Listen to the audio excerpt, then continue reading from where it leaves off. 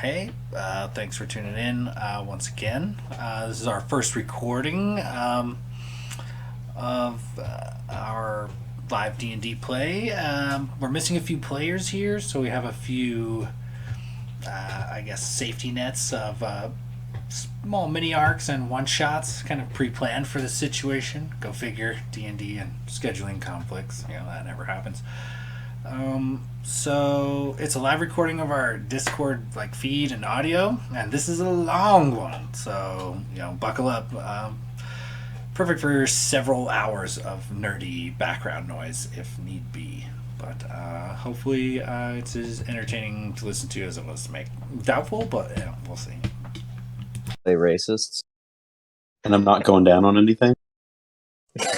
First of all, I mean, you can go down on whatever you want, bud. And is it racist if we all band together against a race of something that is inherently evil? If we all hate the boogeyman people, doesn't that kind of make us racist? Or maybe we all fear dragons. Isn't that like a what do they call it? Racial profiling. Oh, I love dragons. I call hating dragons as being a speciesist. Exactly. Something along those lines. All right. So, for this adventure, we find our three adventurers just finishing up in a town. They helped free the town from the evil wizard fucker face, for all you remember. You don't care, you got paid. Now you're on your way to the next town to see what other help these wonderful townspeople need from such a wonderful group of three. As you're walking through the woods, you start to, it's getting late. You're starting to look for places to camp up. Up here, you hear sounds, music being blared, laughing, joyous, raucous, and a faint light up ahead. What would you like to do?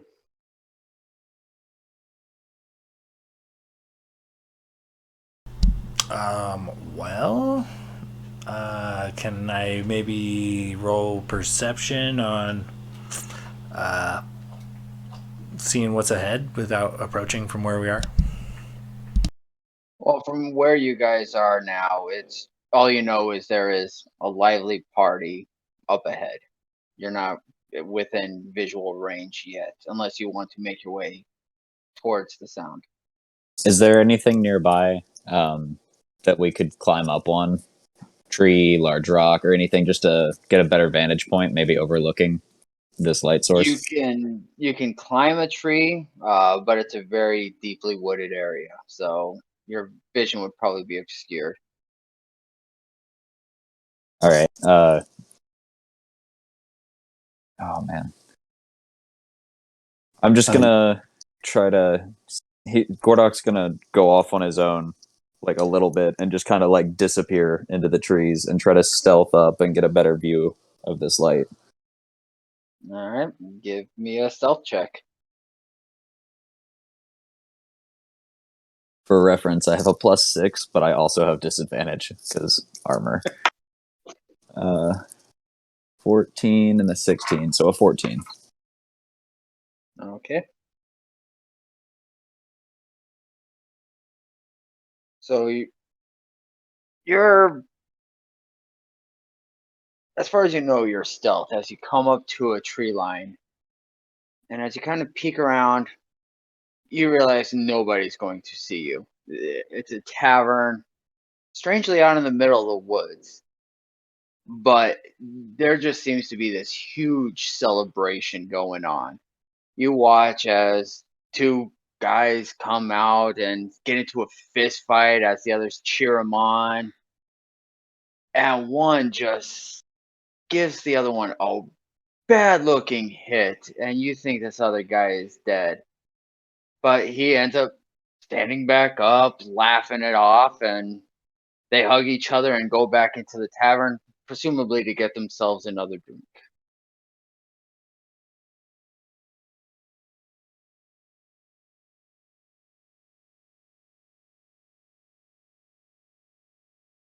So Yoli's going to just kind of hide behind Jin a little bit, just a little weary of the sound coming from a swamp and all. I think I'm curious. I want to enter. I want to kind of follow behind that guy and get inside one of these taverns.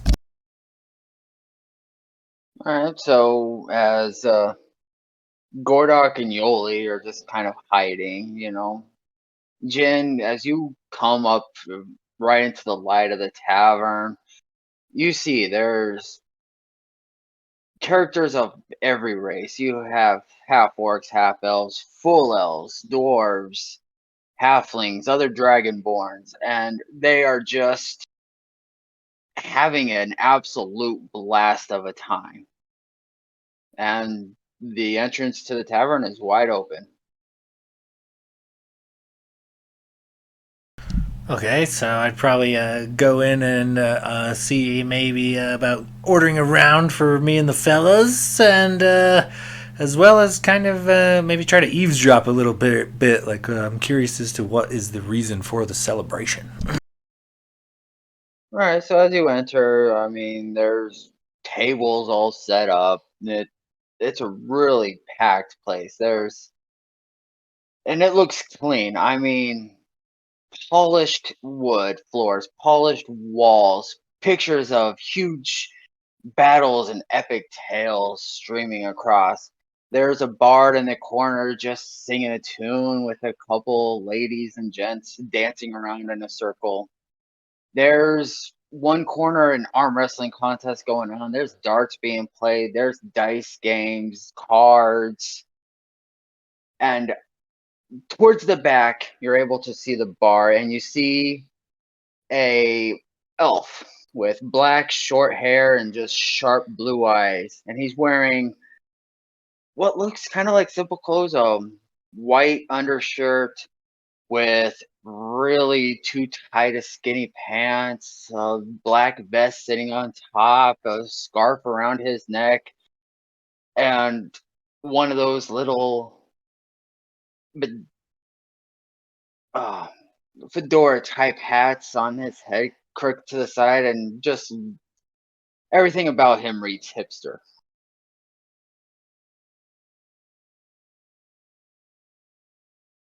So I guess I'm gonna kind of I don't know eavesdrop in his direction then. See if I can't. Is he talking to anybody particular? Or is he just He's just filling out orders and serving drinks up to anybody asking. okay? I'm gonna ask if we can't get around, and I'll put a gold piece down on the counter for him. Gesture to me and my friends, Gordok and Yoli. Well, remember your friends are still outside at this Oh, point. I was gonna say when I didn't want to interrupt. Yoli's out there stealthing next to Gordok, right? Yes. Okay, Yeah. so he'll just like when he sees Jin go into the building, he'll just look down at him, and he's like about 7'8" and like almost 300 pounds, and he just like looks down at the goblin and is like, "Need a drink," and just like starts trudging his way over and like pushes through the entryway. And seeing Jin go through the doors there, Yoli is automatically just drawn to follow him and proceed through the door. It's awesome that I have a giant and a midget following me. That's fucking great. Anyway, I feel like it's very close to the trio in that what was it, Princess Bride? Yes. Inigo, Fennec, and I forget Andre's name. Yeah, you know what I'm talking about. Okay, sorry, obscure '90s reference out of the way. So Gordok and Yoli enter the tavern. They see Jin up by the bar, make their way up, and the bartender sees Jin as he walks up, says, "Hello and happy Solstime. What can I get you boys?" Something strong and maybe a double order for my bigger friend over here. And what's the cause for celebration? Should we be celebrating too? What's happening? A wedding? A holiday? Oh, don't you know it's Solstime? It's a day where we celebrate as the realm between the living and the dead is at its lightest, and we celebrate the passing of those who are no longer on the mortal coil with us. So, of course, it's a cause for celebration. Now, we have just about anything you'd want to drink. We have beers, we have ciders, meads, we have wine, we have spirits, we have mixed drinks. We have things that I'm sure you haven't heard of anywhere else because, you know, they're not mainstream enough. So, what exactly are you looking for? I turn to my friends. I'm thinking like maybe one of them is little alcohol snob, but I mean then again they are a bugbear and a goblin, so I ask. I turn to the party. What are you guys feeling? You want to do a round of shots? Like a boilermaker, a shot and a beer? Gordog will just look over, like he'll look past the bartender. Are there any barrels or anything behind the bar? There's a couple you can see, but they are stacked in such a way to make them easy to pull. Perfect. Gordog's just gonna nod at the bartender and like literally reach across and just grab a whole barrel and like pull it and tuck it under his arm and just pop the cork on it and just kind of grunt and start drinking. Oh, my friend, the dwarven magic ale. That's Oh definitely shit! something worth drinking. As you'll notice, it's made with the headwaters of a natural spring. That gives it that crisp flavor. But it's definitely a bit strong, and that's the whole barrel is actually going to be 2 gold. I'll pay for the drink if it's only a couple of gold. I'll slap it down for the bugbear sized portion. All right. And you say you've taken a couple drinks Yeah, by one now, for my correct? small friend. I'll help the goblin up to like the bar stool. I don't know if he could see over the bar, but I'll pick him up and set him on it or something. Gordog will stop drinking from his cask for a second when you pay for him, and he'll just kind of like pat you on the back. But because he's so big, it like it's a little bit more than a pat. Oh, a goblin. Ooh, I got just a drink for you. You should try this apple ale we have, aged in an oak barrel called Nodorum. Oh, I believe you'd find that just beautiful. So Yoli's kind of like looking around. Like, is this a place where they serve more than drinks? Like, I mean, like, would they have like a soup or something? They'd have some food, yes. So Yoli's kind of looking around. Like, he kind of wants like maybe like a broth, so like just like a straight up broth, maybe like a bone broth or something. I don't know if that's something that they'd have. They have a good stew, so they'd be able to strain this stew for the broth itself. Perfect. So, like, I guess if Yoli would see maybe where the stew is being stewed and kind of be pointing and gesturing over there and being like there, like not saying much, but just kind of really pointing at that. Oh, yes. You see, that stew is made with the finest venison caught outside. So it's naturally grown and bred and, well, hunted. And with vegetables from our very own garden. It's very organic and very chic, as you would call it. Would you like the whole stew or just some of the broth? Broth. Okay, that'll be 1 copper piece.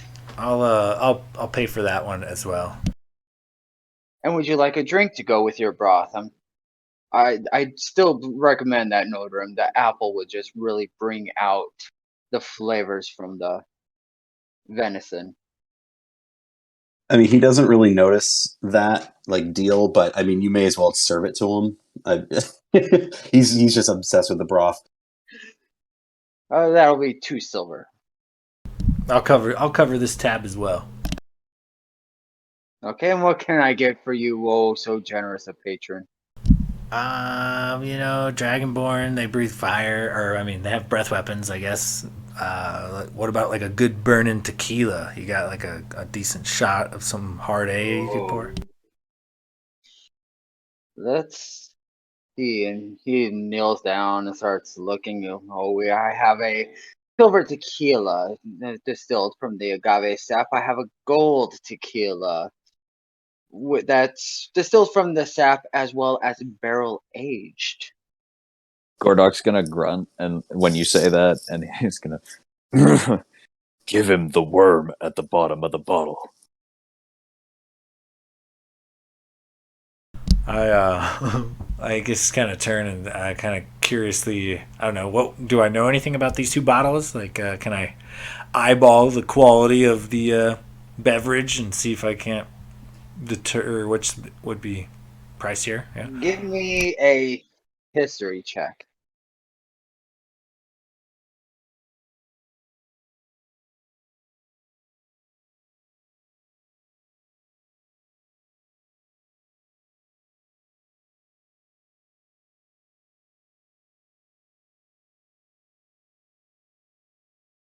Okay, so he pulls out the bottles and you take a look, and it is a brand name you recognize. The date is definitely older. It's about 30-year-old tequila. Knowing that the gold is barrel aged, it's going to be a little bit pricier than this silver. Okay, I'll go with the higher quality shot for sure. And I'd ask the bartender his name. What is your name, good sir? I don't think I caught it. Oh, I'm sorry. I'm Agos. And it's 3 silver for a shot, or 10 gold for the whole bottle if you really want to try to chase that worm. I look at the bugbear and then back to the bartender, and I'll cough up the 10 gold. Perfect. On account of we're becoming fast friends, when you do drink, what do you drink? Let me finish off the few coins bouncing around in my coin purse to pour you a beverage as well. Oh, well, me. I'm into the Island Dream. It's absinthe mixed with a lemon and lime juice. It's definitely stronger. It's made for sipping, but it goes down so smooth. And when you've had one of those days, the absinthe can give you a slight giggly feeling. Okay, so I offer to buy him a drink of his choice, should he want to cheers us in celebratory manner. Absolutely. Now, normally it is 5 gold for one of these. However, since you are purchasing it for the house, let's just call it 2 gold. Okay, deal. Now, can I maybe make an insight check on these beverages and see that like they're legit? Like anybody that's just overly optimistic, I'm naturally wary of. So make an insight check. While this is going on, Gordok is just pulling his dagger out and carving his name into the cask so that people know it's his. He is a friendly bartender, just doing what he can with a tavern full of people. So chances are he's pretty sure he'll make up anything that gets lost on a couple drinks. Okay, well, legit. I guess I cheers the party and take my shot of tequila and My the bottle. friend, now before you guys get too far ahead of yourselves, we are starting to run out of rooms, and if you plan on partying, would you care to rent a room for the night? Or a couple? I kind of look at my large friend and then my tiny friend. Like, one of them needs a lot of space, one of them not so much. But I don't know. What do you think it'll cost me to maybe pitch a tent in the backyard or nearby? Well, Yeah. the rooms are 5 silvers each. Ooh. How big is a room? Uh, I mean, I might need an extra sized room as I kind of like point to the bugbear. oh, we have special rooms. They're about 20 feet by 20 feet. Believe me, my friend, we've hosted parties with Goliaths. We can handle your larger friend there. Okay, I'll take a single room then. I think at 20 by 20, we could all at least just pass out in it. All right. So we have Gordok drinking a barrel, Yoli sipping, and Jin just did a shot. Let me get Jin and Gordok to roll Constitution saving throws.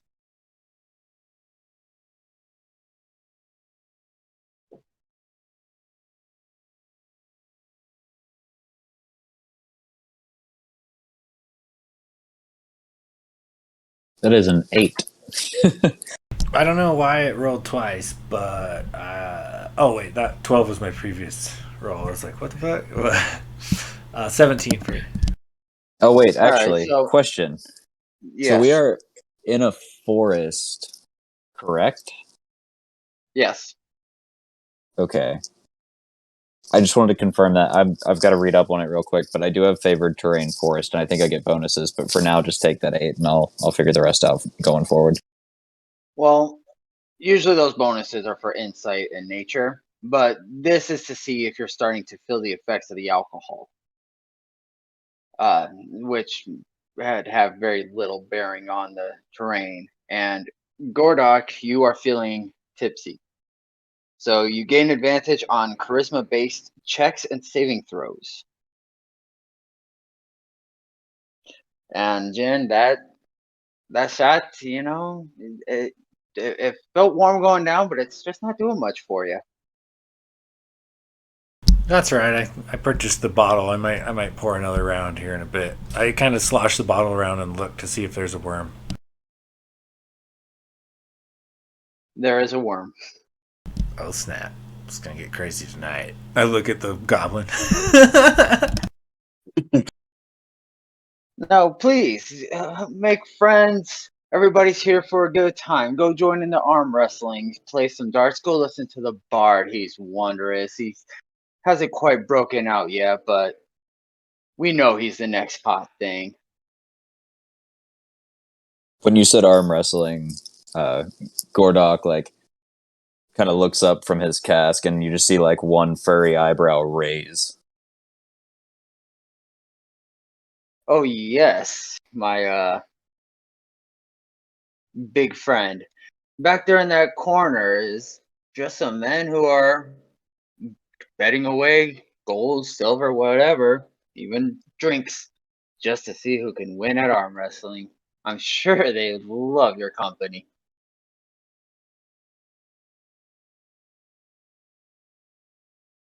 Seems like the right spot for me, boys. And he'll just make his way toward the arm wrestling. I'll kind of nod and grin, and I look at the goblin who's slurping down soup, and I kind of, I guess, post up. I assume there's some bar stools or something nearby that we can just kind of sit on, and I want to keep an eye on my friend, but also kind of survey the crowd, like see what there is to see. No, absolutely. So as Gordok walks up to the table, I mean, he sees the type of people you would expect to see around arm wrestling. There's half orcs, and there's even a minotaur there cheering him on. And as you walk up, the minotaur sitting at the table sees you and says, "Aha, fresh meat. Would you like to go around?" Gordok's gonna look at him, and Gordok actually, ironically, speaks Minotaur, and in his own tongue, he's just gonna say, "Well, I'm feeling a little horny," and sit down and like flick one of his horns as he sits down. And you expect this to get a rise out of him, but the minotaur just is like, "Ha ha ha ha, my friend. Oh, this is going to be fun. Now, how much would you like to wager on this competition?"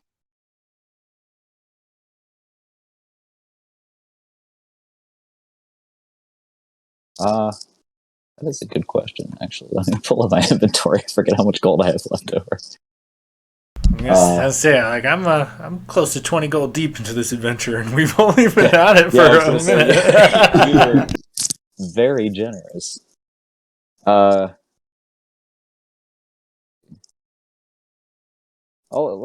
He'll like slam down 5 gold, and then he'll like acknowledge his cask and say 5 gold and the rest of me cask.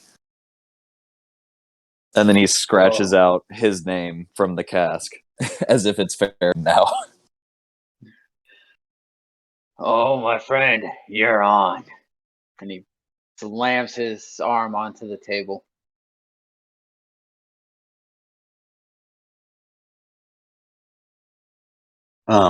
So in this tavern, is there like the way it's lit? Is there like torches, like kind of like hanging off the walls?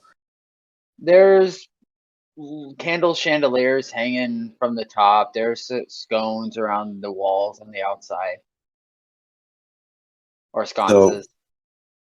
okay, so as soon as kind of the Minotaur like lays his arm down, Yoli's going to use his control flame spells to make those lights just change their color into black, so like a black flame, and kind of darken the room.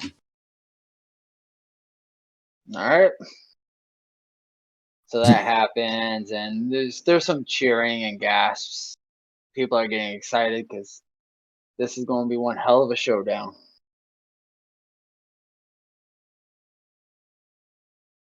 All right, roll a d20 with the strength check.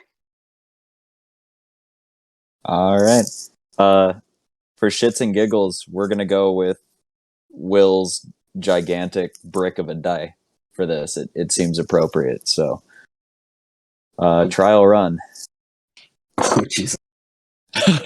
How's an 11? Rolled a 7.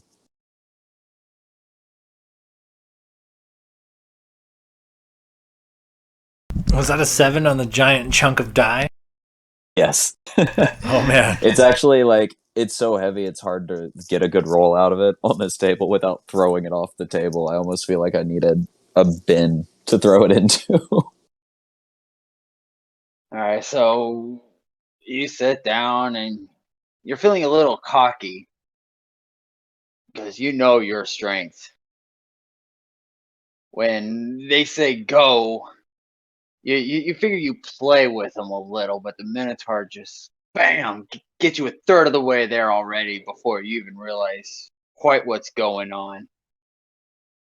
All right, give me another strength check. And here we go. Fuck. I rolled a 4 for an 8. So now he's getting you. I mean, it shook your confidence. You cannot believe you're actually losing. You don't lose. All right, give me that last roll. Oh boy. Whew. 18. Oh, this time you're just able to get him right back to dead center because, yeah, you're done playing. You let him have his fun, and now you're going to make him realize who runs this town. I feel like he tightens his grip and looks up at him and just blows him a kiss. And then you see the arm start to lift. And Yoli, here we go again. Yoli is cheering, but he still hadn't like taken his mouth out of the soup yet, so it just kind of like blasts everywhere. I rolled a fucking 6. Yeah, well, a 10 beats a 7. So you definitely shook him, so your arm is able to move his back, and now he's a third of the way closer to losing. Oh boy. All right.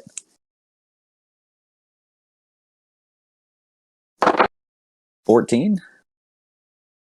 And with that, you get 2/3 of the way, getting closer. You're feeling that smile on your face. It comes out as definitely a growl, but it's a happy growl. All right, let's see if you're able to put this away. Fucking natty 19. 23.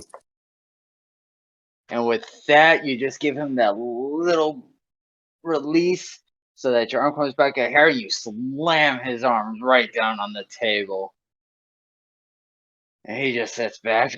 Oh, you got me. What are you drinking there, my friend? Well, to be honest, I'm not really sure. I just kind of grabbed a barrel and started going at it. He gives you 5 gold and he pulls out another 3 gold and says, "You know what? That should cover just about anything else. I like you."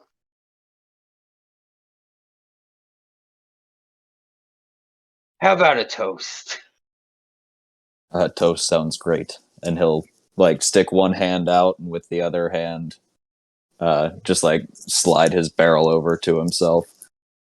Basically just gonna handshake before the toast. In sign of honor, you know. It was a good fight.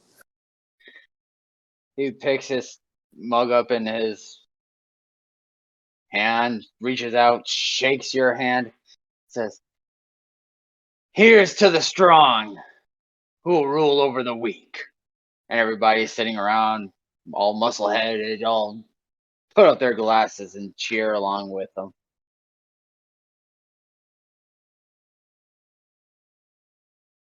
So you take a big So swig just there. grab his cask and take a big old swig and then pass it to the Minotaur. And just All say, right. you can keep that. You've earned it. Roll me a Constitution saving throw. That is +2? Yeah, +2. 12. All right. You're went from tipsy and now you're feeling a little buzzed. So you have disadvantage on dexterity based checks and saving throws, but you have advantage on all strength based checks and saving throws. And So disadvantage on dexterity, advantage on strength. Do I still have the charisma from earlier? yeah, you still have that tipsy going, so you're still charismatic. Sweet. And roll me a D100.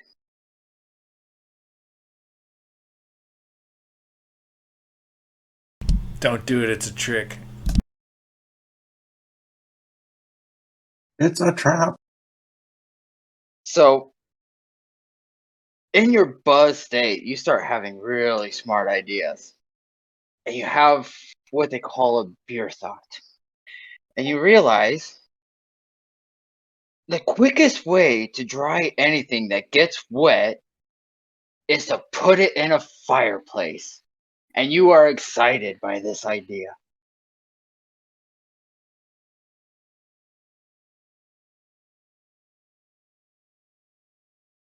All right. Anybody want to play a game? Have Yeah. some more drinks? I think I will eyeball, like you said, there was some gambling or something going on. Oh yes, there's a game of blackjack going on. There's darts. You could try your luck at the arm wrestling. I think I'll head over to some blackjack, and I'll suggest to my goblin friend, one way or another, goblins are either incredibly lucky or incredibly unlucky. Which one are you? You think we should go test it out and kind of try to lead him to the card table? If there's one thing that's more important to Yoli than his current bowl of broth, it is Jin, the Dragonborn, at this point. So he is going to follow. Sweet. We're both green. We know what's up. So you guys walk up, and it's a game of 21. It's fairly simple to pick up on. Very common in tavern and casinos. And the buy-in is 1 gold piece. If you want to, and there's 2 empty chairs. I think I encourage him to sit, but I also kind of turn my pockets inside out. Like, I'm running a little bit light. You think you could spot me a little there, tiny man? Oh, Yoli absolutely puts up 10 gold.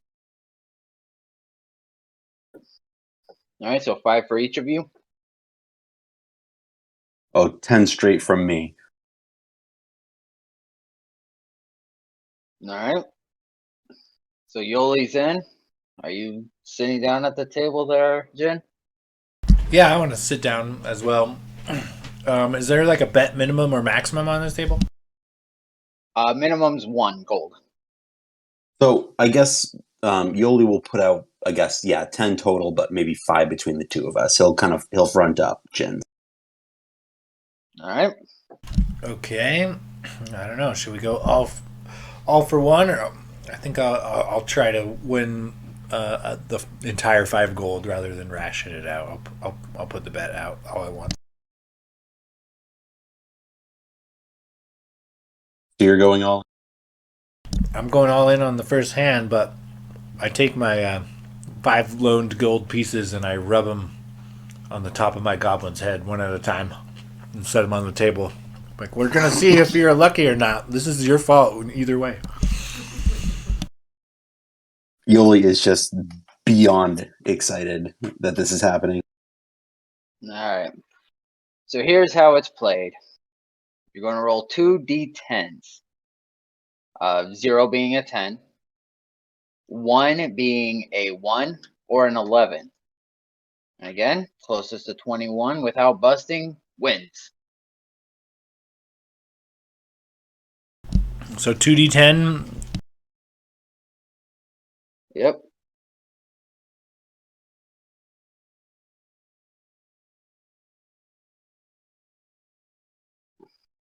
Oh shit. Well, that 1 can be an 11, so you either have a 16 or a 6 showing. Can I roll another d10 if I hit? Well, let's see what the dealer has before. Alright, so the dealer's showing 14. You have a 6 or a 16. Would you like to hit or stay? I think I'll stay. Alright.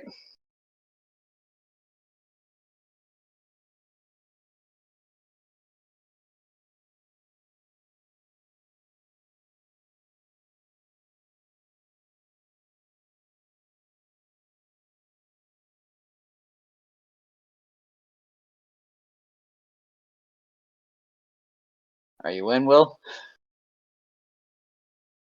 Oh, sorry. Yes. I rolled 2 9s. Okay, so you have 18. Would you like to hit or stay? Seeing Jin staying, Yoli's going to do the same thing. Alright. Dealer has 14. So dealer will take another one. for 18. Dealer stays, takes the gold from Jin, and pushes with Yoli. Better luck next time, friends. I kind of look back to the look to Oli and I just shrug. Like, I don't know. I guess I don't have me one of those lucky goblins, but we'll figure something out yet.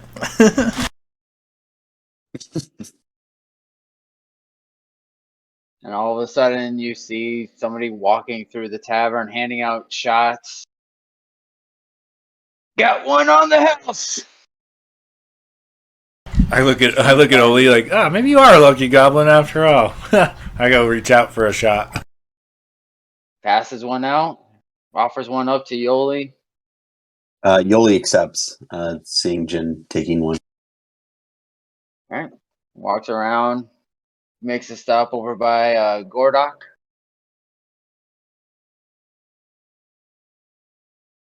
Care for a shot?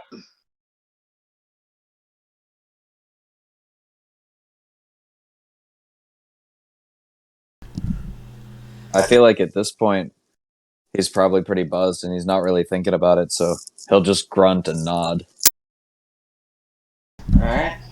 You see him sort of sway a little bit.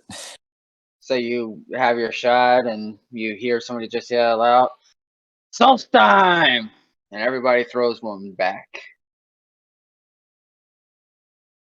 So then I need everybody to make me a Constitution saving throw.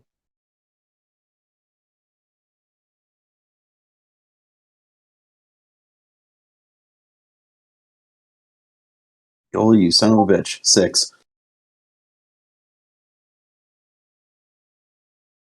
He's only like 10. 3 feet tall. He's a lightweight.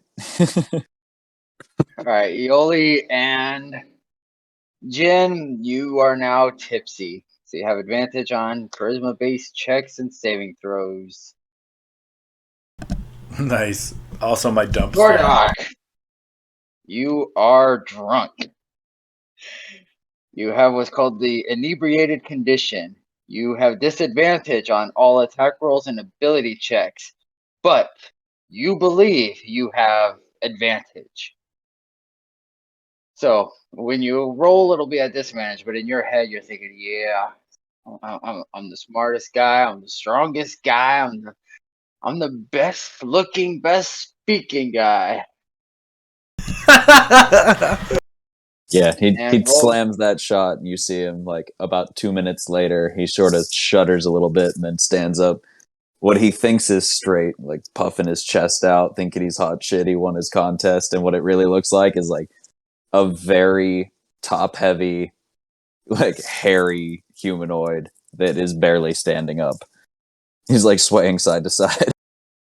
Roll me another D100.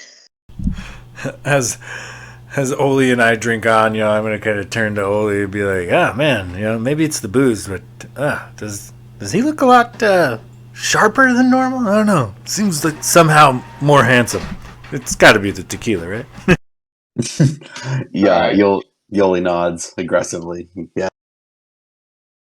Gordok, you are involved in every conversation. And whenever somebody makes what you think is a good point, no matter who says it, no matter what the conversation is, you just can't help but say, aha! Just anytime you hear something, oh yeah, this is a really good drink. Ah.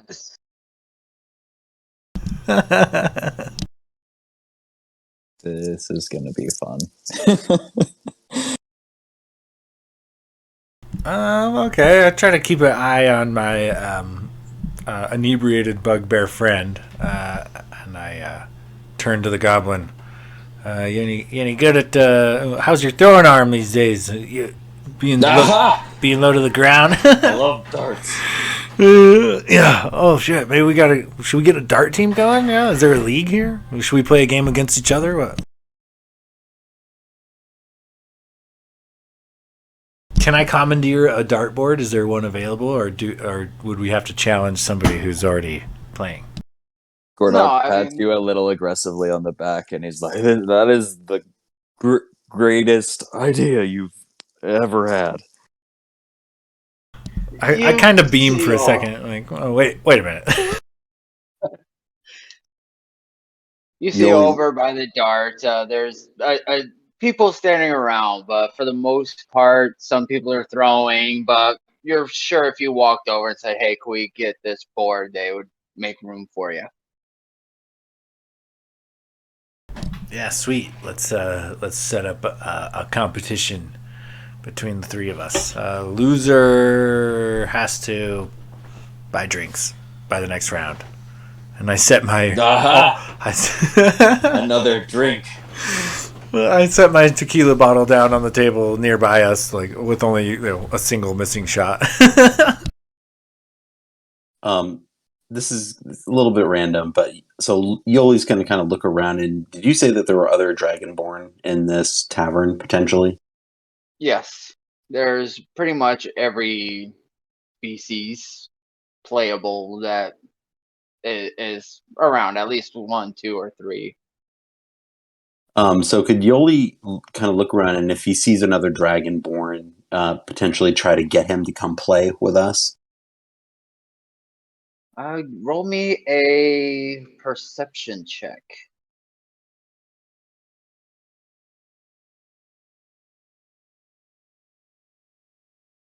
Uh, 15. Yeah, as you're looking around and you see a red Dragonborn. Wearing a dress though. Just kind of sitting at a table, just kind of talking but not talking to people. So Yoli's again, just he's obsessed with the Dragonborn. He's going to go up to this one and just kind of motion and just say over there, and just kind of motion at his friends that are going to be getting to play this the game of darts here, and see if she might be interested in playing. Roll me a persuasion check. Remember, you have advantage. That's right.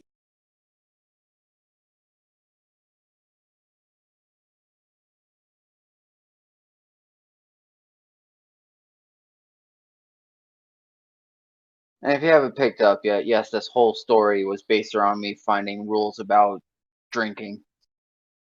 I am having a blast. I think 13. we're gonna have to do some celebratory dart throwing here then.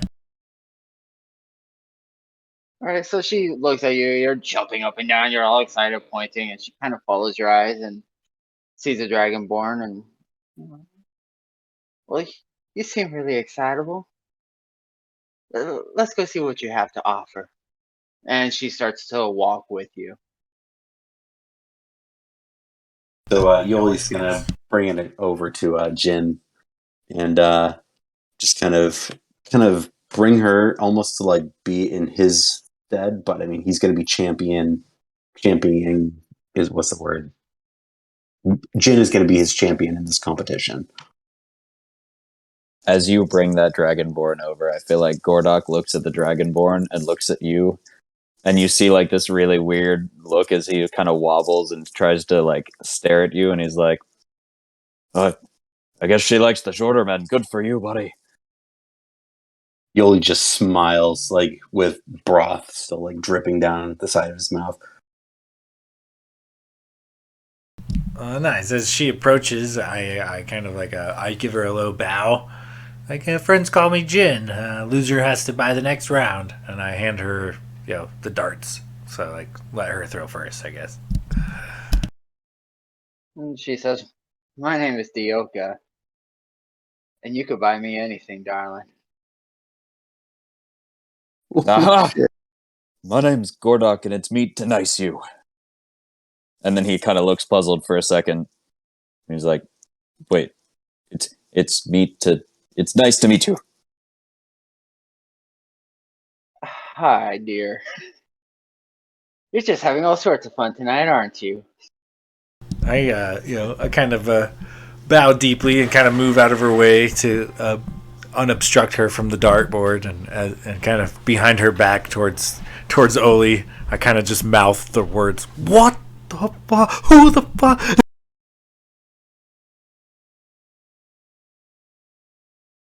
Is Gordok in on the darts? Because if he has the ability, he's definitely in.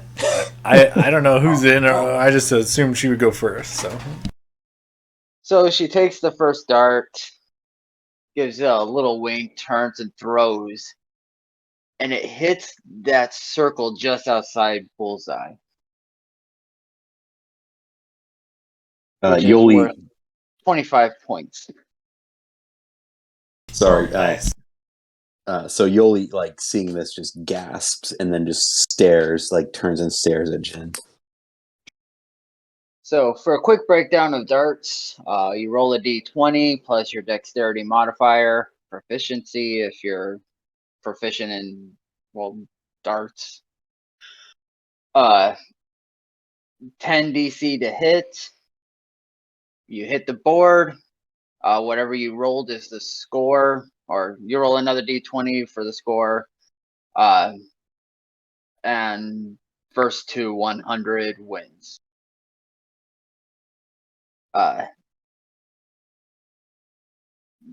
There will be a d6 in there to multiply it by 1, 2, or 3.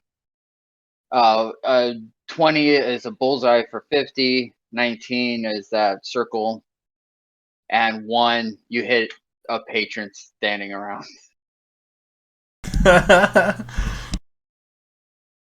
Okay, so we all just roll till we total 100. Yep. So you gave her first option, so you guys can go for initiative if you want to see who's next, or just somebody call it out and throw a dart. I'll let my big bugbear friend go next. He's got long arms, despite being very inebriated. He can like touch the board from where he's sitting. Just fall into it. Yeah, I feel like he has to stand 5 feet further back because his arms are so lanky that if we're doing like the elbow roll from beer pong, he has to literally stand further back. But he's just swaying side to side as he's like honing in, locking down on the the bullseye. So you said that it's a D20 plus your dex plus proficiency if you're proficient with darts. Would that be? Could I justify that as a ranger who's proficient in Yeah, like I can ranged see that. weapons? Okay, cool. So, but that's with disadvantage, correct? Yes. Okay, so disadvantage, but at a +6. All right, we're going big dice again. 21 and 16. All right. 16 So will hit. Roll he hits the board. D20. A D20, 18. Okay. And roll a D6. 2. So All right, 36. so no. 1 and 2 multiplied by 1. Oh, 3 and gotcha, 4 by gotcha. 2. 5 and 6 by So 3, because you have the 3 circles. So you 18 scored heard. 18 on that first throw. Gordok, when it sinks into the 18, he's just like, aha! Beat that. And then like tries to stumble over to a table so he could just like hold onto something sturdy.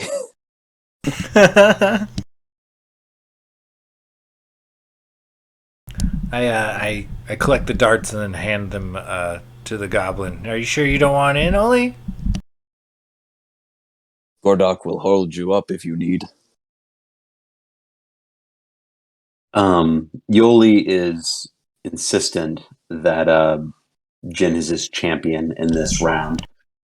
Okay, I will. Then I rub the darts on his forehead again, like I did with the coins in the other game, and then I give it a whirl.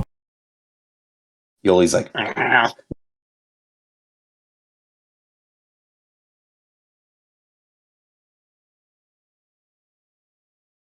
Aye, we need a luckier goblin for sure. So after you roll it on the goblin head, he's sweating a little bit. And so as you go to throw the dart, it just slips out of your fingers and it hits on the side. Chicken broth. You're the greasiest fucking goblin, Yoli. I swear. What is going on? I wipe my hands on the bugbear. He is unaware that you are even wiping your hands on him at this point.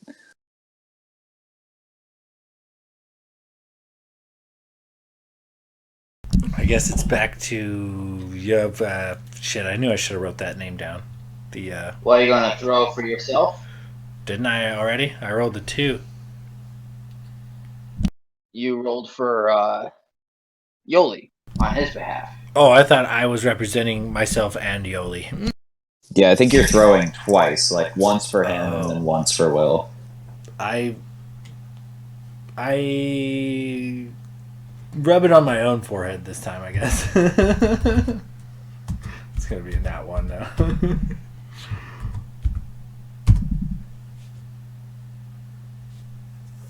All right, that hits the board. Roll me a d20.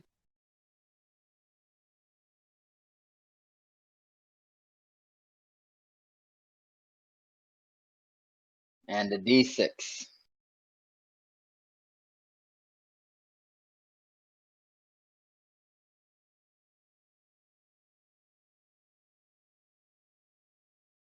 Ooh, a triple. Nice. So you hit that triple, and she looks at you and says, "You know, I had an idea you knew how to use your hands there."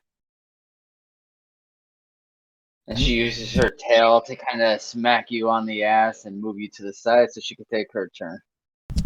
Jin blushes as much as a green Dragonborn can through green scales. Sorry. So, like, as a side thing, like, so if there is chicken or a broth in this here tavern, is it safe to assume that there could be potentially bones around? It's possible. Chances are it's in whatever they would consider the kitchen or outside if that's where they butchered the animal. All you know is that they had meat, and he said it was fresh. All right. So she walks up and, busy flirting with Jin and just ends up throwing it way off. And some little halfling that's standing on a stool, just dancing around trying to be funny, all of a sudden catches a dart in the ass. And he just shrieks and turns around. What's what you're doing? Oh, I'm sorry, dear. And she just gets that embarrassed little look on her face.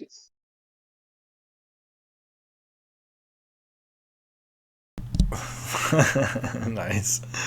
Oh my goodness.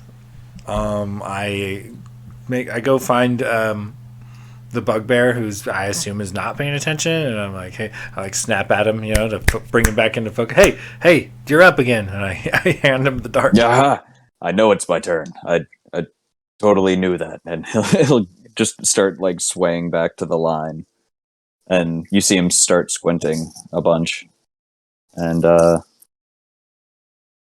it's a 16 and an 18, so 16 again. All right, roll a d20 and a d6.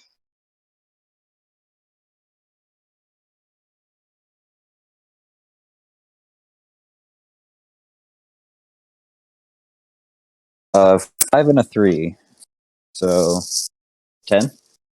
Yes. And he kind of like looks internally. He's pumped that he just hit the board, and then he looks over at Jin and he's like, "Well, at least I know how to hit the board." I slow clap.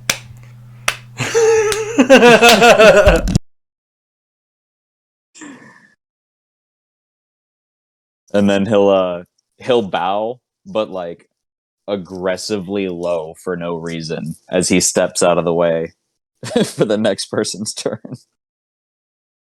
Make me a dexterity saving throw. With disadvantage. Oh, fuck. Here we go.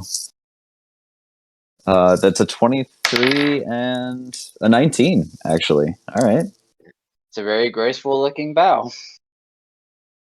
But as he stands back up, he starts to kind of sway a little bit again. So nobody really understands how he was able to bow that low.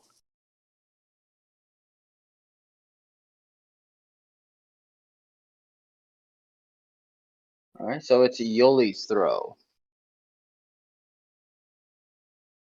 Okay, I once again take the dart and rub it across his forehead a few times. You can get some of that goblin sweat and chicken grease before I whip it out there.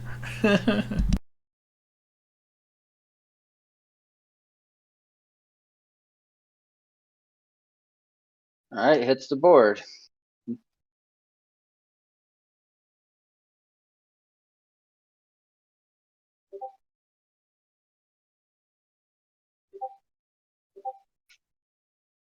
All right, so you get Yoli on the board. I mean, it's not much, but it's better than the 0 he was sitting at.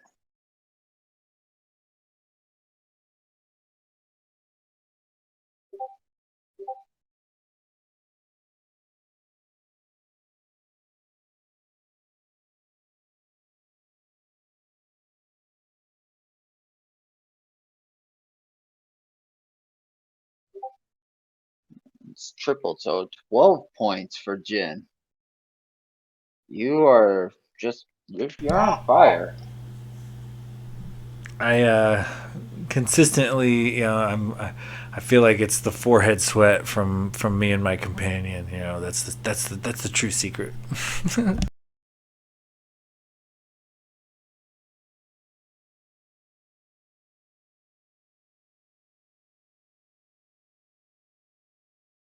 Okay, 1 second.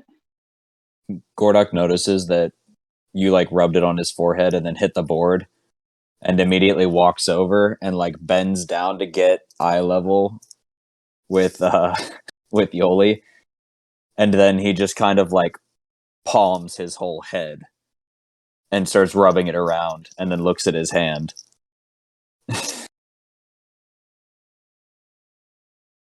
All right. So Dioka just looks over at you, Jin, and it's like, ooh. Maybe we'll have to see what other sort of games you're good at later. Ooh, yeah. I love games. We're playing one right now. And now she's distracted, just busy flirting with Jin. So the third dart hits the board, but short of any mark.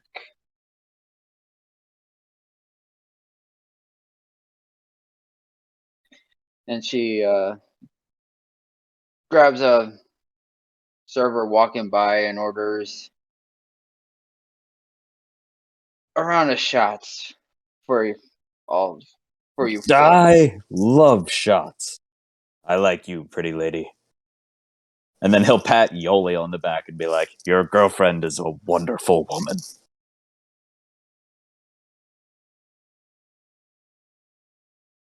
All right. So as you turn to pat Yoli, you notice he's not there, and you hear commotion. And up by the front, near what you assume is a kitchen nook, you see somebody holding up a green goblin who's trying to make their way. Oh no, my little friend, you are not allowed back here. Please stay in this area and have fun. Says it's for my champion.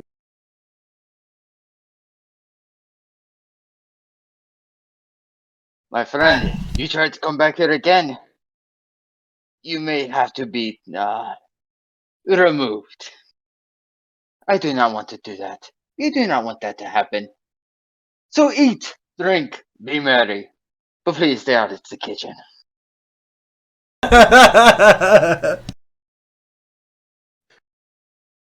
So I guess Yoli will just kind of go back up to the bar and order a little more broth. And Argos goes, you want a fresh broth, do you not? And he goes back and he comes out with broth, and you see a little white bone just sticking out of it, And with Yoli's eyes bug a out. morsel of meat still attached to it. Yoli pockets the bone immediately and just starts slurping down the broth.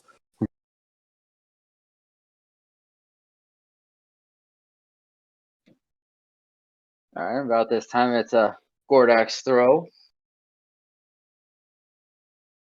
All right. He I feel like he, tries to pat Yoli on the back and he's not there. And then all of a sudden he sees Yoli getting reprimanded by the bar and he looks over at Jin and he's just like, "Ha! Did you know the little guy can teleport? He was just over here. It was the damnedest thing." And he kind of like saunters over, feeling confident that he's just hit the board twice.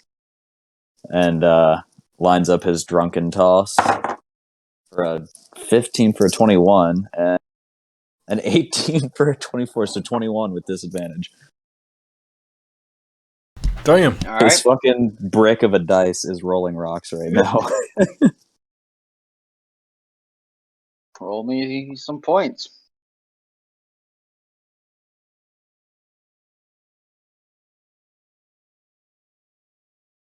Another 5 with a 6, so 15 again. Or, well, not again, but a 5 again for a 15, rather. All right, so you're looking sharp there. You're thinking to yourself, I'm doing this drunk. Imagine if I was sober. Yeah. He just kind of like, he stands tall as he walks away from the board and he's like, I got this one in the bag. I'm just taking it easy on him. And then he sits down and kind of just like big exhale and like looks around to see if anybody realizes that he's as drunk as he is.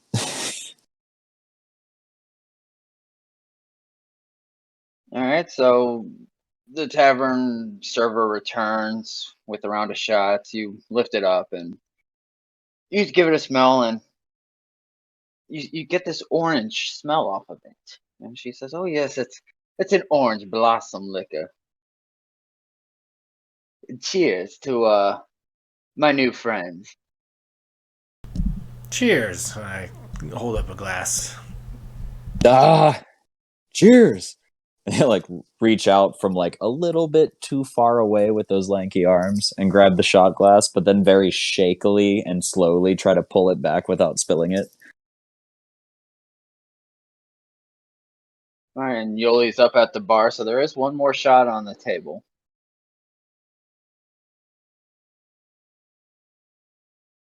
I take because Yoli's at the bar, stuffing his face with some soup. I take his shot too. All right, then I need Jin and Gordak to roll me Constitution saving throws.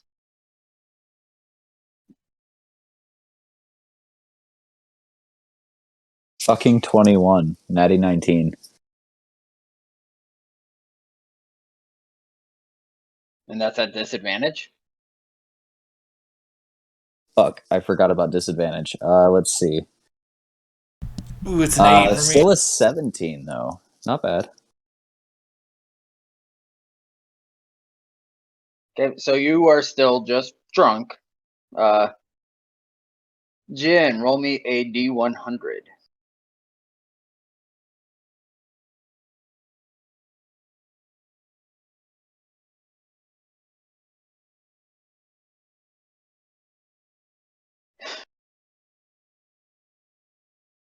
All right, so you entered the buzz stage. Disadvantage on all dexterity checks and saves, but advantage on strength. And you just realized something. These people, their feet, they don't have toes. I mean, your foot is out and clawed, and you have toes. Dioka has toes. But like that human over there, he's got that weird hide skin and no toes. And that makes you feel sad. So you start to cry as you think about people wearing shoes, not having toes. Okay. Oh, this is gonna be good. I definitely lament. I did. I like the idea of him being an emotional drunk.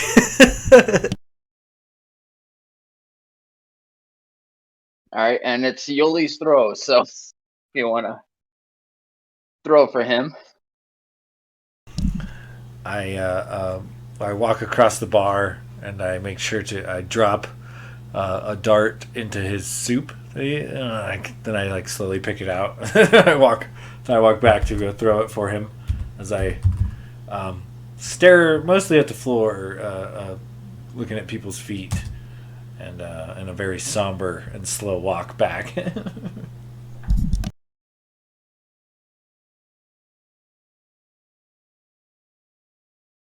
Yoli's just happy to have gotten the bone out of the broth. All right, you And- hit the board.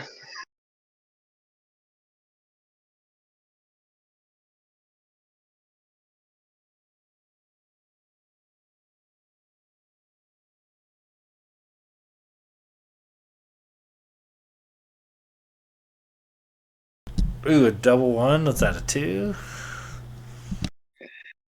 Yeah, so 2 points, and you're getting something for Yoli. Of course, he's not really playing, so I mean, you're not that interested. I mean, I should probably stop putting weird shit on the dart that I throw for Yoli. So after the throw, you're sitting there and you're looking kind of sad, again. Toes. I mean, their feet are just wrapped up and like they're using this hide and they don't ever like wiggle their toes. I turn and like shout to the crowd, "Free your toes, you savages!" Gordok looks down, and he's not wearing boots anyway, and he's like, "Aha! This guy gets it." And then just kind of like mean mugs anybody that doesn't have their shoes off. I mean, how's the whole village have nubs? What happened here?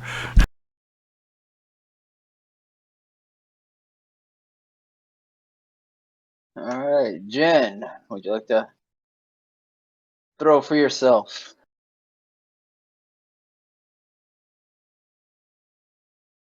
Ooh, that's a nat 1.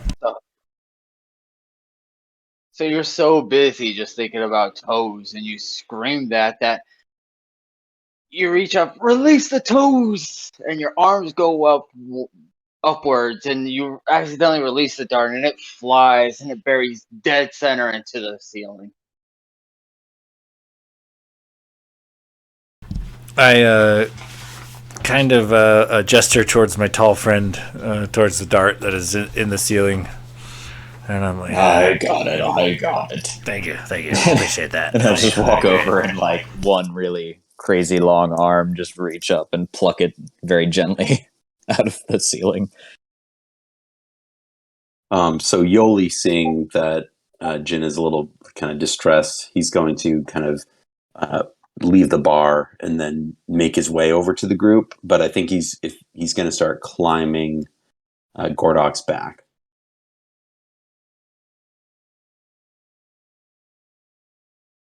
And this time Dioka walks up and throws the dart in perfect bullseye, just dead center.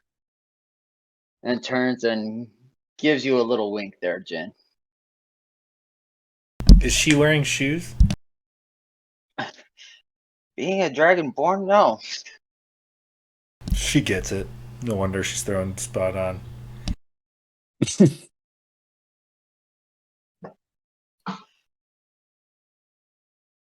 Alright, Gordok, it's your throw. And with that, she just took the lead in front of everybody. Gordok pats her as he walks by, and he says, "Now that was a beautiful throw if I've ever seen one, but what you lack is showmanship. And then he'll walk over and he'll close his eyes and cover them with his offhand. And since he's already making the roll at disadvantage, he's just gonna chuck 2 darts he's gonna throw without looking. But we'll see how the dice tell the story. 16 for a 22 and a 7 for a 13. It hits the board. All right, let's see what he gets. 10 and a 2, so a 10. All right, so Gordok walks up and he's swaying a little, takes one last look at the board, covers his hand, and just lets it fly and nails the board in the 10 singles. He's so pumped that it just hit the board that he's like, now that's how you do it. That was electrifying. And then he looks around to see if anybody's paying attention and tries to almost growl under his breath to try to get a cheer out of somebody. Give me a performance check. Oh boy. This is disadvantage too, right? Yes. Yeah, this isn't going to go well. I have a -1. All right, -1 with disadvantage. That's a 3 for a 2 and a 1 for a 0. Nice. So Gordok says, you gotta do it with pizzazz. And as he hits the board, I mean, it's 10 points. And he turns around, acting like he just won the Super Bowl. And nobody looks at him. He just tries to play it off, but it's very clear that he is disgruntled and just stumbles his way back to the stool and sits down to wait for his next turn quietly. Only when it is Yoli's turn do I stop flirting with the other Dragonborn lady, and for some reason I can't stop talking about shoes and how they are an injustice, a scourge upon the planet. All right, it's Yoli's throw. I yell across the bar to Yoli, like, Yoli, do something to this. And can I throw the dart to Yoli from where I am to have him put some mojo on it and get it back to me? You want to throw it to him? Yeah. Give me an attack roll, and Yoli, give me a dexterity check. Okay, wait. I thought of it. Or I thought of some an acrobatics. sweet flavor. Can I put the dart in my crossbow and then holler at Yoli to catch it, and then just fire the dart at Yoli from across the bar? For shits and giggles, why not? As Gordok sees you load that dart into the crossbow, he just looks up at you and he's like, I'm relatively certain you're the smartest creature that I've ever met. Well, I get a +7 if I do it in the crossbow. That's why I was asking. It's the difference between the dex mod and proficiencies and whatnot. So I'm doing acrobatics. Yes. Oh, that's a crit on that, by the way. 27. I had a natural 20 +2. All right, so you No fucking way. That's perfect awesome. shot, weaves through arms and crowds, and Yoli just not even really paying attention, just one hands it between 2 fingertips in the air.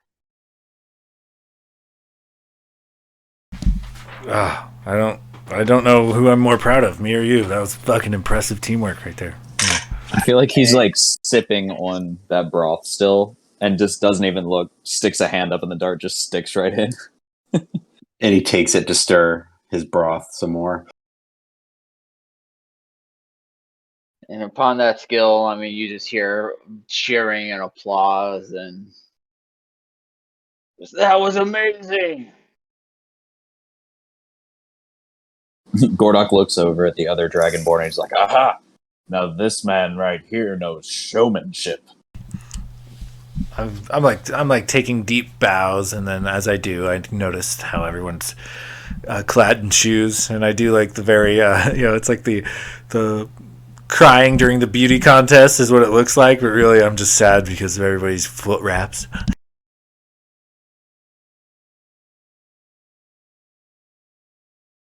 So Yoli's gonna kind of make his way back to the group there, and he's going to attempt to climb Gordok.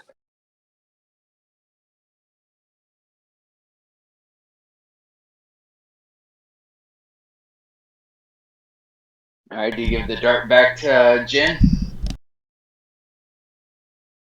He's going to give the dart back to Jin, but he kind of wants a better seat and wants to sit on top of Gordok. When you start climbing and Gordok's like, little man, stop, the tickles. And then he'll grab you as you're trying to climb and just lift you and set you on his shoulders. I use the dart that we just pulled these sweet tricks off with and throw it at the board, and I get a 9. So it lands. I mean, it's just outside the circle, but it doesn't count. It's probably because of the tears from the shoes. Also, my next dart, a little bit worse. Similar situation. My eyes are all like bloodshot and poofy from the crying as I seemingly unconsolable as I see somebody with some old Navy boots on or something. So you stand there and you start to tear up, and you just had 2 bad throws in a row. Yoka comes up. She's like, there, darling. It's not that bad. It's just game.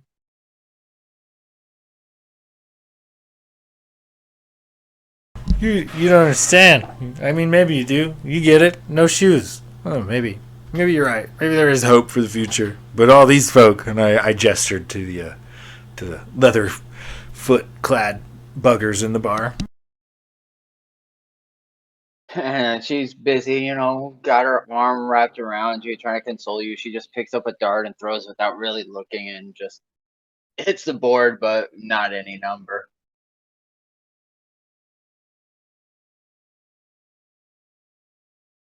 That'll bring us to Gordok.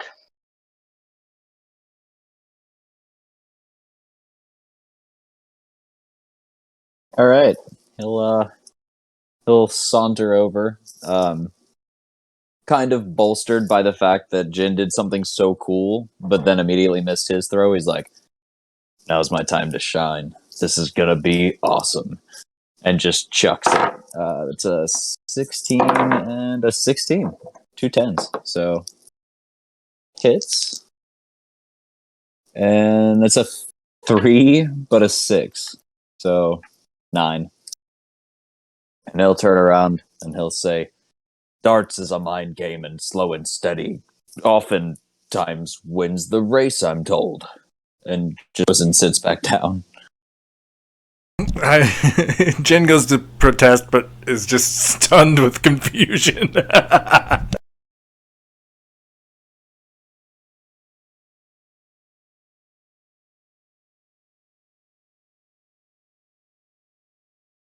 All right, Yoli's throw. I present the dart to Yoli, and I ask him to give it his blessing so that it may fly true. So Yoli takes out the chicken bone or the whatever bone it was that was in his pocket and gently taps it on the dart and then puts it back into his pocket. Wait, no, I need the dart back. Don't put that in your pocket. Bring me, no, give it back. No, I'm just tapping the chicken bone on. Oh, okay. That'll be an 18. That hits.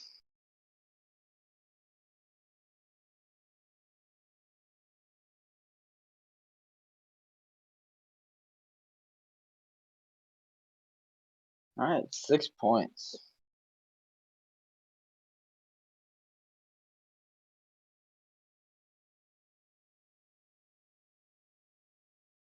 So you throw in, that Yoli gets excited because that's the most points he's had.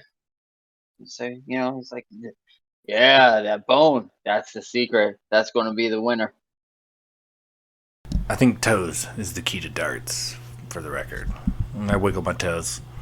And then I dry my tears and throw my own dart. Yes. All right.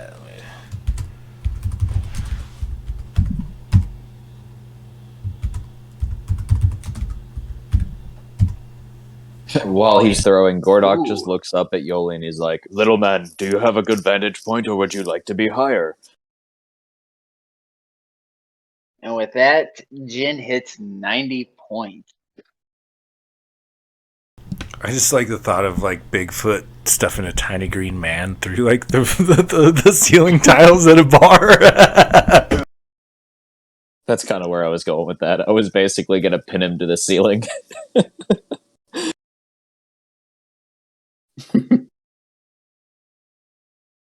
Yoli gestures that he wants to go higher. Yeah, and not in reference to Creed or anything like that. He holds him up by like the stomach, so it looks like you're almost flying, like if you were to stick your limbs out, and just holds you up there, but you're kind of swaying a little bit, almost like you might get seasick.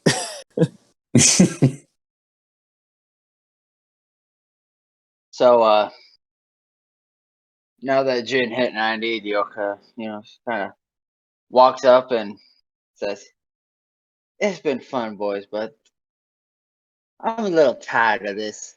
Let's see what other trouble you can get into." And she chucks the dart, hitting the double 16 to give her 107 points. Now, what about that drink you promised me? Oh, dang. She's got a point, buddy. I guess that's on me. And I come over to my undrink bottle of tequila and I pour her and all my comrades another round. At And this she point, holds Gordok up drops. Oh, sorry, go ahead.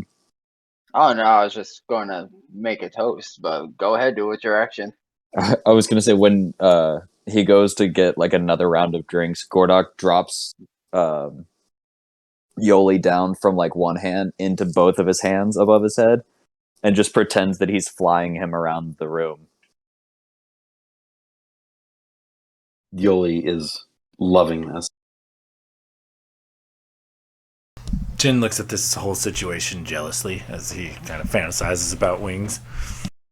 And as I pour the shots out, I raise the glass high in the air, and I make it a note to say to the other people, like, look at how happy and enjoying ourselves we are, and, without these weird foot wraps.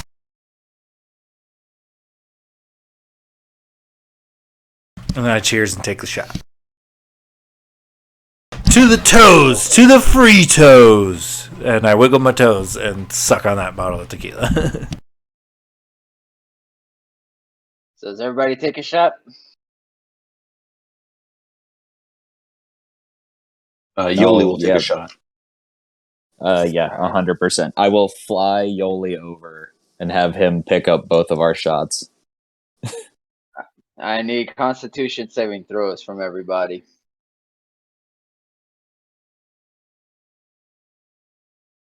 I'm still making it with disadvantage, right? Yep. All right. It's 14 for me. 12 with disadvantage. And a natural 20 plus 2 for Yoli. Damn, it's all that chicken broth. All right, so Yoli, it's got to be the food or just the goblin blood. You're still just tipsy. Like, these drinks, they're just hitting you. The same way they seem to be everybody else. Jin, you are now drunk. So you have disadvantage on all attack rolls and ability checks. But you believe you are good at it all. So like you would have advantage. And roll me a D100. And Gordok, you are blacked out. From this point till the rest of the night, you have no memory. You have absolutely no idea what's going on. And I need you to roll me a D100. Jen, you now want to dance. Whenever you hear music, you just want to dance.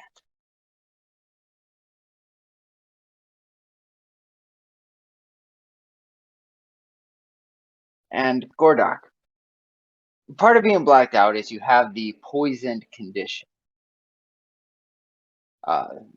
It will go away after some time, but all the disadvantages that come with poison, you now suffer at this point.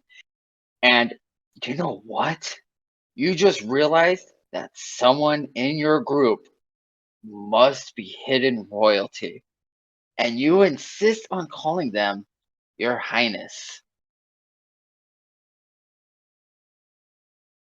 So he slams that shot, and then as he's sitting there and you see his eyes kind of start to close a little bit and he's trying to hold them open and just focus on something, his vision kind of narrows in and he sees Yoli. And then you just hear his internal monologue and he's like, the little green guy really likes the big green guy. And he looks pretty fancy. He must be a king. And he'll just kind of like start admiring him through drunken eyes from a distance.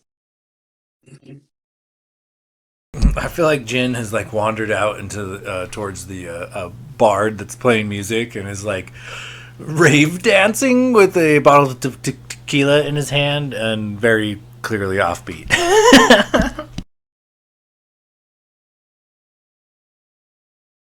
All right, so you're dancing. Dioka is dancing with you. And she leans in close and she kind of says loudly, but I call it bar concert whisper. We can ask Alec what that sounds like. You know, do you have a room here for tonight?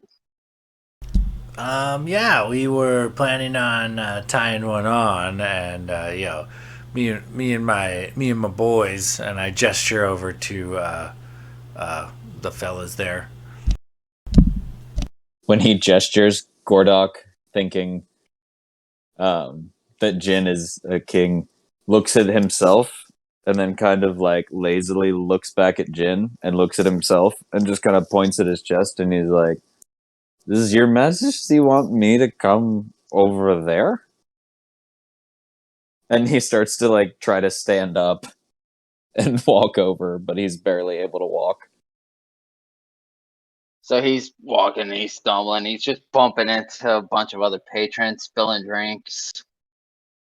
So, I gotta go over there. And Dioka says, well, why don't you give them your room and you could come to my room for the night. All right. Maybe I could persuade my individual party, but maybe we have a dance off. What if you give me your room for the night, or I'll give you mine? Does that make sense? I dance even harder to the to the rave music that is mostly in my own head, I imagine. You said that Gordok was bumping into people and spilling things. So the second that he spills a drink on somebody, he's just gonna like, I guess, like if he spills it on some dude's pants, he's literally gonna like look at the pants and stop and be like, "I'm sorry, I was trying to go see your majesty, but I seem to have spilled something on you, and I know how to fix that, but I'm gonna need your pants." And then he's just gonna like get real close to his face and make an intimidation check accidentally. Like, he's not trying to be intimidating. I just imagine he is naturally intimidating as like an almost 8 foot tall, giant, furry Sasquatch. All right, give me an intimidation check using your strength modifier. Okay. So +4, but with disadvantage. And if you're proficient in intimidation, you can add your proficiency to it. Oh, I am. Fuck yeah. So, all right, that's gonna be a +7. All right. So 7, so 14 and a 10 with disadvantage. All right, so the guy just kind of chuckles and he reaches over and he grabs a coat that's just kind of lying on the back of a chair and says, "Why don't you use this instead?"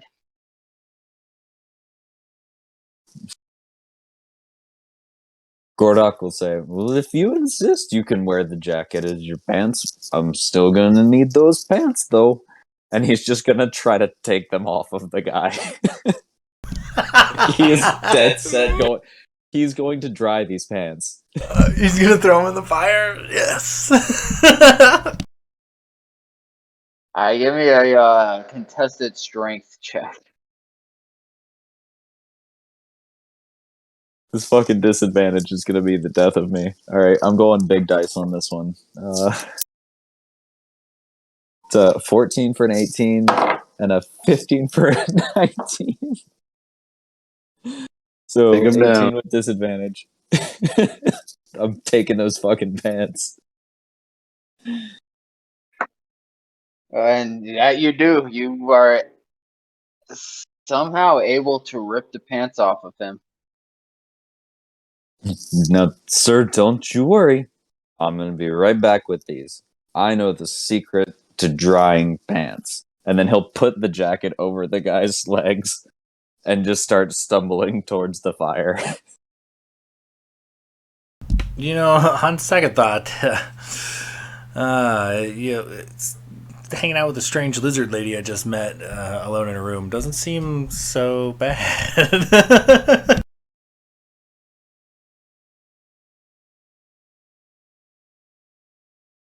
It's too funny to think of Bigfoot fleecing somebody in the middle of a bar. All right, so Dioka grabs your hand, Jin, and starts to walk you towards the stairs to go upstairs. Do you follow? I shout to my boys, "See you later. I'll talk to you here in a bit." And I jiggle my bottle of tequila at him. Like, don't forget, we'll get this done good and proper. And I eyeball the Yoli and kind of give him the "I'm watching you" symbol. I'm watching you. You watch him. And I point to the big drunk guy. Gordok just looks at your majesty and he squints and he puts his hand up like he's trying to block the light so he can see further, and he sees your majesty point at him and he's like, "Hi, your majesty, I'll be right over. I just have to dry this guy's pants off first." Like, did he And just call me kinda your keeps majesty? moving towards the fire. Wait, your majesty. I mean, I'm pretty fucking great. I don't hate it. Yeah, fuck yeah, let's roll with that. And seeing that Jin kind of made eye contact with Yoli, Yoli is going to attempt to throw his lucky bone to Jin for added luck. All right, give me an attack throw using dexterity. Jen, give me a perception roll. At disadvantage. Oh crap! Good thing you reminded me because I already forgot. Okay, pretty sure my perception's not super great, but yep.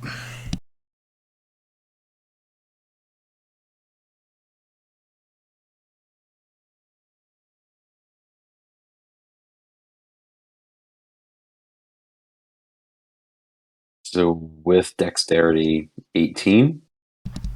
All right, so 3 for me. A 4, which becomes a 3. Yoli thinks to himself, he's going to bone. Lucky guy. He need lucky bone. And just takes and throws it. And Jin, at this point, is seeing triples. And all of a sudden, the bone just smacks him right between the eyes. I imagine if I'm seeing triples, I can't quite tell where it came from, but as it like thwaps into my forehead, I kind of stunnedly look out and be like, "Oh, rude! How dare they treat royalty like this? This is bullshit. This is some bullshit." Come on, Yolanda, let's get out of here. Yolanda. All right, so Gordok and Yoli, are you wishing to continue the festivities, or are you ready to turn in for the night? Oh, Gordok has been moving toward the fire ever since he ripped the pants off of that man in the middle of the tavern. Like, he is beelining it. He's drunkenly intent on fixing his mistake. You get to the fire. He leans into the fire, and he gets a little too close, and he's like, that's really hot, but I gotta put the pants in the fire, but I can't put me in the fire.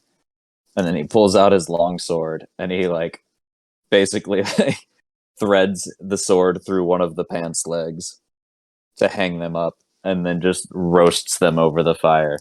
And he looks over his shoulder, and he's like, "Don't you worry, sir. The pants will be dry in just a moment." And just like, holds the pants over the fire on his sword.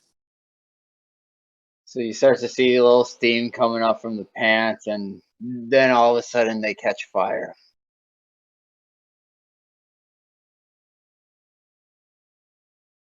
And now there's burning pants just quickly turning to ash on the edge of your sword in a fire pit.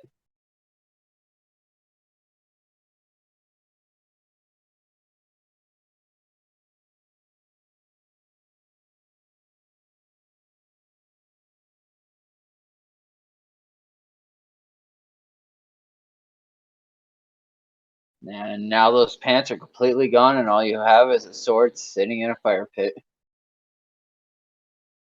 I mean, ash is technically dry, so good job.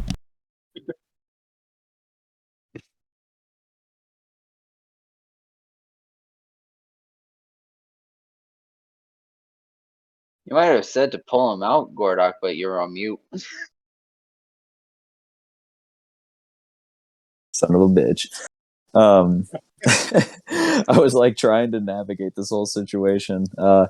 So he's like holding the pants in the fire, and I feel like he turns to talk to that guy and be like, "Don't you worry, like they'll be dry in a minute."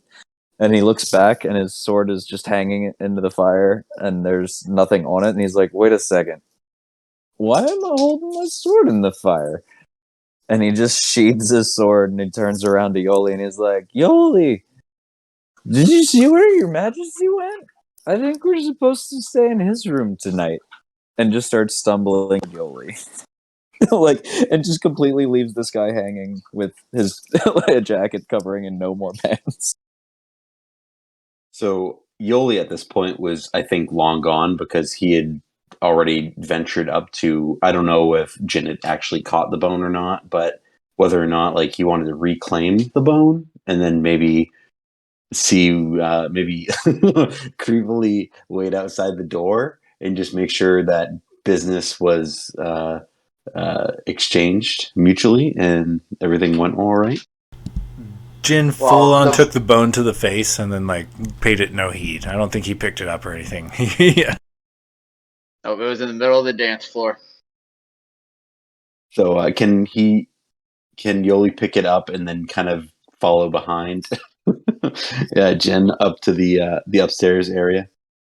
Sure. So you get up there and you see two tails walk into a room and the door closes behind. If you're going to be outside the door, give me a perception check.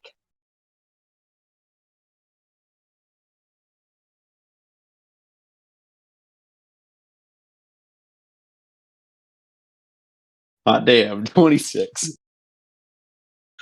You hear everything. I feel like you hear like the zipper, like a zipper come down, and like zzz, and she's like, "Damn!" And if there's room underneath the door, Yoli's gonna kind of like scoot the bone underneath the door, and then just kind of be there. We have a creepy stalker, dude. This should be in the closet or something. That'd be awesome. Alright, so Gordog makes his way upstairs and he sees Yoli just hanging outside the door. And kind of, that's not our room. Our room's over here. And picks up Yoli and carries him off into their room. To sleep off the previous night's drunkenness for a brighter tomorrow, as Jin celebrates in a different way before passing out on his own. Daylight comes, and Jin, you're slow to wake up, but remembering that there's a beautiful Dragonborn woman next to you, you kind of roll over, put your arm over, and feel kind of cold and slimy. And as you open your eyes, you see what looks to be a decomposing red Dragonborn woman laying next to you. Did you sleep well?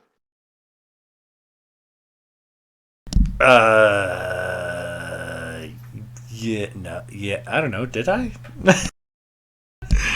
No, I didn't. I did until recently. Recent events enlightened me. Who are you again? Yosemite? Yolanda? My name is Dioka, dear. Oh yeah, that's right.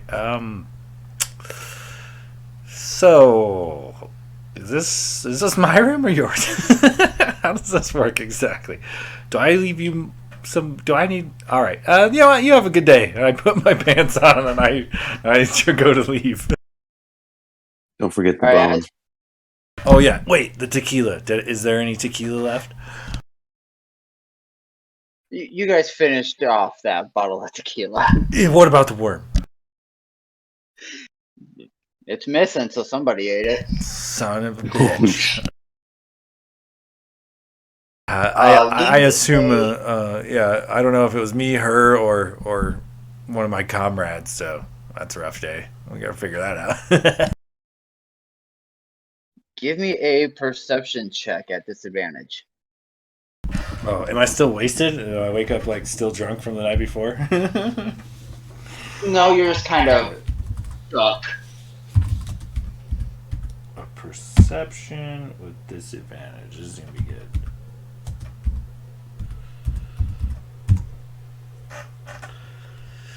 A 2 minus 1 for a 1. Alright, you just walk out the door and bust into your room. Upon entering and slamming open the door, Gordok and Yoli, you wake up just at the sound of a slamming door. Gordok, you just hold your hand to your head because that hangover is serious.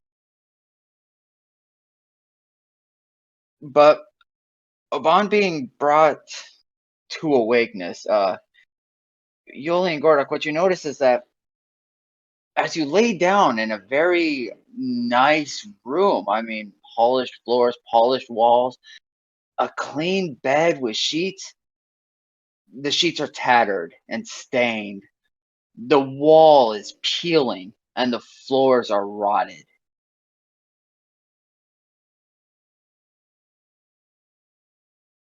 So I imagine I bust into their room, correct? Like, found my right room, so we're all the parties together. Yes. Yes. Okay, I kind of turned to him and be like, dudes, I don't know what's going on, but I'm pretty sure I boned a zombie lizard last night. We should get our shit and move swiftly. Let's, we shouldn't stick around here. I'm getting some weird vibes. Also, I need to go to the clinic. Gordok sits up on the edge of the bed and just like grabs his head with both of his hands, and he's like, "Oh, for fuck's sake!"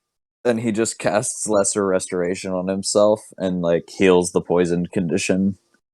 And he kind of like sits there for a second. And you see him like really like flinch, and then he just kind of like looks up, and he opens his eyes, and it kind of fades away, and he looks around, and he's like, "I've definitely slept in worse, but it sounds like you slept in worse last night. Get it?" And just still kind of grabs his stomach, like definitely still a little queasy. Hilarious. I dry heave.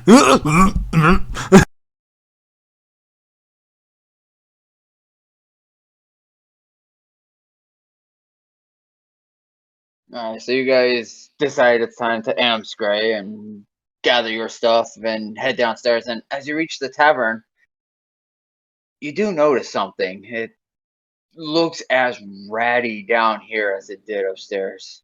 You look over and you see the bartender, and he's ghoulish looking. And as he's wiping down the counter, it's with this swamp black type water with a dirty, moldy rag.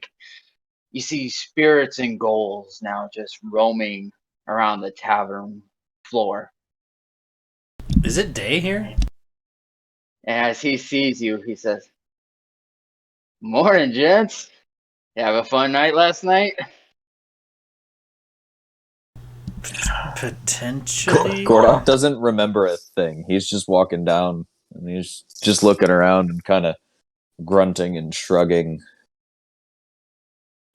Any chance you got any booze back there, barkeep?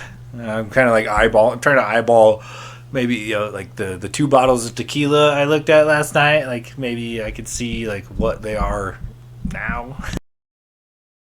Well, of course, it wouldn't be much of a tavern without liquor and beer, would it? And he pulls up bottles, and as you see them, they are dust covered. Some of them have little chunks of something floating in them. The beer barrels have little maggot holes, and just you know that whatever's in them has gone bad. I dry heave again. Oh, never mind. I think I'm gonna walk this one off. Yoli's kind of looking around to see if there's any, and maybe a broth of the day kind of situation going on, just to see maybe what new soups are available. Gordok sees Jin getting sick, and he walks over, and he kind of like stares at him a little bit, and he's like, "For some reason, I really want to call him Your Majesty." But he just kind of leans in, and he's like, "I think your girlfriend might have been past the expiration date, too." Also true. Yes. She. Yeah. You win some, you lose some. That booze was a little stronger than I thought. Also, you guys happen to know if I'm the king of anything? I feel like I was at least the king of something for briefly. So it's maybe in another life. I don't know. Yoli looks Yoli. at him, looks at Jin, and just says, "You are a king." Gordok's like, I knew it. That's why I was calling him Your Majesty. Not just a hat rack. And he like points to his head. I whisper to myself, like I fucking knew it. Yes. Yoli, as you look around at the food, you see that the food is rotted, maggots crawling out, mold all over it. And in the basin where they had the stew, it looks like it'd been there for a few years. And the barkeep, Argos, looks at you and says, "So, would you like some food? A little breakfast to help settle your tummy tums?" Yoli is a little hesitant, but he's really in it to see like if there's any like bones or any sort of cartilage or anything in there. There's some bones hanging in there. They're kind of yellow from age, but they're there. So Yoli, he nods, but he gestures it kind of at the bones. Yeah, here, bring. Different taste for different folks. And he brings you a couple bones and says, "This one's on the house." And Yoli is over the moon.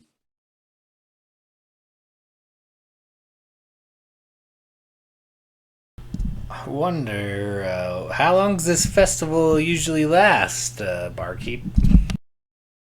Oh, well, the party was last night and now we return. We like you, right? Well, you do know where you are, do you not? I glance around. A bar? Gordok is still just kind of looking around, trying to remember anything about the night before. You're on Charon's ferry. Oh shit. I think we partied a lot harder than we thought, fellas. Could I roll any sort of knowledge check or history or anything when I hear the name Charon? Give me a history check. Am I still at disadvantage? No. You woke up. You would have been on perception checks with a hangover, but you pretty much got rid of all that. Okay, cool. 10. You've heard the name Charon? You know it has something to do with death, but you can't just quite piece it together. He just kind of scratches his head and moves a little bit closer to the two people he does know. And just keeps, I don't know, like, very almost paranoid at this point. Like, doesn't really understand what's going on. So he's just all eyes, all ears.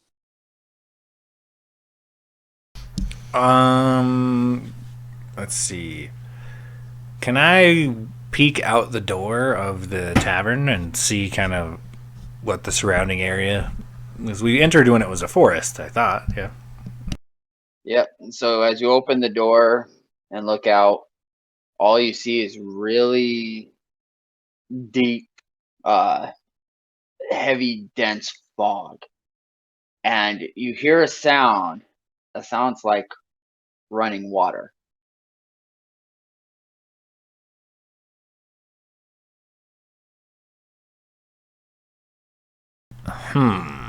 Okay.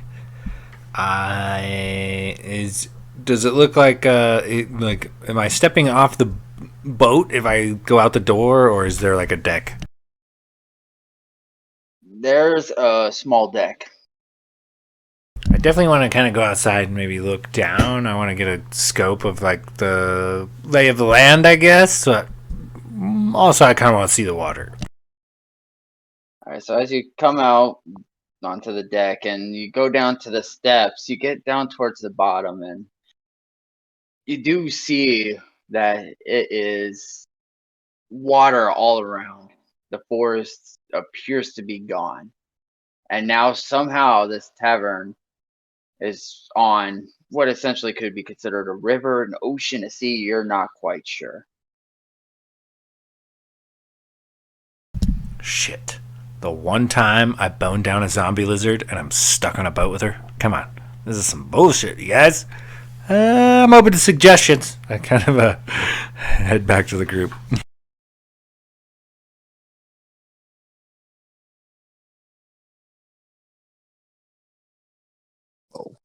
Aren't you royalty? Isn't there somebody you could send for? We've gotta be a way out of this somehow. We can't be stuck here. I want to march back up to my room where damn, I keep forgetting her name. Yolanda was. You walk up to Dioka's room. Dioka, that's right. Yeah, and is she still there? She's gone. Shit. can I like investigate the room for any kind of clues to the whereabouts of her or anything like that? Give me a perception check.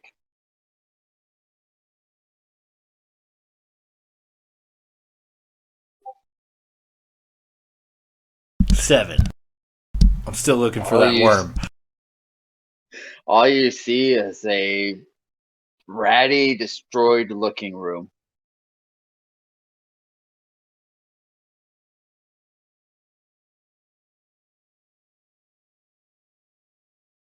Guys, now hear me out. And kind of go back to the party. Is it possible that me and some she-mistress went to Pound Town so hard we destroyed this whole fucking place and sank like an island? What the fuck is going on? Well, speaking from experience, that's entirely plausible. Right? I high five fucking my big bugbear friend.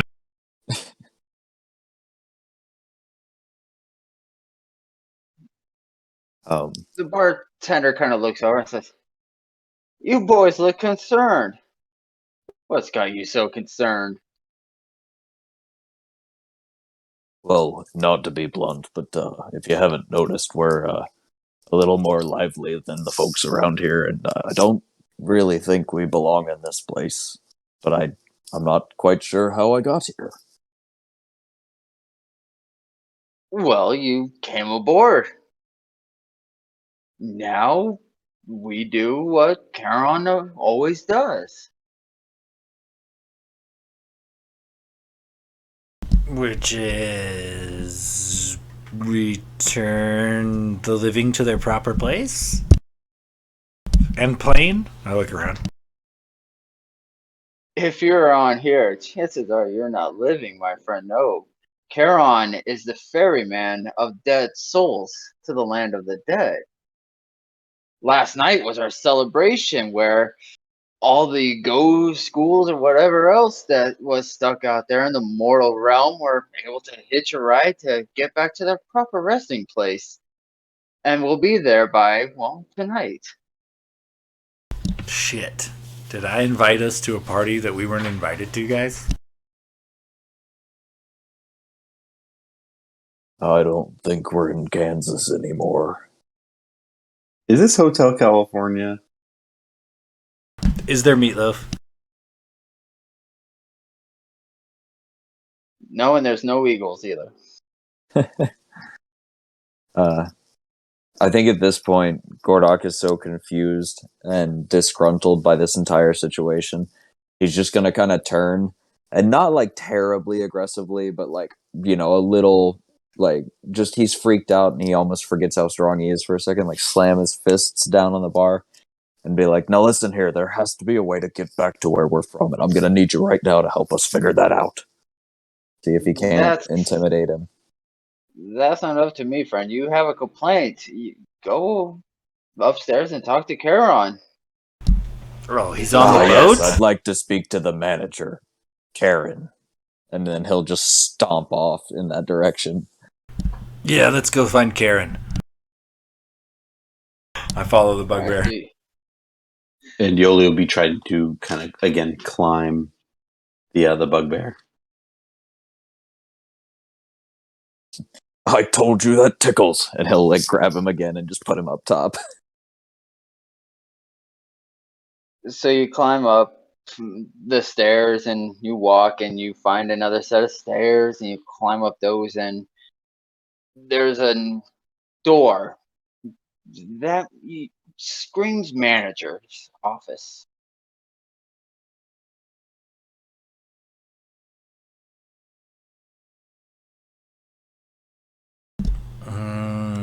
Should we just open it or should we knock? Well, out of respect, I think we should knock. But quite frankly, this is urgent. Yoli's like, "Open. You are majestic." He raises a good point, Your Majesty. You are titled. Perhaps they would be astonished to meet royalty in such an establishment. And he'll just like grab him and push him to the front of the group. I do like an aggressive like police knock on the door. Boom, boom, boom, boom! Open up!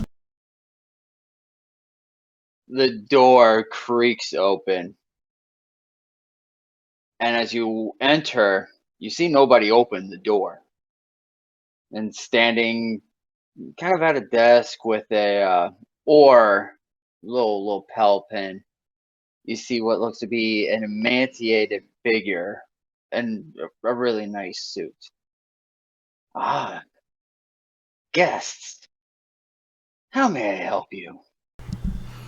Well, Karen, I got a few choice words about your kitchen bar situation going on right now, but I think there's been a misunderstanding. Maybe we punched the wrong ticket for the wrong ship. Potentially. Hopefully, you be the person to talk to right the wrongs here. Well, Also, you look like you've been eating from your own kitchen too much. You might want to branch out. Get some different kind of nourishment. tell me about your predicament. Well, we thought we were having a good time. We partied pretty hard last night. Between drinking, darts, and celebratory this and that. And, I woke up pretty sure I boned down a hot lizard zombie. And now I'm here. One of us doesn't have that good of memory. And mine's a little fuzzy, too. When you said that you hooked up with somebody, Gordok he raises a hand in the air like he's gonna high five you, and he's just like, can confirm, and then keeps it there waiting for a high five. Oh, he gets it for sure. Nice. Yoli raises his hand as well and is like, I heard it. I heard. I give him some download nuts to the little goblin. Everyone just says, well, that sounds very unfortunate for you.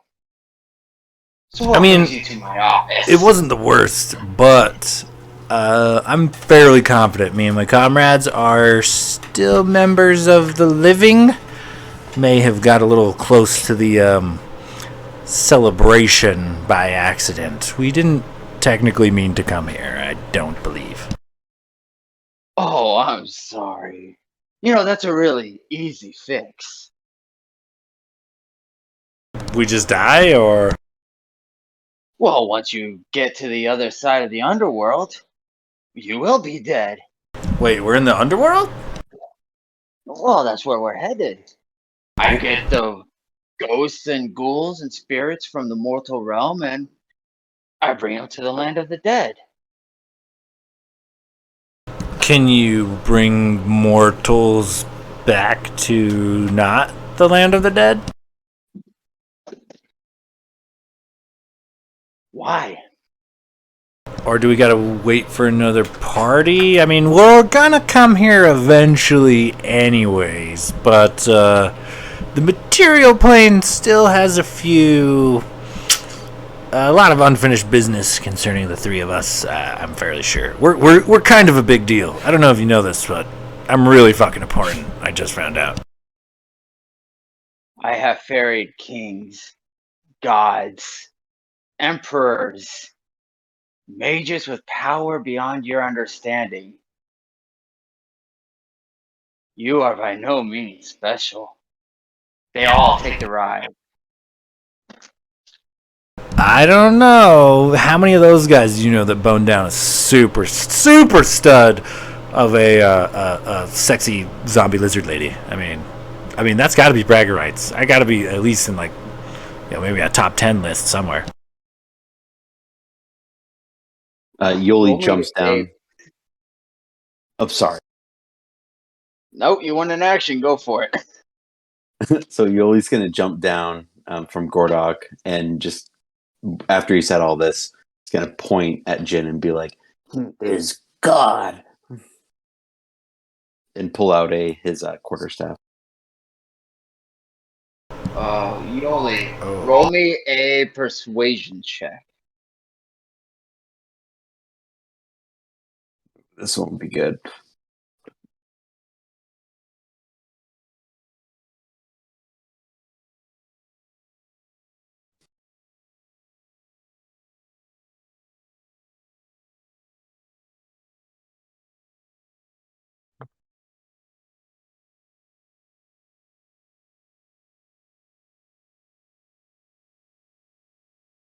So after you say that, this man is a god, Karan just chuckles. A god, huh?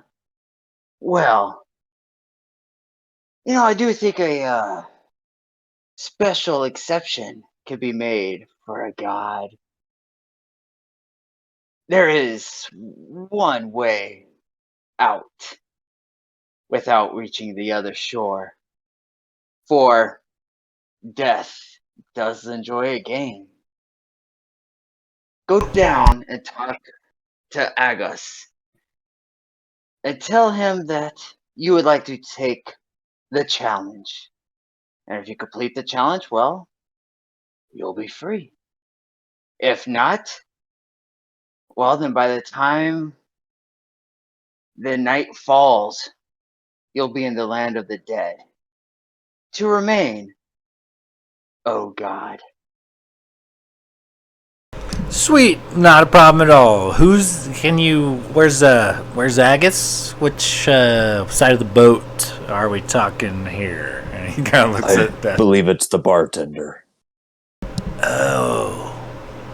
Yeah, you're gonna have to have a talk with that guy on a serious, like a human resource level. You guys got to get some bleach in here or something. It's rough down there. Gordok's just gonna look over the top of Jin's head, and he's gonna be like, "Good, Karen. Thank you for your time.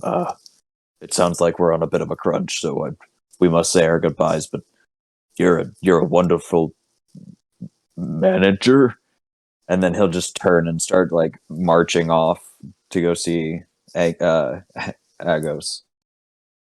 I keep wanting to call him Angus for some reason.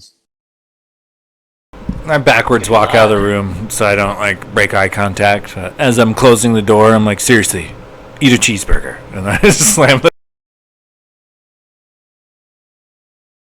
And Yoli, as he was climbing, Gordok was just like, "Thanks, Karen." God damn it! I told you that tickles. Yeah, well, Karen ultimately useless. What are you gonna do? Hey, Angus, what are you doing there, fella? Hey, we gotta have a word. Excuse me, it's Agus, as in Agassi.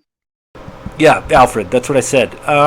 Listen, I'm kind of a big deal on the material plane, and we're gonna have to head back. So,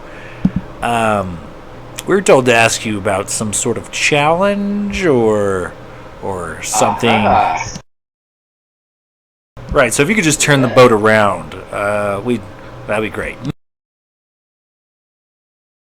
no, my friend, you've misunderstood. There's no turning around. No. And he goes behind, and you see him pull open a trapdoor. And he says, "This right here is called Dead Man's Drop. You must be willing to die to advance.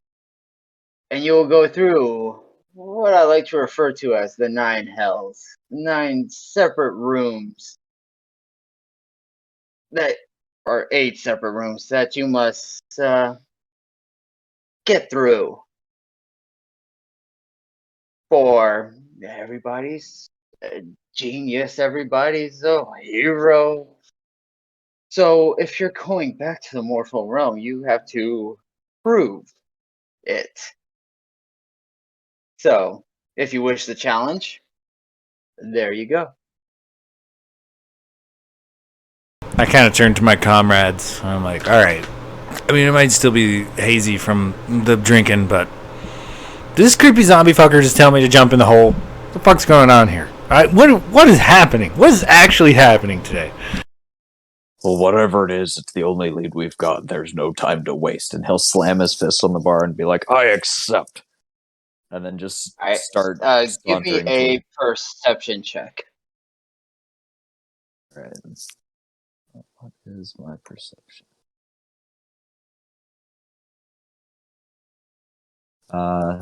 Fucking 2 for a 7.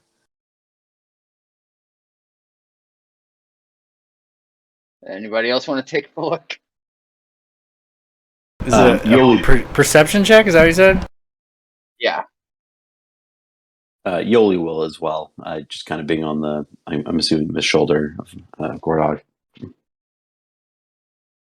17 becomes 16.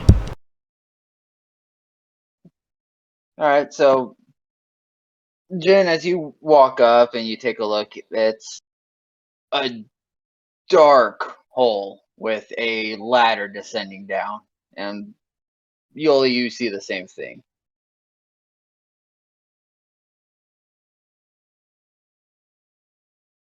Oh, well, so what's down there, Alfred?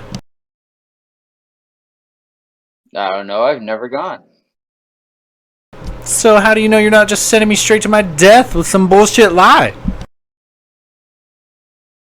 Well, Agnes did say that you were gonna have to die to get through, so But if I'm dead, then would I even want to go back to the material plane? What if I can only go back to the material plane as somebody who's dead? That doesn't do really good. Now I'm screwed again. not you will die, or you have to die. You must be willing to die. That is why it's called Dead Man's Drop.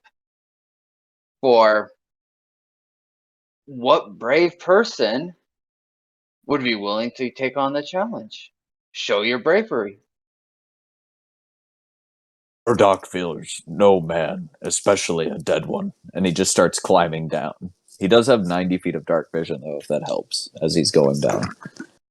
All right, so you start climbing down, and you're climbing down, and you're climbing down, and you're climbing down, and you do not seem to be reaching a bottom. But when you look up, you're maybe 1 foot from the surface. I'm kind of distraught that my big comrade has gone down the hole. I kind of look to the goblin. Well, go after him.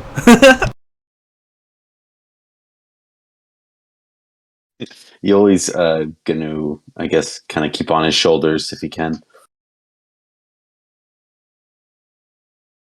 All right, well, Gordon keeps climbing down and doesn't seem to be getting anywhere. I feel like Jin at this point is like horribly hungover. He's at the top of this dark hole, and he keeps having like flashbacks of like this beautiful smiling dragonborn woman that he's dancing with, and then it's like another like mental like picture image of like some old nasty decrepit rotting corpse, smiling and having a good time, and he rolls his eyes and says, fuck it, is it really worth living anymore anyway? And I cannonball down the hole, not using the ladder. All right, so as you just cannonball, you hit ground within 2 seconds. Just now in this room. But your compatriots aren't there. I try to end my suffering and just prolong it.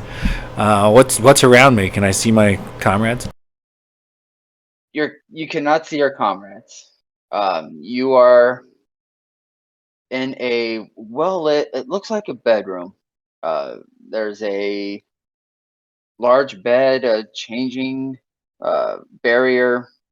You see a desk in the corner, wardrobe in another corner, a shelves with knickknacks and vase and little trinkets, and you see a ghostly spectral.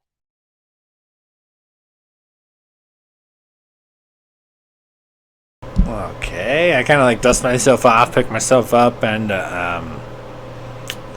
I holler out towards the party. Maybe they could hear me. Holler, hey, fellas, did I miss something? I swear we all ended up in the same hole. Ha, and not a dirty zombie one either. Nice. Nice. I was going to Gordok say, and Yoli, you do hear this, but it sounds kind of distant. I was going to say, as soon as Yoli saw Jin kind of cannonball through, that he would just kind of release and kind of fall backwards, arms open, kind of like into the void, just following. And that was Yoli. So you just push off of Gordok and let yourself fall, and Jin, all of a sudden, you just kind of look up as a goblin comes and lands right on top of you. Whoa, little fella. Hello. I was missing you. I step greatly to the side. Like, I take 2 or 3 really big side steps so that the big-ass bugbear doesn't land on me, too. I don't put the goblin down, though. I cradle him like a baby. Yeah, I feel like he would have, when he sees Yoli jump off, he would have just been like, oh, god damn it. And just lets go. Alright, so Gordok, you also fall and you just land, and you land in such a way you fall kind of onto your back, and it's just like, ow, but no real damage done to you. And as you stand up, you and Yoli take in the look at the same room. And that crash got the attention of the spectral, and you notice it's looks like a human woman with long white hair. You can't really see the color of her eyes, just very opaque, translucent. You could see kind of through her, and she says, "Oh, goody guests! I'm so glad you could make it."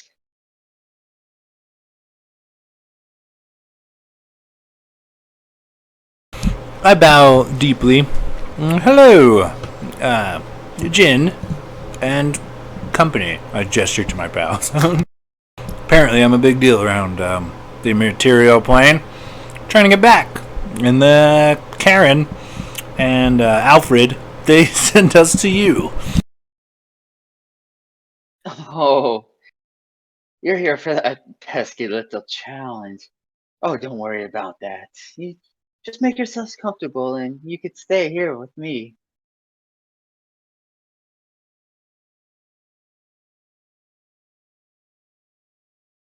I'm sorry, I missed the last part of that. What'd you say? You can stay here with me.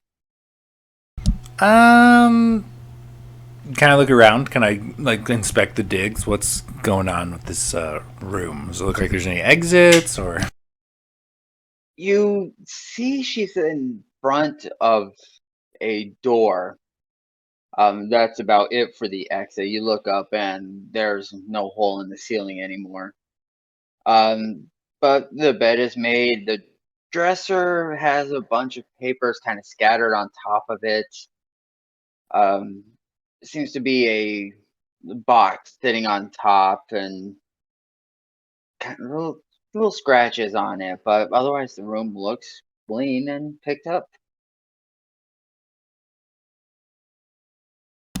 Okay, I kind of I guess I'll casually kind of walk around the room in conversation with her, engaging her in dialogue. But really, I'm just trying to get a little closer to that desk. But I'll be talking to her a little bit about. So, what do you have to offer here? Why would I want to stay here with you instead of return to my grandeur on the material plane?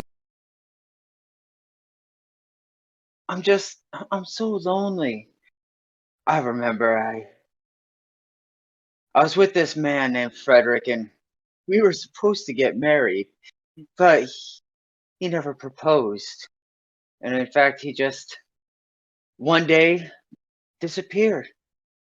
I don't know why. We were deeply in love, and that box over there, he left it behind. It had to be a gift, a memento, something, but I can't open it. But he left. They all want to leave. But not you, no, no, no. You're not allowed to leave. You're to stay here with me forever so that I'll never be lonely again. I open the box. The box does not open. Ah, shit. I think we've got a bit of a clinger, boys. Stage 5 As cleaner. you look at the box, it's about 2 foot by 2 foot, kind of an oaken wood, and it has a 8-digit lock on it that doesn't use numbers, but it uses letters. So it's an 8-letter word. Yes. I punch in Yolanda. Nothing happened. Damn. I think you're short a letter there. Oh, yeah, you're right. My intelligence is my dump stat, for the record. Yolanda, Oh shoot, no, it's not. Wisdom is my dump stat, for the record.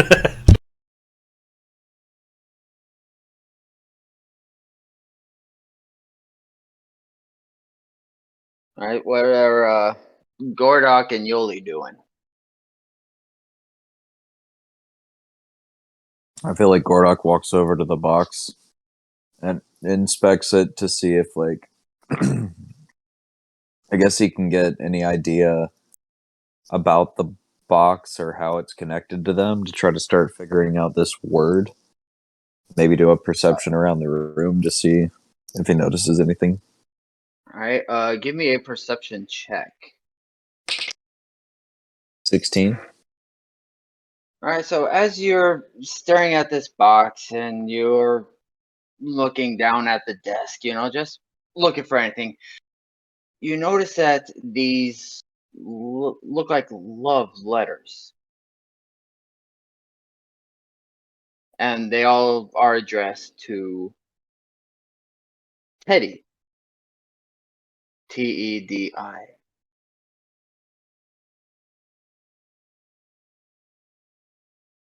He'll motion to the group and be like, "Well, there's some letters over here addressed to Teddy, and I'm no scholar, but I'm fairly certain that Teddy is not an 8-letter word."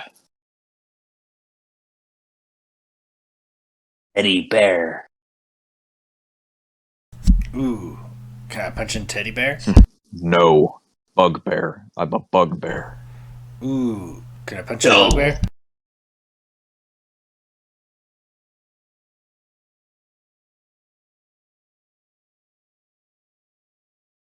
Okay, so are you putting in Teddy Bear or are you putting in Bugbear? Teddy Bear first, Bugbear next. It won't hurt. I'll put a space in between the bug and the bear, so it's 8. All right, so you put in Teddy Bear and you hear a click. If I open this box and there's something fucked up in here, it's your team, Yoli. Okay, let it go. Rub my head. He'll look over your shoulder as you open the box and be like, Is it Gwyneth Paltrow's Before head? I open the box, I'm gonna take it and rub it all over his forehead, and then I'm gonna set it down and I'm gonna open it gingerly, ready to leap away. All right, give me a dexterity saving throw. Oh shit! Flying. I knew it. Oh shit! This fucking goblin is the worst luck, man. You didn't have the lucky chicken bone. I actually get a great dex saving throw anyway, so let's try it out. So you open the box, and inside is a beautiful looking ring and a folded note.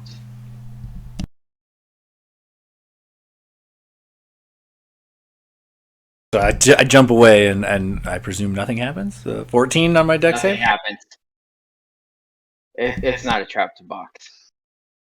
Something inside me tells me that the goblin is unlucky. I take my quarterstaff and I push the goblin closer to the chest, then and stand firmly behind him. It's your team there, bud. That's on you. Can Yoli do a perception check on the ring? Sure, give me a perception check.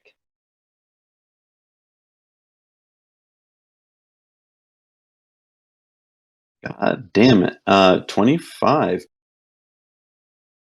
It is about a half carat princess cut ring, probably a good about nice clarity. Probably saved up quite a bit of money for it. Gordok whispers in his ear, "You can use it for Yolanda." Don't be giving me him any ideas, That's my crazy looking zombie hooker lady, okay?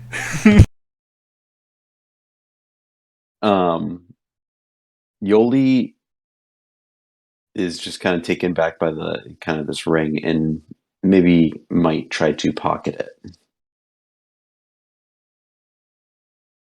All right. You pocket it. Oh shit. Okay. So now you just have a box with a folded piece of paper inside of it.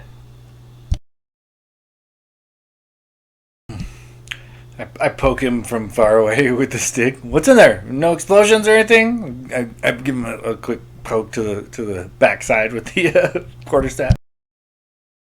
Yoli flips the box upside down and the paper just falls on the ground. He's just shaking it. I flinch. I don't know. Maybe he's not. Maybe he's not an unlucky goblin. Kind of. I approach the table and unfold the paper and look at it. All right. As you look at the paper, it's another love letter. It says essentially, "My dearest teddy bear, I'm so excited that I'll finally get the chance to marry you. I have spent all this time working and found this ring that matches your beauty, though slightly inferior to the beautiful radiance you put out. The work I did to get this money, though, I must admit, was not the cleanest. And somebody is after me, so I must lay low for a short time. If I do not return in a few days, then it means they found me. And regretfully, I have passed. When your time comes and you leave this mortal coil, I will be waiting for you on the other side to live out our eternity together. Love, Frederick."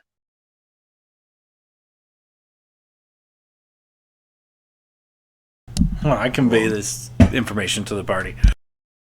Well, I'm fairly certain that this lady's gonna need a husband, and well, quite frankly, it looks like you're single and royal. So Yeah, but there's gonna be a royal wedding. I'm all out of juice for relationships for the time being. But I mean, I don't know.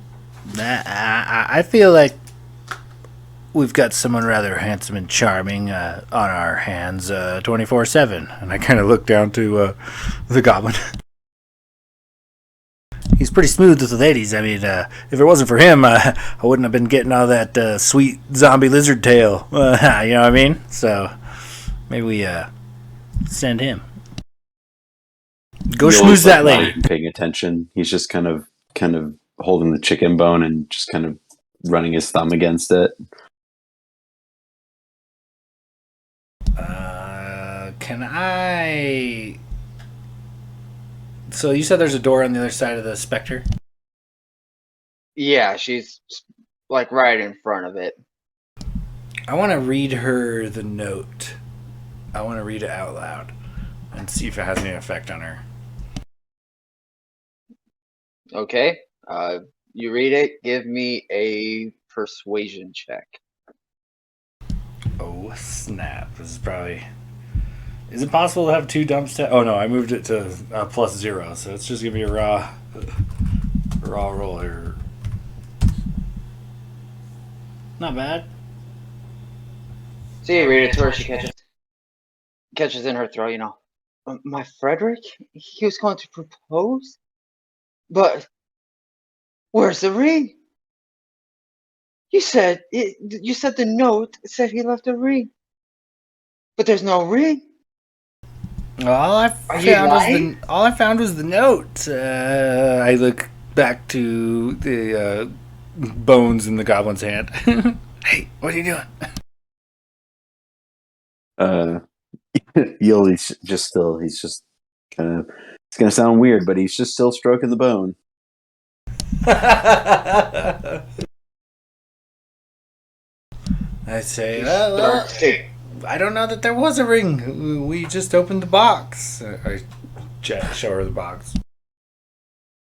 She starts to get angry. Lies. You're lying. You're trying to trick me so that you can escape. That's all it is lies. But no, it will not work. You will never leave. Can I make my way to the door that she's kind of by and just see if it's like locked or anything? Do you try and go to the door? Yeah. Roll me a wisdom saving throw. Oh, that's not gonna be good. Yep, just double checking that that's a negative modifier. Okay. 10. So as you reach for the door, she just screams out this forceful, "No!" And you get hit with 6 points of psychic damage. And you are pushed back 5 feet. And then she just kind of settles herself and says, "No, I said, you cannot leave."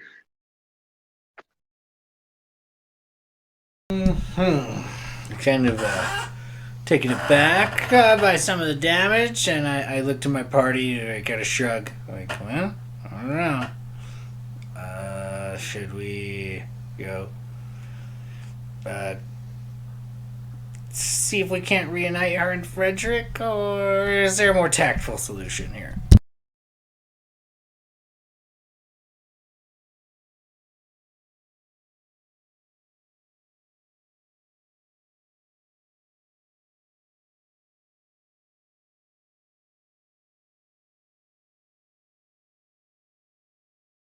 So Yoli's going to approach her and just be like, "Why no pass? Why no pass?" As I said, I will not be left alone. I was already abandoned once by my beloved Frederick. And now him. And she points to Jin. Lies?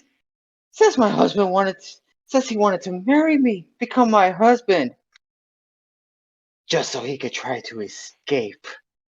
But no, I will not be abandoned twice.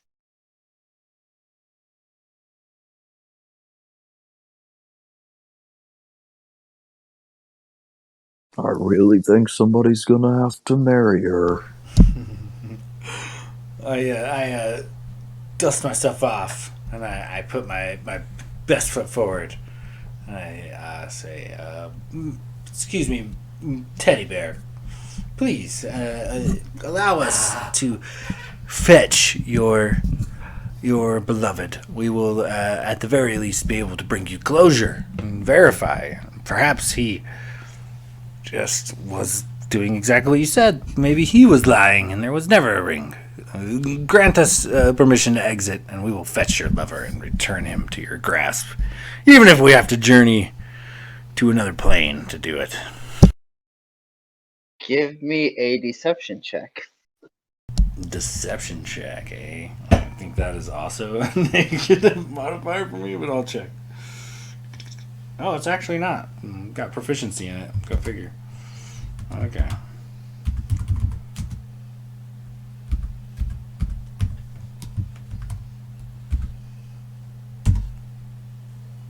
Shit. 9.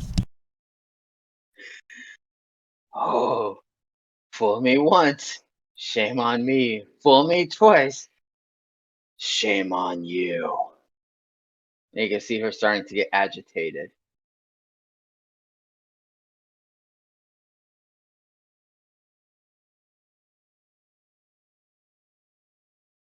I reach for the door. Roll me a wisdom saving throw.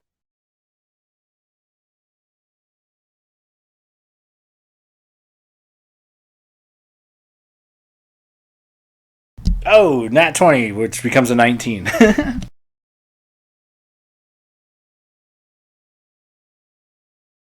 right, you take 3 points of psychic damage as she once again screams. But this time you're not pushed back, and as you feel the door, it doesn't budge and it feels locked. Damn. Okay. When of course she wouldn't just leave the door unlocked, but I had to check. You miss 100% of the shots you don't take, you know?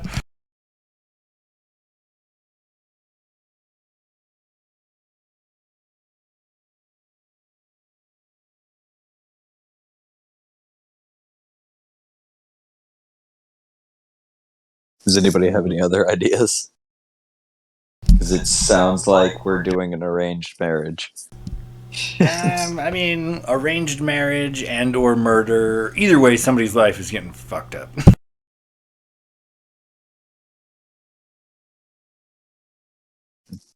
Well, she's not really my type. I'm, well, just, quite frankly, an entirely different species. But humans are similar to goblins. And he'll just kind of like nudge Yoli forward. Except she's 5 feet taller. No, no, not that much. But gotta be a little taller.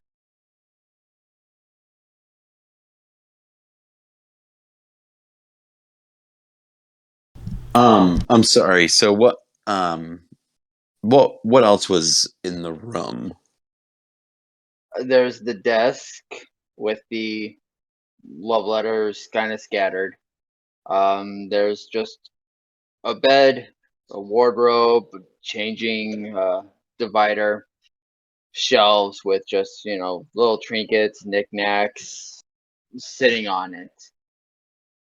And the empty box, which at one time contained a ring and letter.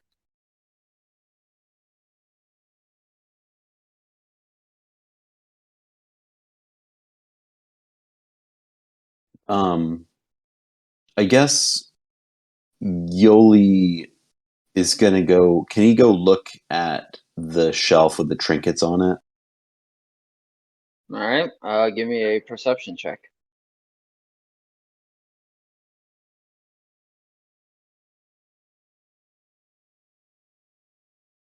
And 14.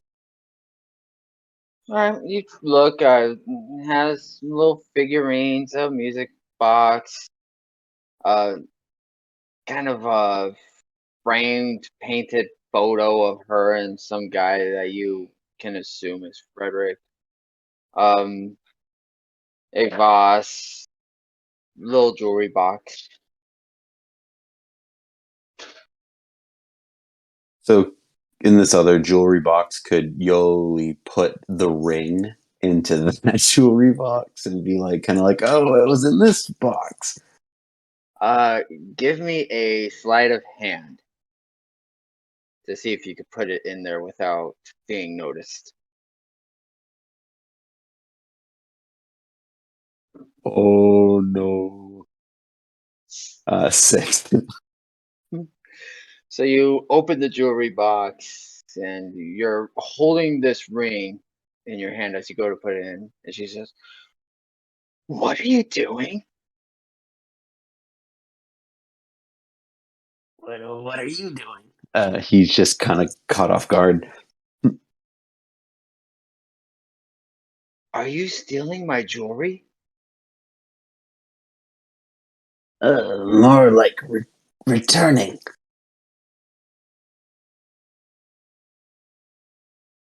Come here.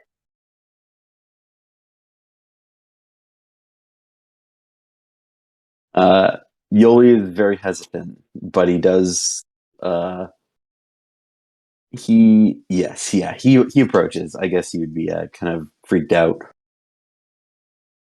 What are you returning?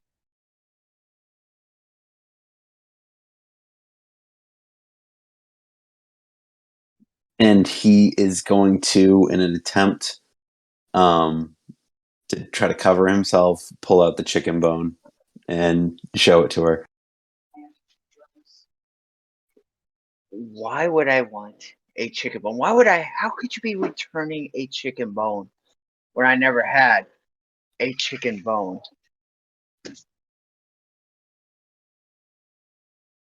Don't you know that the chicken bone is the symbol of goblins and a union of marriage? It's a very symbolic gesture, much like a wedding ring would be. I mean, it's kind of like you thought you had a ring, but you didn't think you had a chicken bone, and you did. Truly a heart-moving gesture from a goblin. Roll me a deception check, Yoli. Oh boy, with a -1. Can I give him the help action? You are, however, she does not believe she ever had a chicken bone, so that would have put him at disadvantage. So your assistant is putting it to a straight roll. Okay, good. So I got lucky on that one. So 20 plus -1, so 19. All right, so you tell her that this is a ring of marriage, and though she has a dubious look, she looks at you and says, "Oh, so you wish to be my husband?"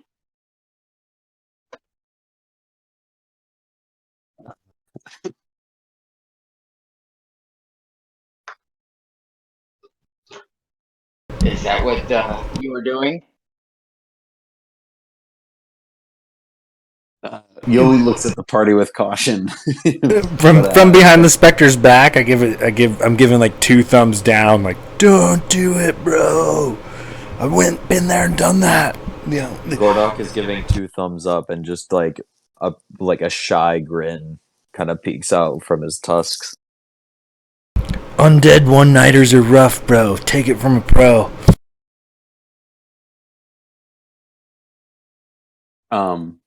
And seeing how, taking the advice from Jin, the one that he's just been following from day one, he takes his advice and says, No.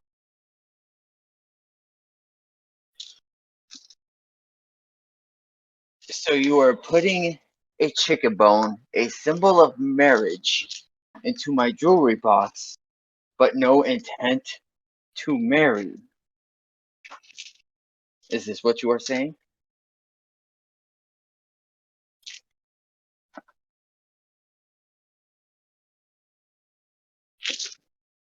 I guess I'd be correct, but more like a wedding gift.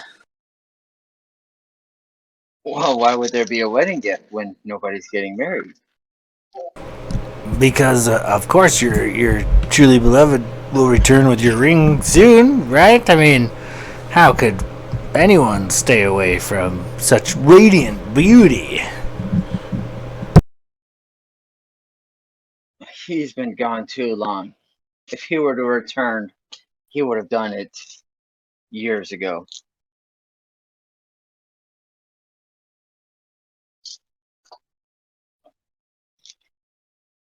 But now I sit in my room, bittered and lonely, until you arrived. And now I'm not so lonely. What beautiful vows! And then he'll push Yoli toward the spirit. Like, if you need me to, I can officiate. Like, are we? I flip around to the big bugbear. Like, are we in accordance? Like, are we? Are we selling out our little green friend so that we can escape here, or what is going on exactly?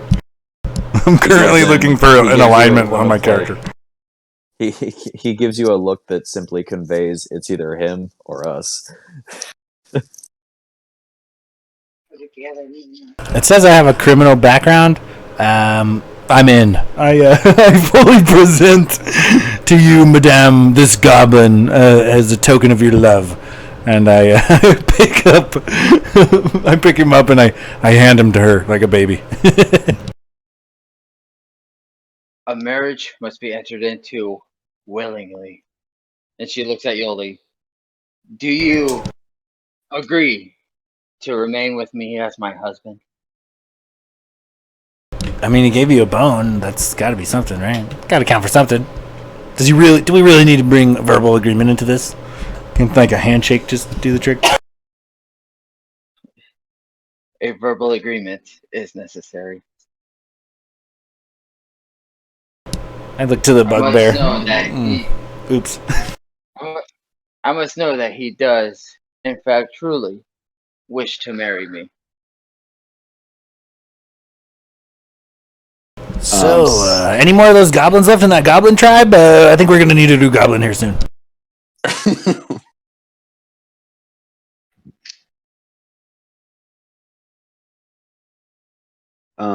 I mean, I'm gonna do this. I mean, how old are we talking? It's a go. Give me a perception check on her. See if you can kind of ferret out. Christ Almighty, an 8. She looks not old but goblins aren't exactly the best tell. Could be look somewhere probably over 20, less than 50. But where you have no idea because, human, not goblin.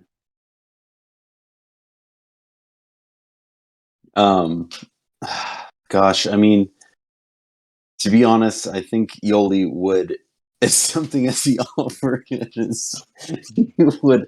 I mean, his undying love is for Jin, like he is following Jin, and I feel like he would not abandon Jin, even though he might abandon him. I think at some point, Jin kind of realizes that, like, I kind of like being worshipped. Very egotistical. These guys keep calling me shit like Your Highness and Majesty. I changed my mind, creepy lady. You can't keep my goblin. And I hit her with my full-blown breath weapon. And Yoli takes the chicken bone with him. All right, roll me initiative. And you will get a surprise round.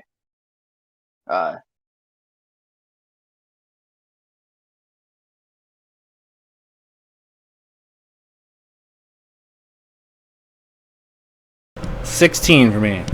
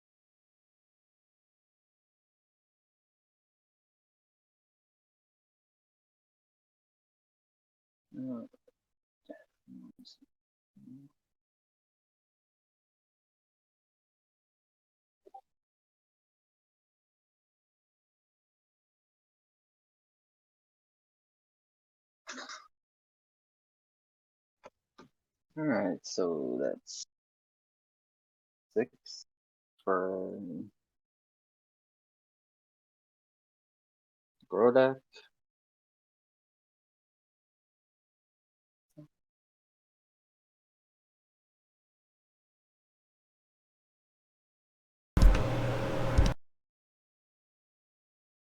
Six for Yoli. Horrible rolls.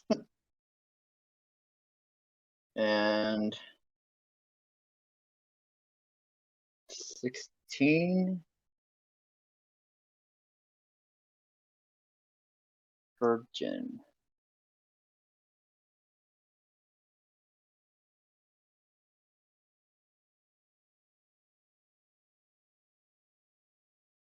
All right, Jin, you have a surprise round. So you're going to hit her with your acid spray. Yeah, it's a DC 12 for her. Let's see, con save DC 12, half damage upon success, and it's 2d6. Is that acid or poison? Poison. Wait, shit. She might be immune to poison. So you spit out this poisonous slab at her, and it just passes through her spectral form. And she just says, "You lie. You will try to leave me. But now I will rip your souls from your flesh and keep you here as spirits." And so we go to the top of the round, and Jin, you are first. Ah, fuck. Is it too late to sacrifice the goblin? Shit.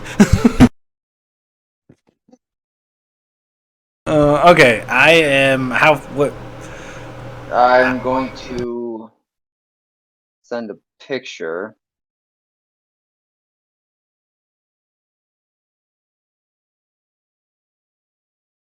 Shit, I didn't even think about poison not affecting undead. It totally threw me off. I didn't realize my breath weapon was not fire until like half an hour ago.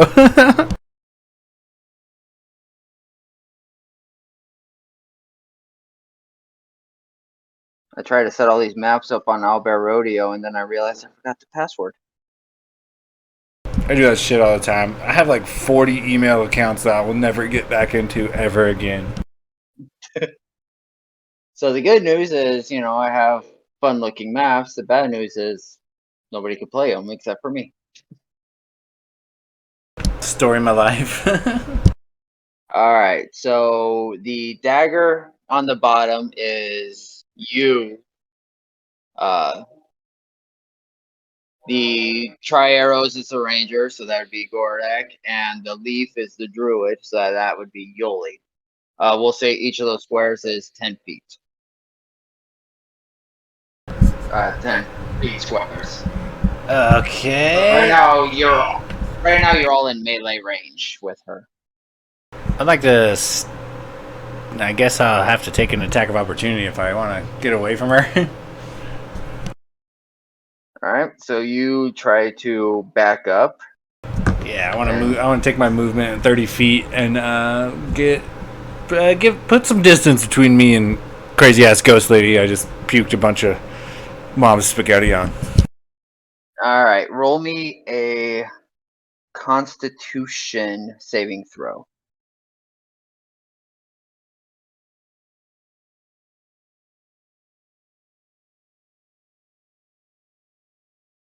Or wait, I need a hit first.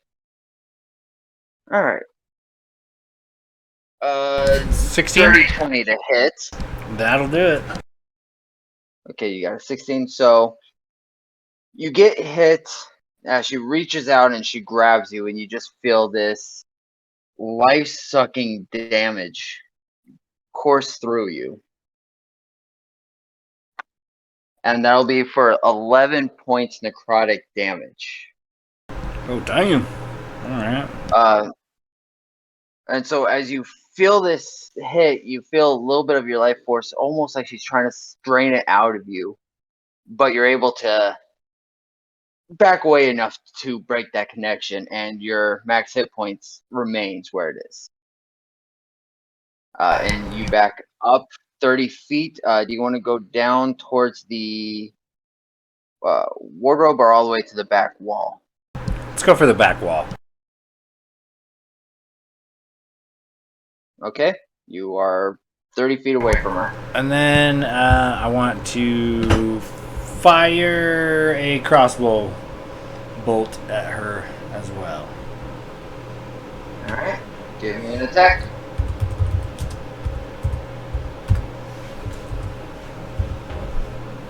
It's a magical weapon, so I don't know if that... Dirty 20. All right, give me some damage.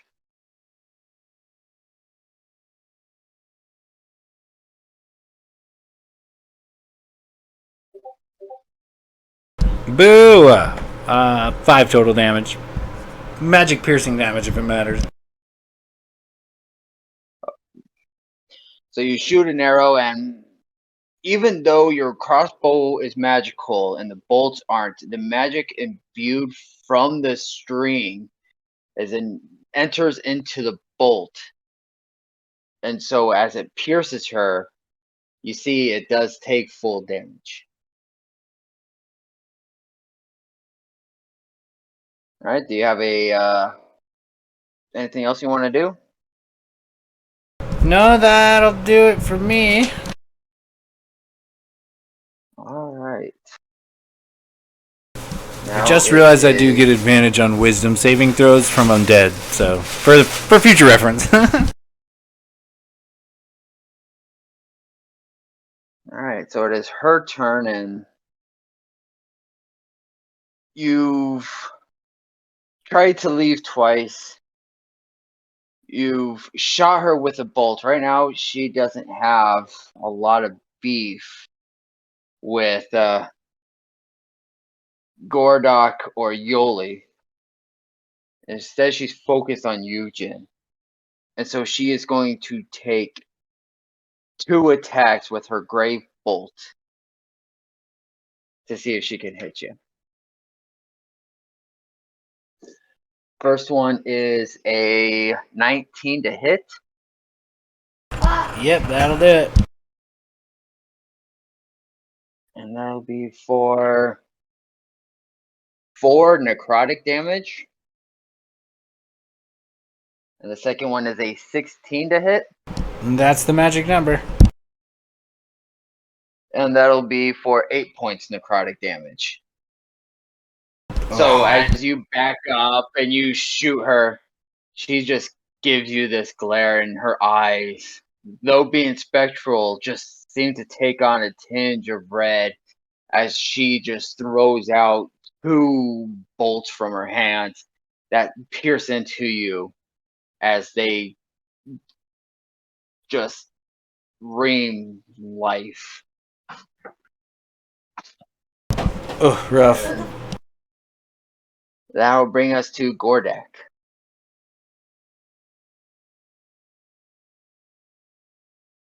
So you saw your buddy spit poison on her and do nothing, and then you watch as he backs up and she claws him and he takes a hit. He shoots at her, does damage, she does damage right back. All right.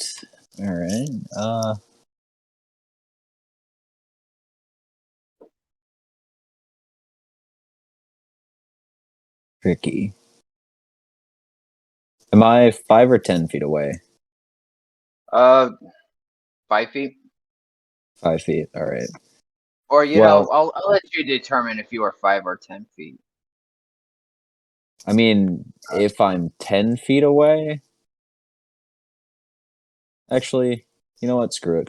We'll say I'm 5 feet away. I would have been right up there. He's not a like one to back down. He was actually pushing Yoli towards this thing, so he would have been close. He's gonna draw his long sword with 2 hands, and he has a like a special ability that basically at the start of the first turn of each combat, My walking speed increases by 10 and lasts to the end of that turn. But also, if I take an attack action on that turn, I can make one additional weapon action weapon attack as part of that action, dealing an extra 1d8 damage of the weapon's damage type on a hit. So I already get 2 attacks as an action. So I'm going to take 3 attacks against this thing, 2-handed with my longsword. Okay, which ability is this? This Just looking. is Dread Ambusher. Okay. I am copying it to the chat right now. No, I have your sheet pulled up. So okay. Oh, okay. But yeah, +1 longsword, 3 attacks, and as he draws the sword, he's just gonna like growl under his breath and be like, "Urgh."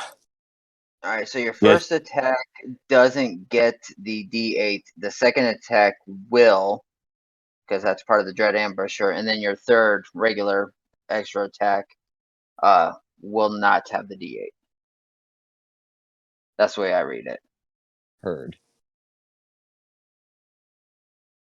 Okay, so first attack.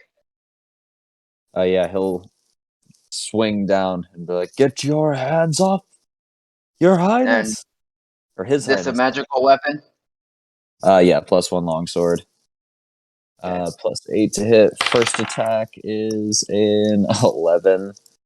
Second That'll attack miss. is a 23 for second. That'll And hit. third attack is another 11.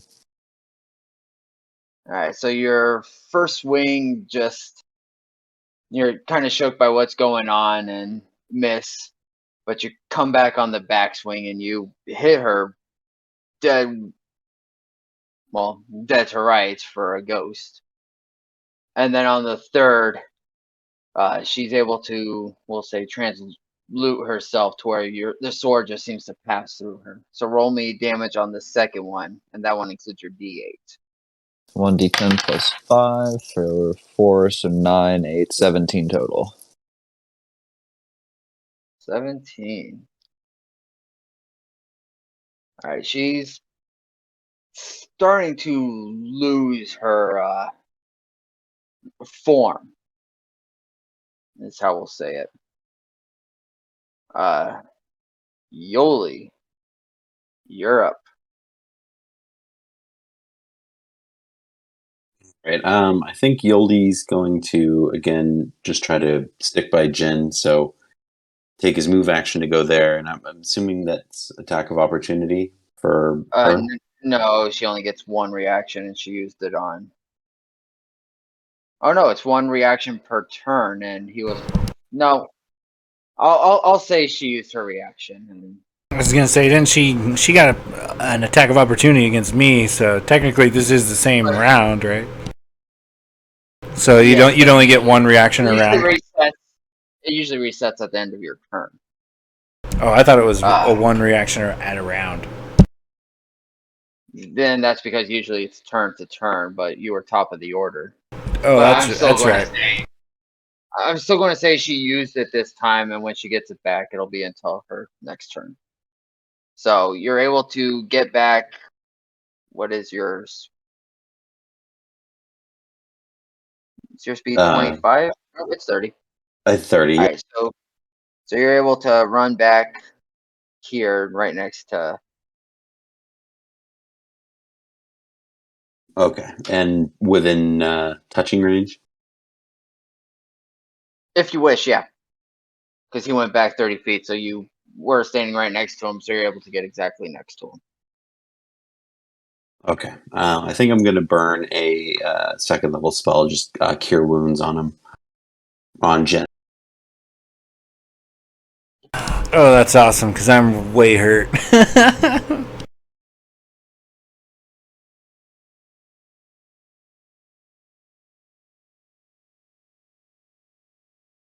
So 2 6s plus 4, 16 health points. Nice. All right. Do you have a bonus action you would like to do?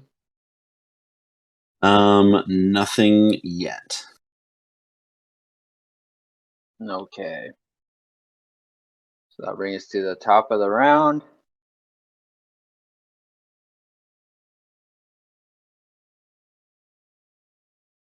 I'm shooting over pick. Non-dick pick. So we have Yoli and Jin back by the wall. Gordek is right up there and just dealt a good amount of damage to her. What would you like to do, Jin? I will send another couple of bolts flying, I think. Alright. And then, yeah, let me do that real quick.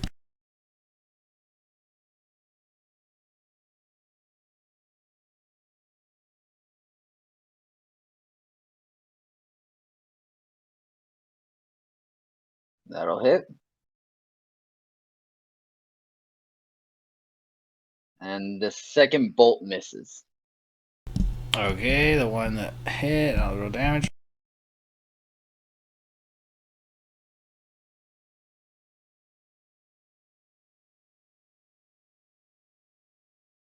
Eight magic piercing damage. Alright, so the first bolt hits her and she is looking about as bad as a ghost can look. I mean, there's no blood or anything, but you can see her form is starting to kind of come in and out of focus. And she just looks right at you, Jin, and says, I might be going, but you're coming with me. And she'll take 2 more Great Bolt attacks.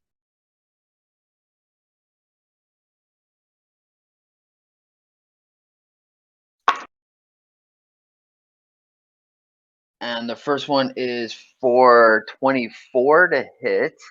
Nope, that misses. Jin's not taking no shit today. No. And the second one is a 14. 14 misses.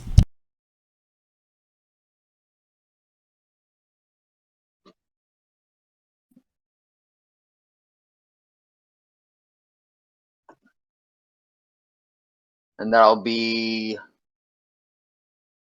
5 points of necrotic damage. Alright. And that ends her turn, so that'll bring us down to Gordek.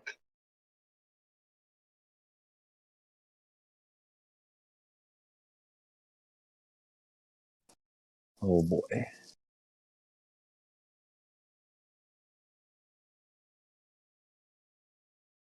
I think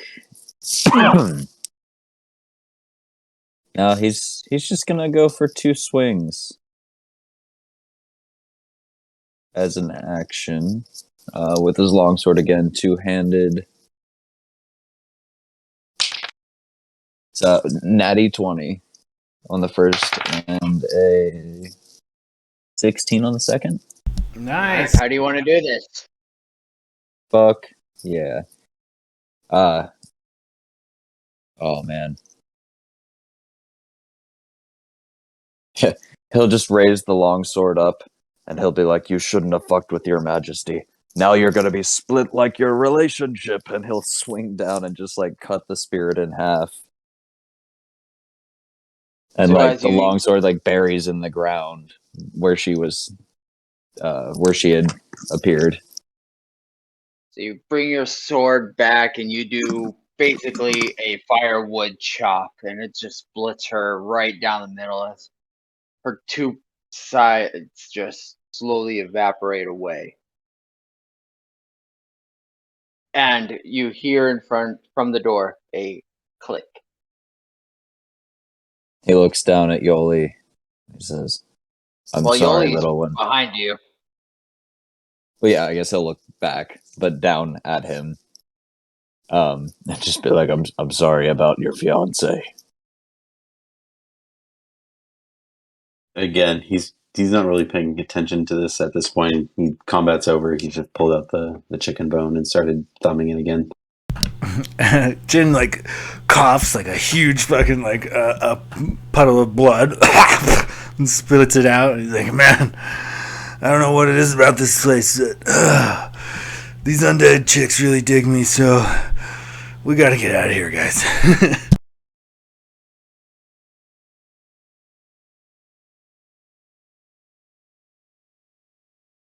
All right, well, I you was- have a door that seems to have unlocked in front of you. I don't know what it is about being suddenly finding out that you're royalty, but so far it's been pretty rough.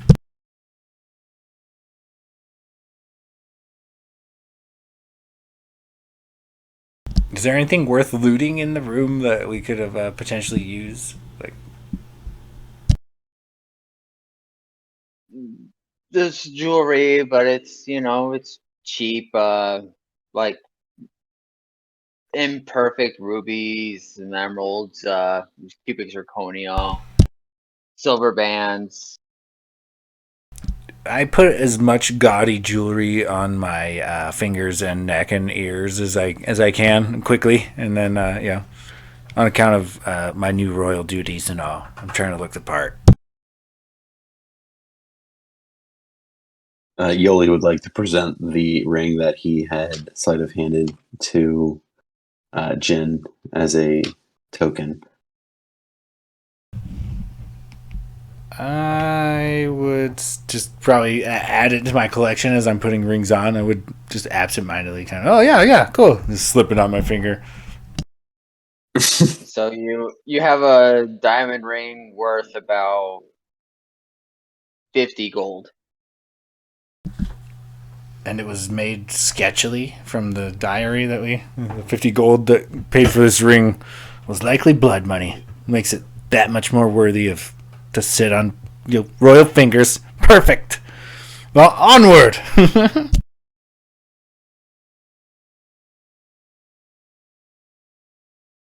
God, it wasn't a toe ring. I forgot about the toes. Gordok will just throw open the door, longsword out at the ready, and move into the next room. All right, so you open a door. There's a slight staircase that descends into an archway, and you descend. You walk through. As the last one walks in, you look back, and there's just solid wall. And in this room, there's on one wall a large statue that looks to be of 3 dog heads, each with their mouth open. And across the other side is just piles of dead bodies that look like they were killed in different ways. Some have stab wounds all over, some have been burnt to a crisp, some have lightning scorch marks, some look like they've been dipped in acid, others have frostbite, some look like they had just got beat to hell by the Incredible Hulk. And along the wall leading from the bodies to the statue is engraved, Cerberus guards the gate before you can descend. To try to pass while immortal will lead you to your end, but the pup can still be bribed with a morsel of a treat. Though their tastes are all varied, each mouth is craving meat.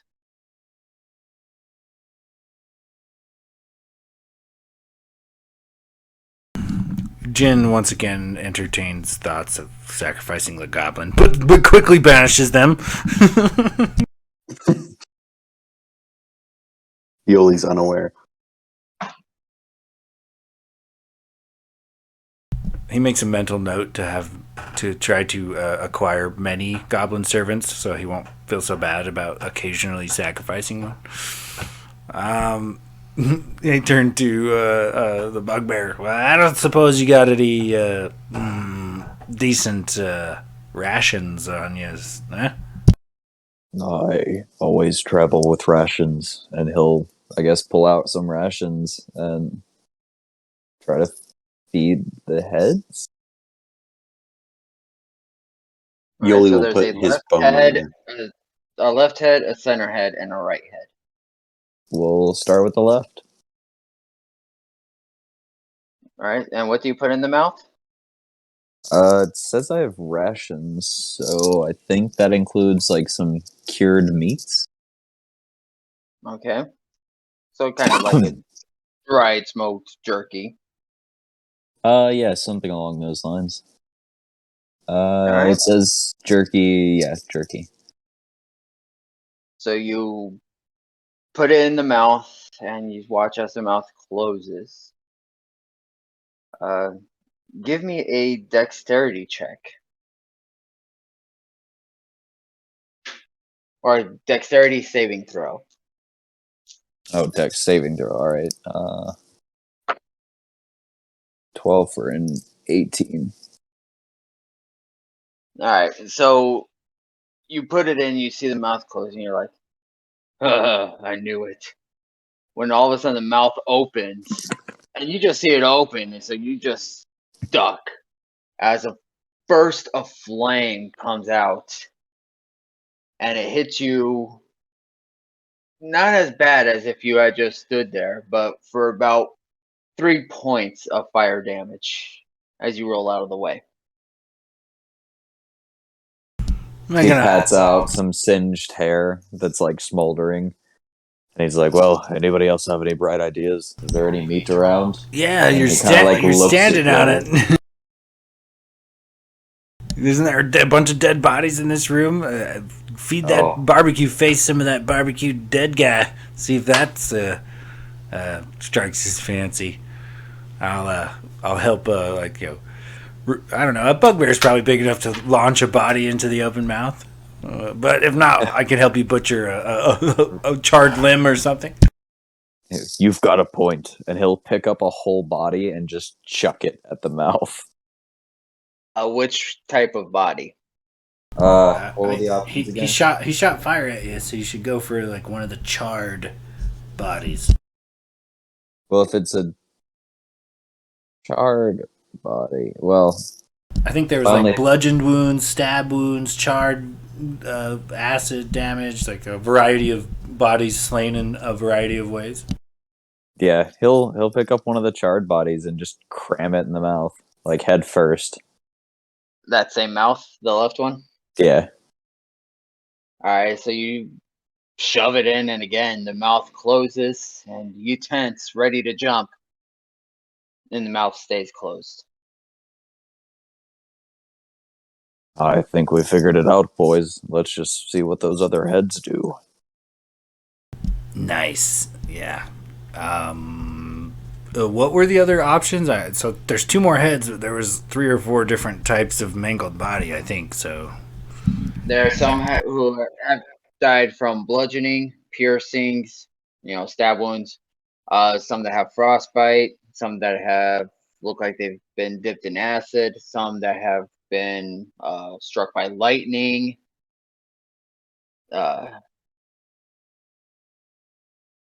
Some that have been, I guess, necrotic damage. Some that have been, singed with the holy light, so radiant damage. I'm a green dragonborn. I'm prone to I'm privy to poisons and acids and whatnot. So my vote is center with the poison, but I'm gonna let the beefier bugbear do the heavy lifting, as I am still somewhat hurt from that combat. I would never allow you to take any more damage if I could avoid it, Your Majesty. And he'll like kind of brush him out of the way. And can I inspect the middle head first, just to see if I see like any scorch marks or any sort of markings that might show like a previous substance or something that like shot out of it? All right, give me a perception check.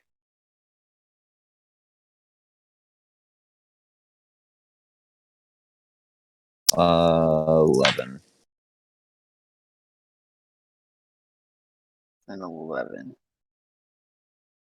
Okay.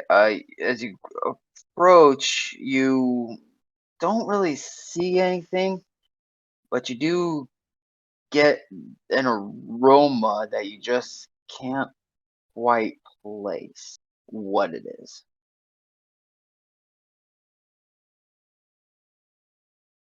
He picks Yoli up and holds Yoli right up to the statue, like face to face, and says, "Yoli, sniff this. Tell me if you know what this is."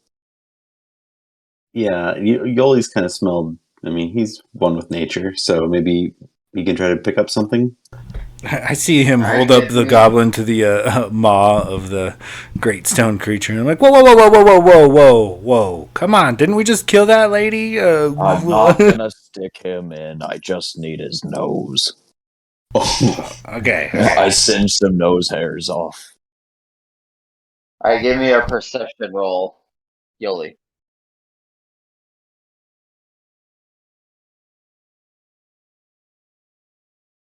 $18. All right, so you take a big whiff and it stings your nose, your eyes start to water, and you just kind of cough and sputter and say, "Yep, that's an acidic aroma coming off that dog's breath." You're a wise man, Your Majesty. And he'll set Yoli down, pick up one of the bodies that's been tainted by acid, and just cram it headfirst into that middle head. All right, and you watch the jaws just close, and again tense just in case Yoli could be on acid himself, Wouldn't and doubt it. the mouth stays closed. And then there was one. Well, can I roll a separate check? Perception on that third head? Yes, because you haven't gone over by it, so it's a clean perception. 17? All right, so you come over, and again, you don't see anything, but you get a chill sense coming from the mouth. He turns to the group and he's like, "I think I've got this one figured out." And he'll pick up one of the kind of frostbitten bodies and cram it in the head. All right, and again, the mouth closes around it, and right in front of the statues, a panel of the floor backs up, exposing steps leading down.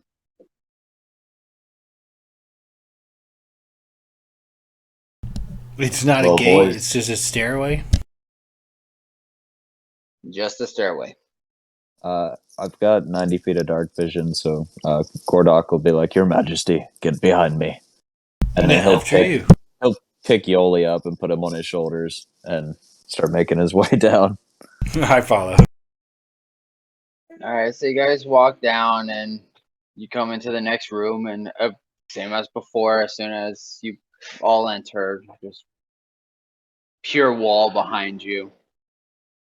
And this room is barren, except for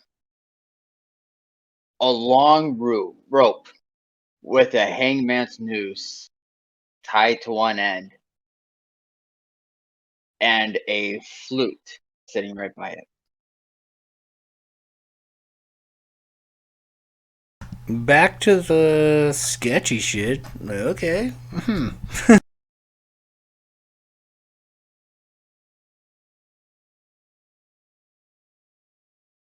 So, a rope with a noose hanging from the ceiling, or is this like on a desk?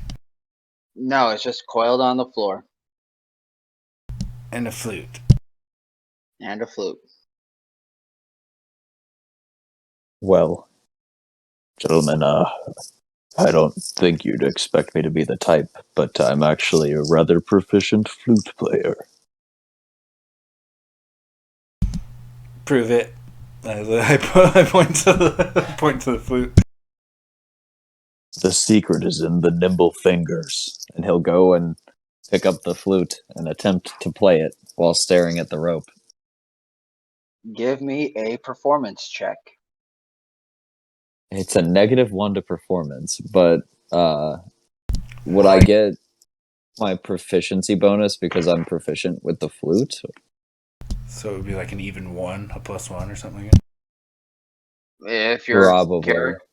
if your character is proficient with the flute,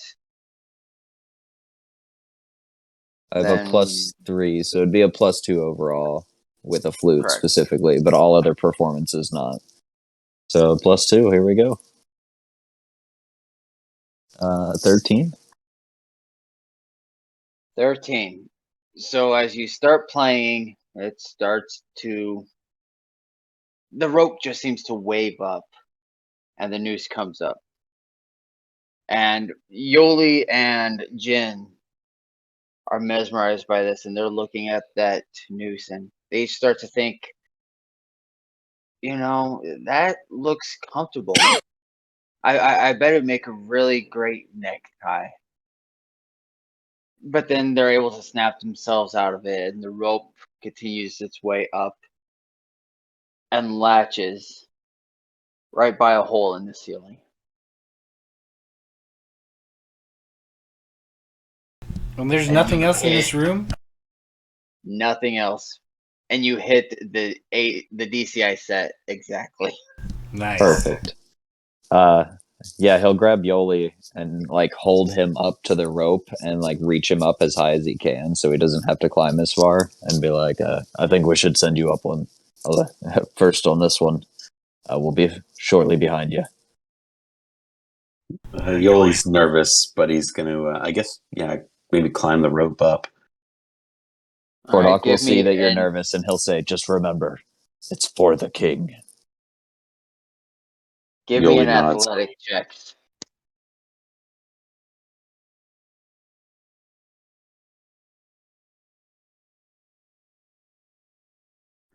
Eight.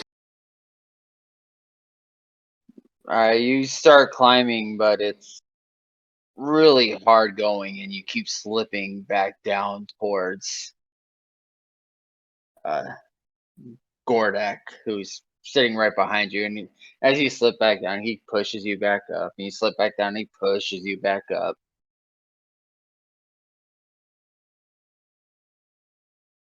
Give me another athletics check.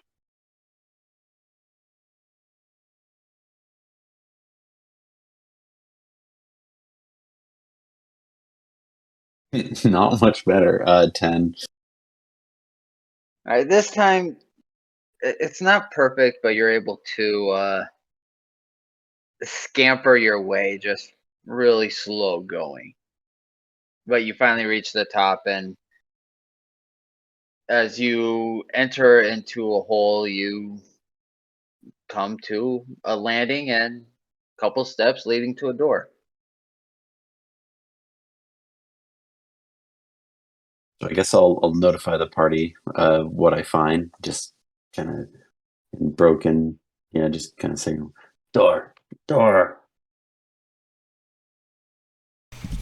After you, your majesty. I'll bring up the rear. Oh, well, thank you. And I take your boost up. Was it an athletics check or acrobatics? Athletics. Okay, let's see where I'm at on athletics. Actually, pretty decent. All right, let's see what we got here.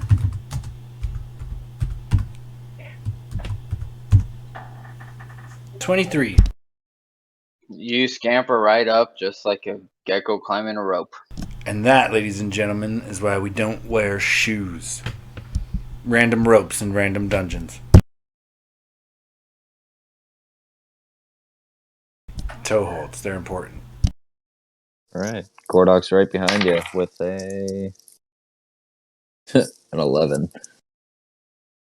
Can I give him the help action or something? Like try to pull the rope up as he's climbing? No, he'd be heavy, so I don't think he'd be able to pull it up, but it's slow going because he's feeling a little tired, helping Yoli up, and still feeling a little bit of the alcohol, but he gets himself up there, and now everybody's up on this landing with just a couple steps to the next door.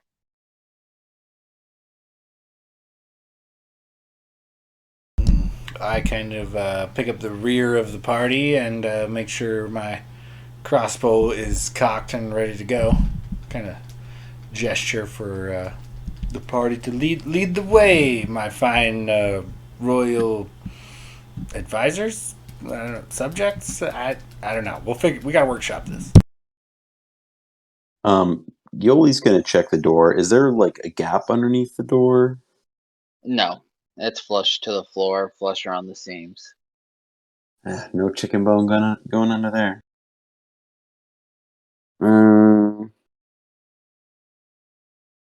I guess can I just do sorry, a general? Sorry, no. I was just gonna do a perception check on the door itself, or yeah. All right, give me a perception check.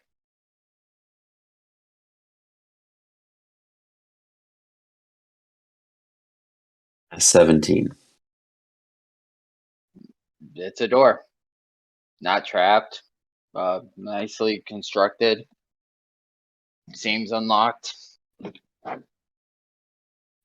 Gordok will yell over to Yoli as he's walking up toward the door and be like, "All right, little one, me first."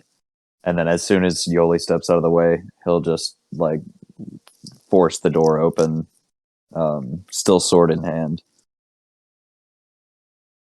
All right, so you enter the room. The others follow behind. Same thing as before. Door closes, disappears. You are in what looks to be a traditional little girl's room. There's dolls over here. There's a doll house. Toys, building blocks, a rocking horse, a small bed, and a door on the opposite side.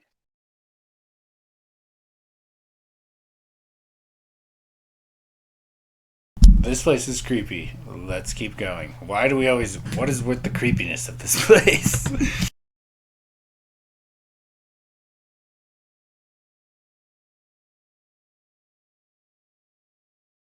I knew the underworld was a dark place, but this is not what I had in mind. I guess he'll roll a perception on the room to see if he notices anything strange, knowing that each of these rooms kind of has a test, per se. All right, roll me a perception check. Dirty 20. All right, so you take a look around, and for the most part, nothing really stands out. But the dollhouse isn't so much a house. It looks to be an exact replica of the room you're in, just made for toys. He walks over to the dollhouse, and he kind of scratches his head for a second, and he looks back at the door on the other side of the room, and he looks back at the dollhouse, back at the door, and back at the dollhouse, and he just leans down, and with one real long, lanky finger, just his claw, he opens the door, like the matching door in the dollhouse, to the one that they want to open to go through. All right, so you reach down and, surprisingly gentle for such a big creature, you open the door, and the door in the room opens along with it. He smirks as he stands back up, and he says, "I've got your back, your majesty. I'll take the next door as well." And then he'll just lead them through that door. That was the most royally advisory shit I have ever seen. As I, kind of halfway nurse my hangover, I kind of glare at the goblin, like, "Hey, step it up, bro. Come on." As he walks by, he'll look at your majesty and just go, "I might not be smart, but I'm rather wise." Yeah, I'll take it. We gotta have some kind of like royal knight or admiral, some kind of knight admiral. Does that sound good? Yeah, we'll workshop it. You'll get your own castle or something. I don't know. We'll figure it out. Are you saying you'll knight me? And he drops to one knee and holds his longsword out, like with two hands. presenting it to you. I take it and knight him, Sir. What is your last name, Bugbear? Did you have one? I use the random generator, so. It's just Gordok. Perfect. Sir Gordok. And Sir Gordok it is. And he'll take his sword back and lead me out of the room. Sweet. All right, so I feel like the next room that was great. the next room you walk into is tiled with just a lot of armored statues in there. And in fact, I'm sending a picture right now of what you walk into. Armored statues, you say? Yes.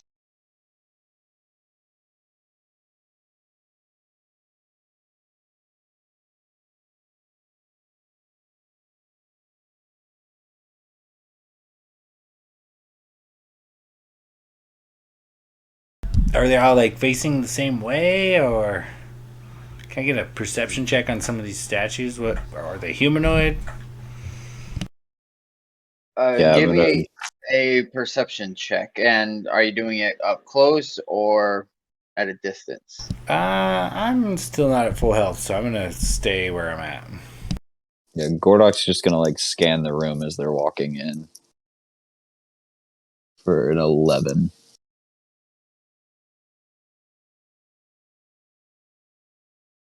Yoli's good. They look like humanoid statues.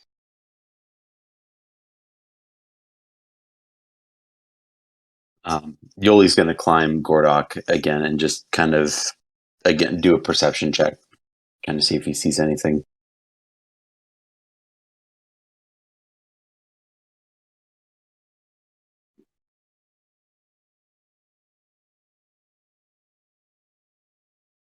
All right, give me a perception check, Yoli. That is a 24 for Yoli.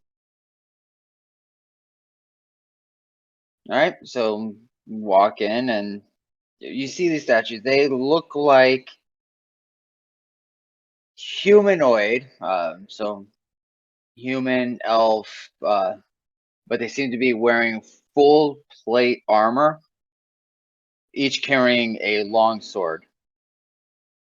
And they are facing different directions, but appear motionless.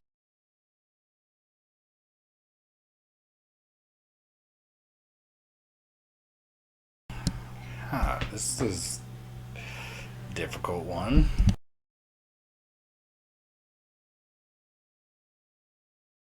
Something tells me these statues are gonna move, and he'll have his sword at the ready. And I guess just like slowly walk down the middle of one of the lanes. Right. I feel like maybe attack of opportunity ping pong, like maybe just not get too close, but I will take up behind you and follow your lead. Yoli will be on the shoulders of Gordok. All right, so how close are you getting? I mean, I'd say give me a square or two from um, the other members of the party, but yeah, I'd say like 10 feet back. But I would be following the path that is being set forth for me by my loyal royal assistant admiral knights. All right, so give me a marching order. I guess it'd be Gordok, and then Yoli on top of him, so technically behind because he's on my shoulders, and then His Majesty. All right, so here's how we're going to do this. Because I set this all up again, planning on sharing this, so this is a little impromptu.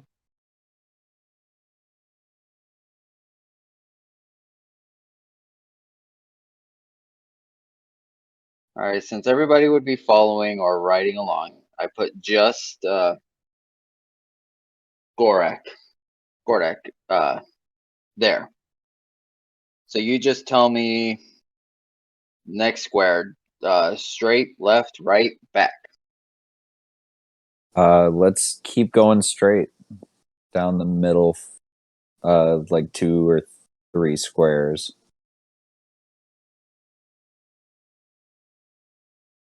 Okay.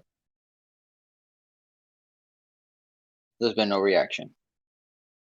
All right, let's go 2 or 3 more straight ahead.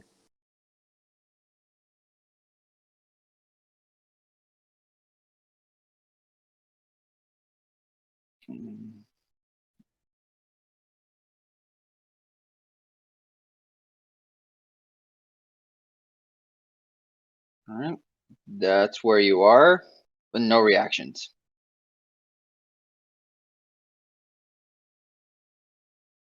Okay, let's go to the right. We'll go.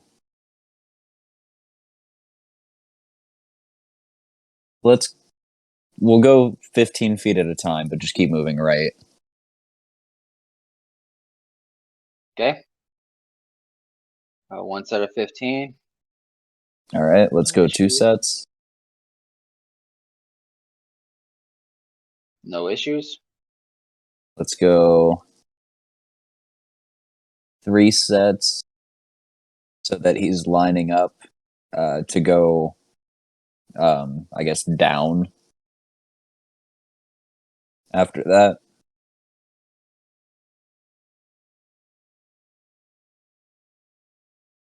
All right, let me.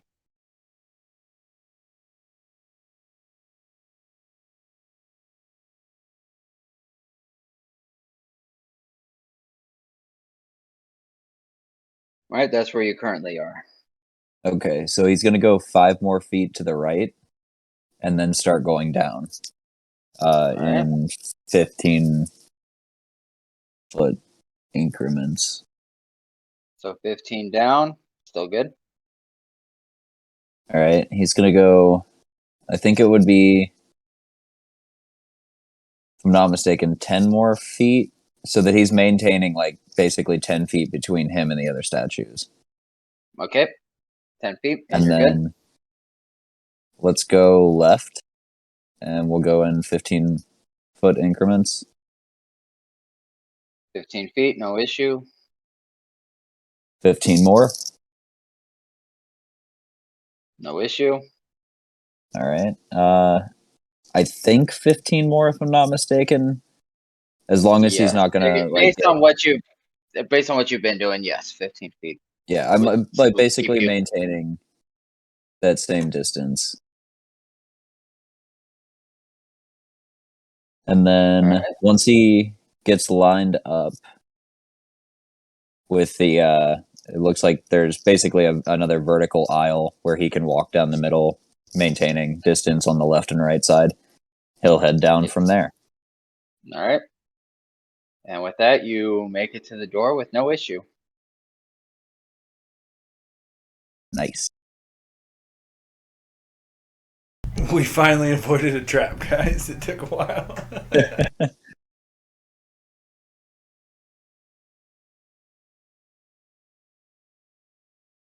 All right, so you're at a door in what seems to be a fairly quiet room.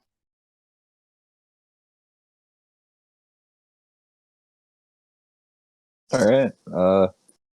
I guess perception on the room as we walk in. It's a 22. So you walk into the next room, and as you walk in, you see writings and engravings across all the walls. And in the center is a lever sitting on a pedestal. And along one wall is a door.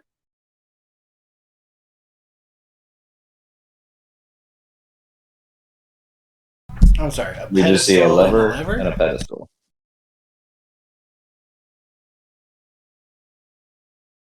I heard a lot of echo. Sorry, we both had said the same thing pretty much. Though a pedal and a pedestal and a lever. A pedestal with a lever on it, and along the walls is just a bunch of writings. Can we try to decipher the writings? What languages? Does Gordok anybody has... speak? Does anybody speak Abyssal? Nope. Sylvan, Nope. Goblin, Minotaur, and Common. Let me check. I don't think so because my intelligence scores could be no. Actually, it's I keep confusing my intelligence and wisdom score. Hold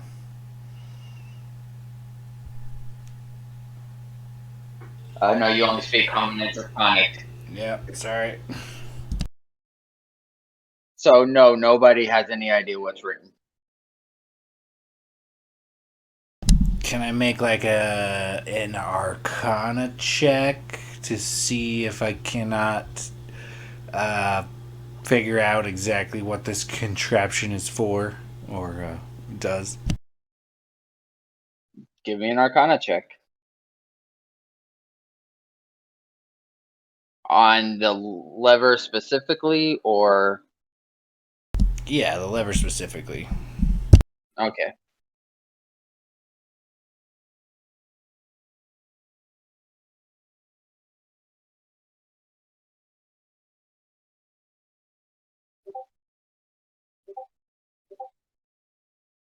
$24. All right, so you study the lever and try and pick up any magical energy coming from it, but there is none.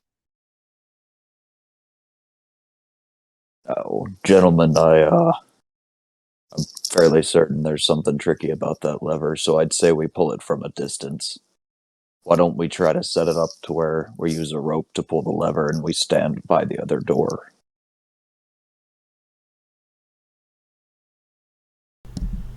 I don't know how many promotions I'm allowed to give you as king, but you get another one. Royal Advisor, General Knight, Sir, and Lord. I don't know, Duke maybe. I don't know. It's a great idea. Let's do this. I have a rope and a grappling hook. Kind of fix it to the lever and jaunt over to the other door. Await my party. He like when you said that, he crosses his longsword like across his chest as like a and like kind of bows his head for a second. And he says, "My liege," and just starts helping you set up. Sweet. So who's actually pulling it? my vote is you. Jesus.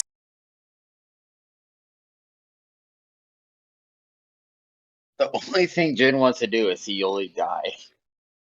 His most faithful servant. It is pretty comical. I mean, think about it. He's got this like little gremlin that keeps following him around, even when he's like hooking up with people.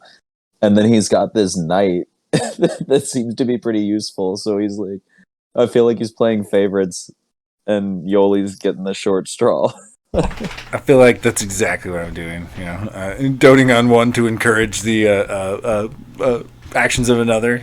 It's definitely a mind manipulative play. I like that two characters are fighting for my affection. It's great. I mean, in a pinch, I suppose we could tie Yoli to the rope and make him go pull the lever, and then we'll just pull Yoli back. But we should probably try the rope on the lever first. Okay, but definitely the goblin thing next. But, I mean, we need more goblins. We can't just have one,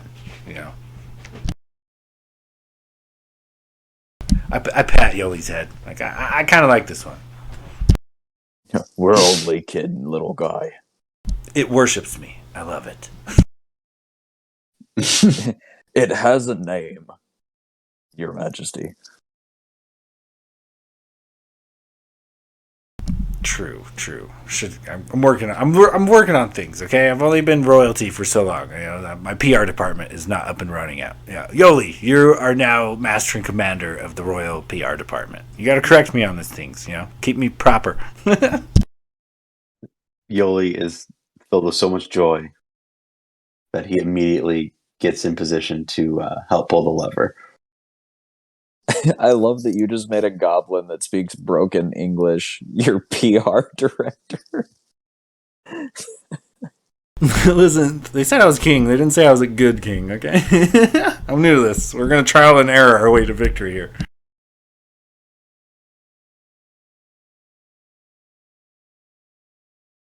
He's just like, You only make Jin proud. You only make Jin proud.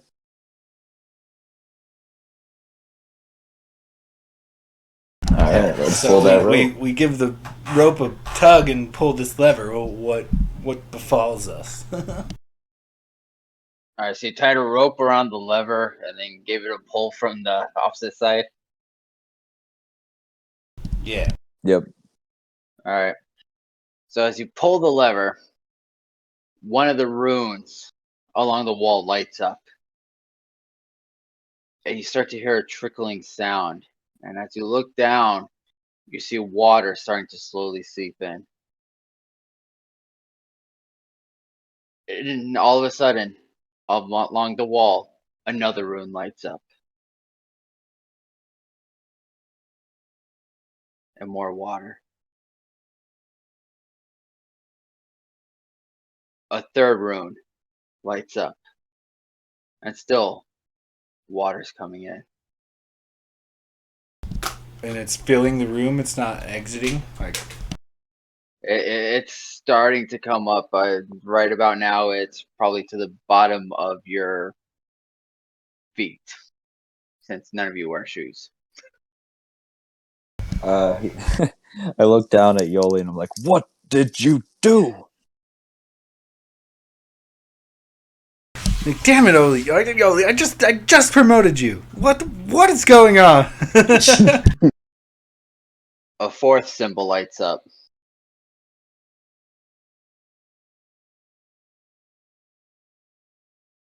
I guess I run back over and throw the lever the opposite way to see if it stops the water. All right, so you throw the lever, the runes go out, and the water slowly drains out.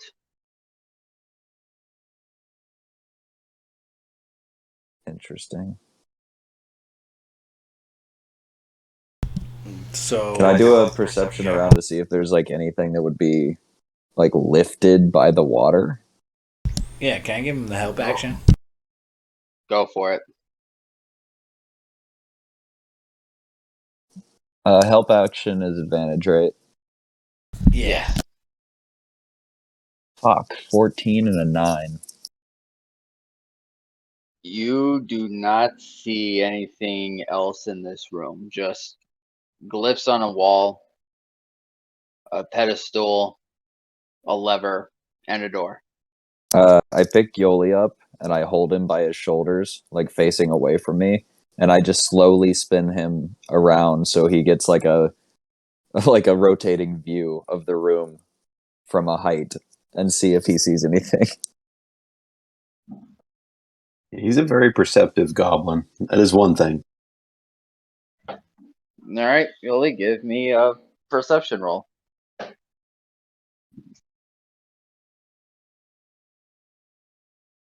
Would you say due to the him being like lifted and shown the room that would count as the help action, so you could make it with advantage? Had he not already rolled a perception, I would, but that would be giving him double perception on the same thing. So Oh, I see. No. Okay. 17. you see well carved in, nothing standing out to you. Except you're maybe able to see where the water drains out and fills back in. So in the order that the runes were kind of lighting up, Would I be able to tell, like, since I know where they begin, would I be able to tell where they end?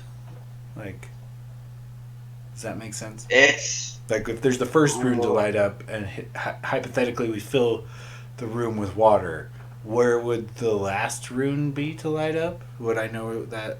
Would I be able to find that location? no, because all the walls and ceiling is just covered in rune writing, but only certain ones were lighting up, and not until they lit up did you know which ones. Oh, so it wasn't like a pattern; it was just kind of random. Correct. Damn. Well, for all Like you I know, said. you don't read Abyssal, so it could be saying something. It could be saying absolutely nothing. It could be a nursery rhyme. You If we just don't check know. to see if there's anything on the ceiling or anything up high, maybe like a recess or a door that we hadn't seen yet. I put that with the perception checks. Oh, okay, just making sure.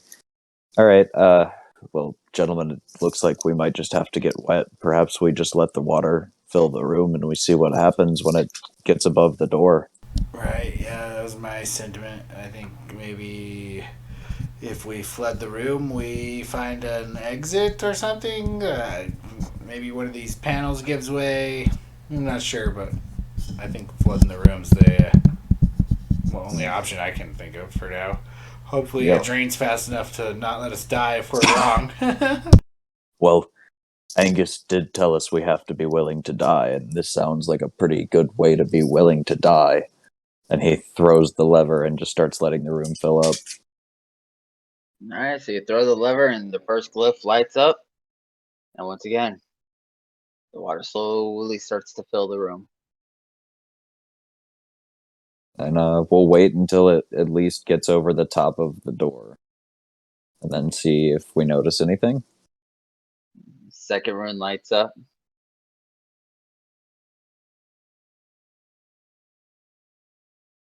Third room, a little bit more water.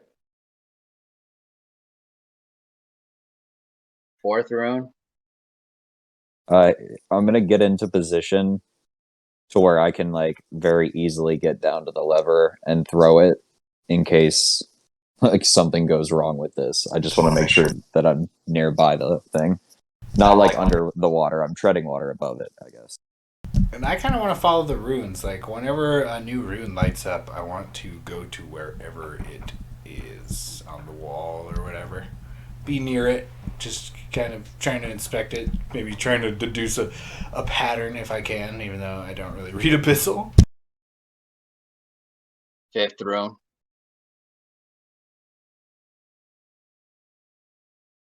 Sixth rune.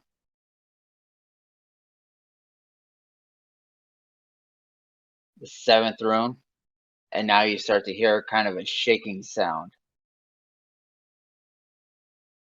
Eighth rune. The water's up to just over the top of your feet. Ninth rune. And as you look over, you see the door starting to shake in the frame.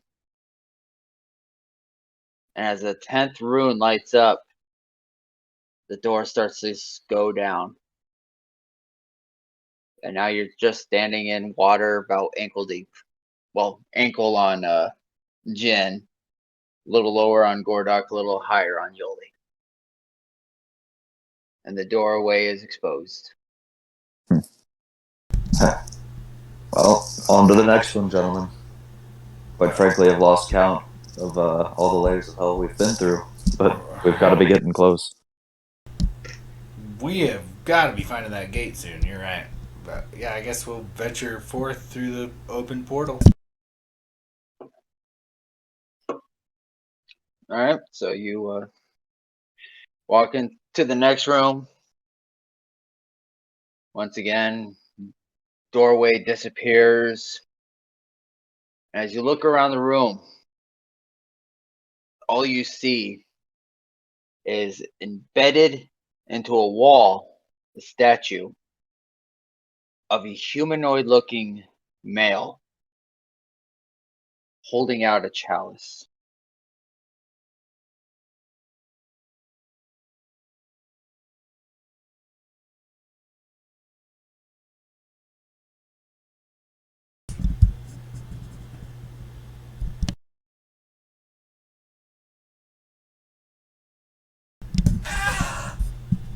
Sorry, is it full of something or is it just an empty chalice? Do you want to walk up and take a look? Yeah. All right, give me a perception check. I'll push past and be like, Your Majesty, if you're gonna look, at least let me stand in front of you. Perfect. I get a And minus he'll to like perception he'll anyway. put his arms up like a meat shield, and just like you can peek out from under one of his arms. Maybe you just do the looking. All I see is a bunch of fur from back this far back. Why don't you take a look? Well, since he's right there with you, either he could do a perception or he could give you advantage. I'll give him advantage. You should do it. I get a -2 perception checks. Fair enough. Right. That's an 8 and 23. There we go.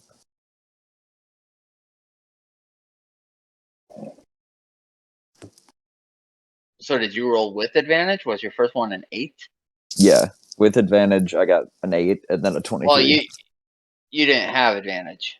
Oh, I'm sorry. I thought he was giving me the help out action. No, you were there. I went You and walked rolled with- already. You could have gave him the help. So the first one is what we'll go with, which is another 8. So, I mean, it's an empty chalice. You just don't notice anything else. Can I walk up and inspect the statue itself up close? See if I notice anything about the humanoid or anything about the chalice. Are there any markings? Give me a perception roll, and this will be for the whole statue. Okay. Can Yoli climb his shoulders to give him advantage to take a look as well? Yes. Oh, okay, good, because I got a natty 1 on that first roll. Second roll. 17.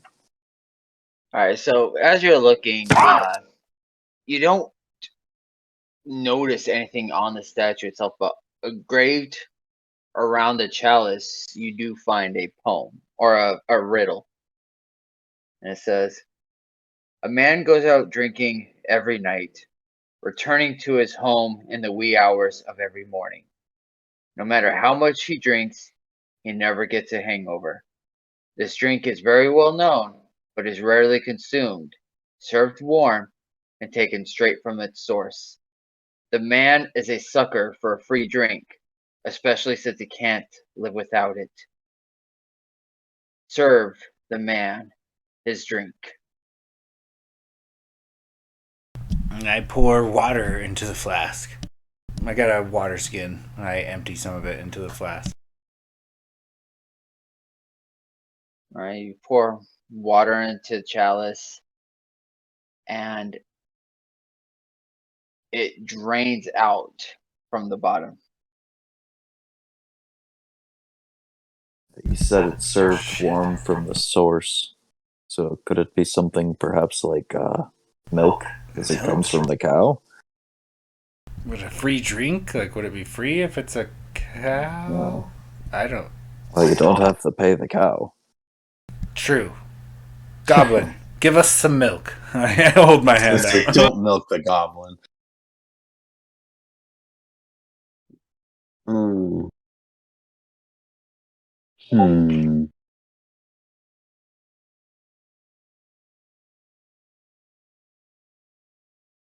Ever could shapeshift into a cow? Yeah, if you want. I mean, You got the wild ability to shape shapeshift? Oh, you're a druid. Oh, yes. I'm pretty sure you've seen a cow. Yeah, definitely seen a cow. Yeah, fuck it, why not? So Yoli's going to, I guess, shapeshift into a cow. Okay, so Yoli shapeshifts into a cow, but cows cannot milk themselves. Your Majesty, I wouldn't have you sully your hands. And he'll walk over with his big furry Sasquatch claws. Yoli runs.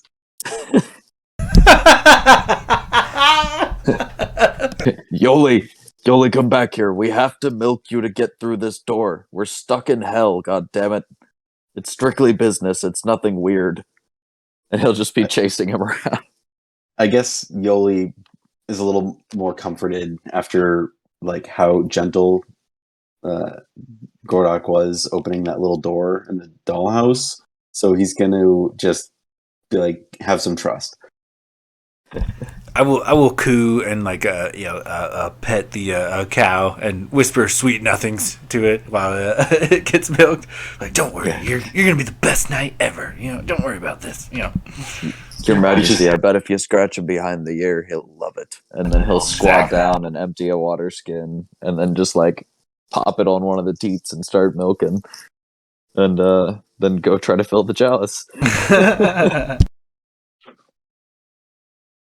God, I hope goblin milk just sounds awful. Okay, are goblins mammals? I don't fucking know. This sounds horrible. I mean, what's the point of having a druid if you don't milk him? It's kind of like milk. It's kind of like milk, but it's like it kind of has like a tang of bone broth. Very umami and like a slightly green tint. I take one look at it, I'm like, man, this thing keeps getting fucked up. Alright, just to get past that disturbing image. You do all that. You pour the bone broth tinted cow's milk into the chalice, and it drains out through the bottom. Fuck. I've let you guys emotionally scar me with this visual, and it didn't even work. I'm gonna be honest. I really didn't think that was gonna work, but it felt like a good story.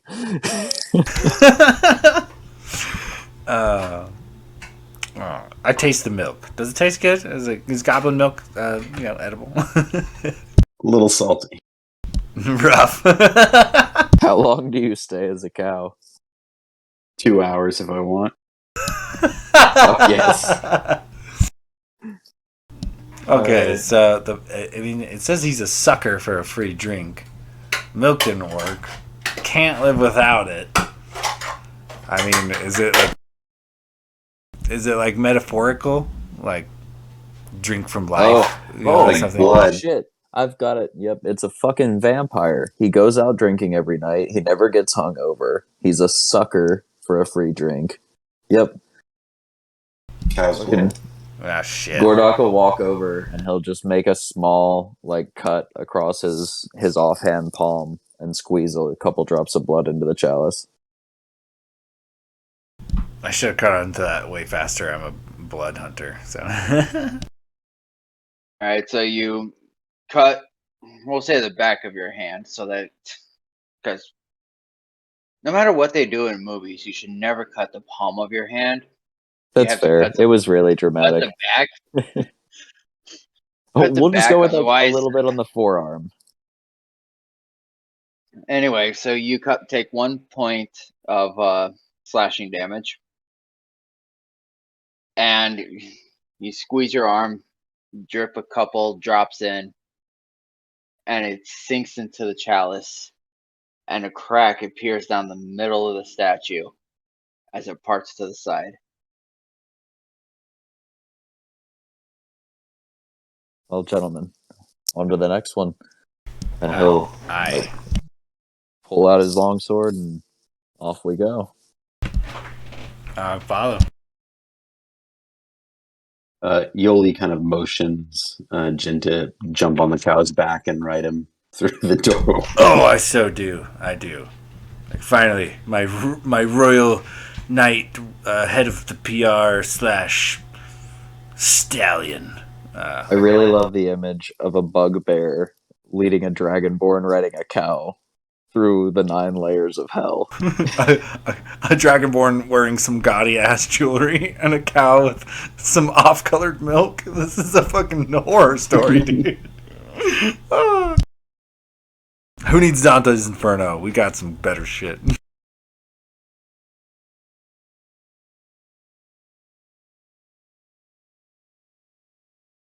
All right, what do we see in the next room? Actually, how many layers have we been through so far? We've got to be pretty deep into this shit. You've made it to the final layer. That lady held us up. We spent a long time on the lady who we should probably just killed from the get-go. But I was entertaining sacrificing a goblin to get by.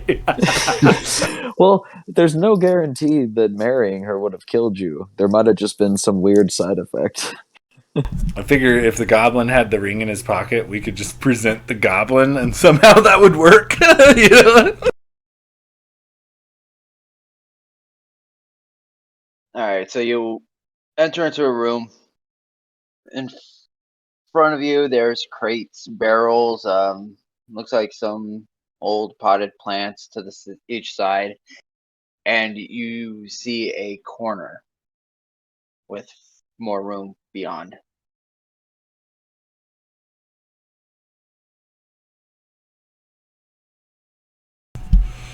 I say, yeah, I'm just kind of following the meat shield at this point. I'm more effective at ranged interactions anyway. So.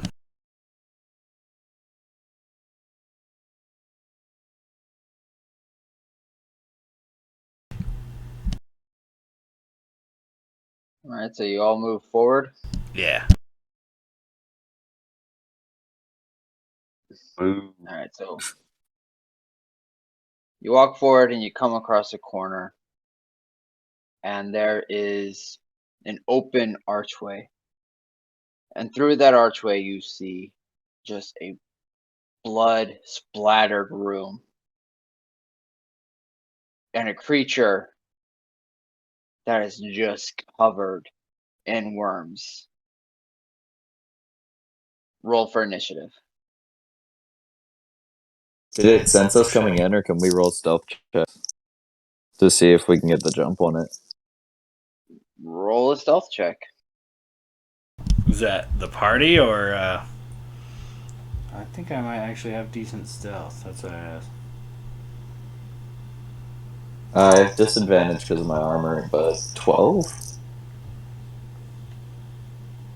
Also, if the hallway is technically darkness, I do have a feat that does something, so let me know if we're like in the dark as we're coming up in this room. You're in a dimly lit. Okay, so not full darkness. No worries.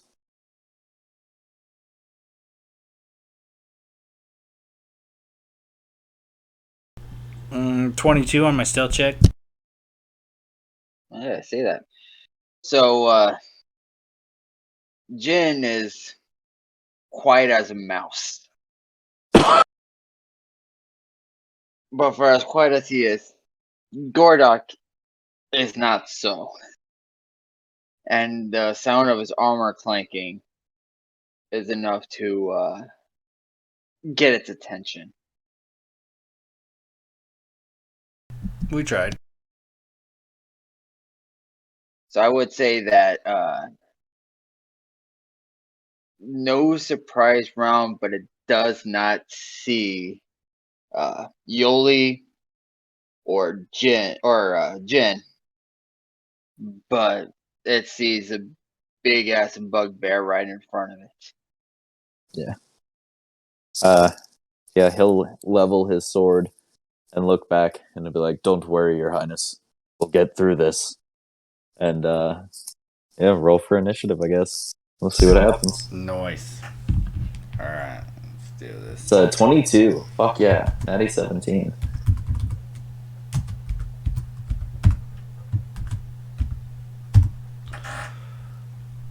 17 for me too. Weird. No, it just came out to 17 anyway.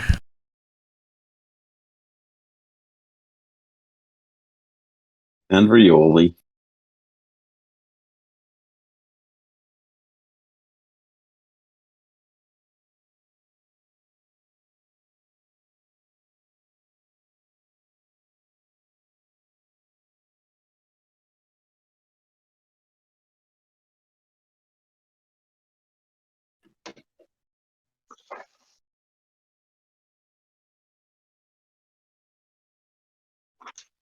Um,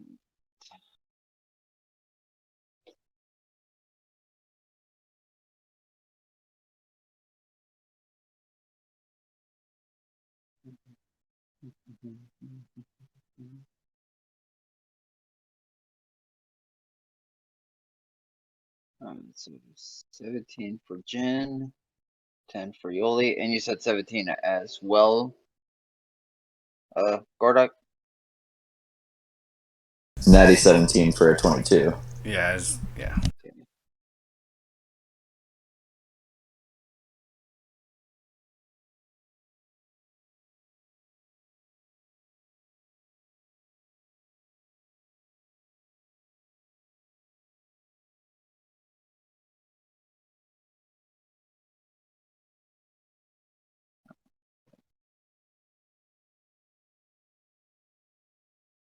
Alright, top of the round, Gordak.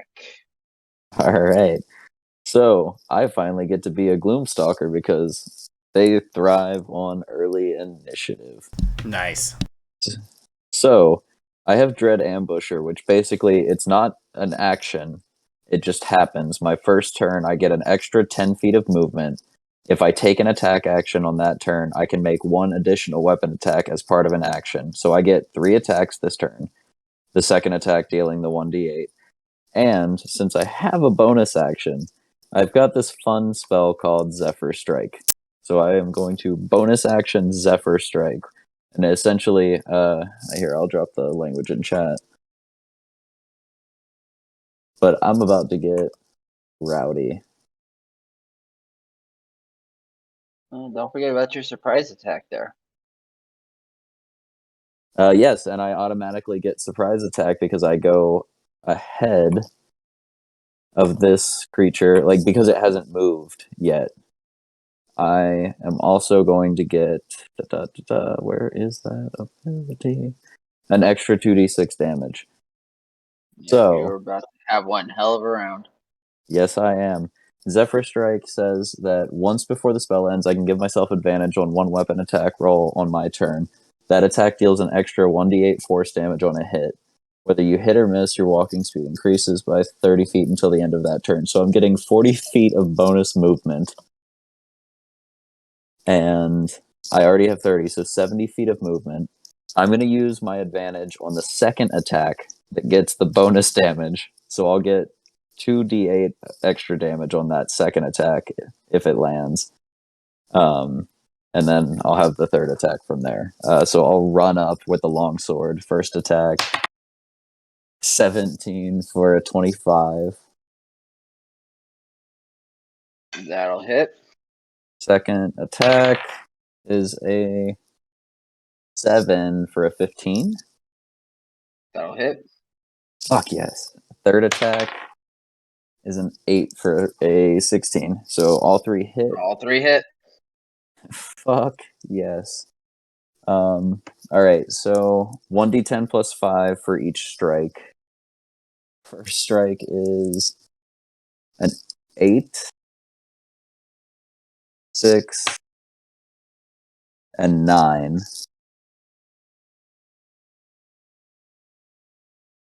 So 23 damage, plus the bonus 2d8 in that second strike, which is 6 and 6. So 12 bonus damage there. And then a bonus 2d6 for my ability, which is a bonus of 7. So 30, 42 points of damage. Damn. Eight of That was a which- good. That was a good Eight turn of for you. which is force damage, if it matters, from Zephyr Strike. And then, because I have... How far am I from the creature? You ran up on him. It took about, what did I say? About 25 feet of movement. Perfect. I'm just going to use the remainder of my movement to get back in front of His Majesty and like block him. So I like run up, slash, slash, slash. That second slash, you see like a giant, like almost like a gust of wind, like a force hit. And then he just like glides back into place to defend his companions. And then you just see like a grin come across, like the tusks sticking out. And that's his turn. All right. Fuck, that Yeah, felt cool. you came up and taken good couple of swings. You just beat the hell out of him, and you think he looks bloody, but it's a humanoid mass with worms crawling all over it, so you're not quite sure. And that'll bring us to Jin. Okay. I'm going to loose a couple crossbow bolts first off, I think. Just for my standard attack. So I'm going to get a couple attack rolls in.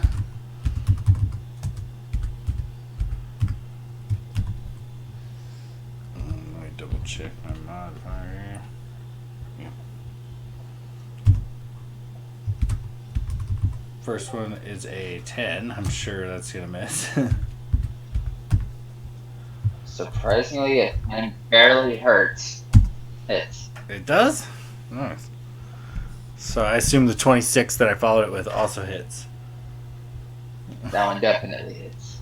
Okay, so grand total we're looking at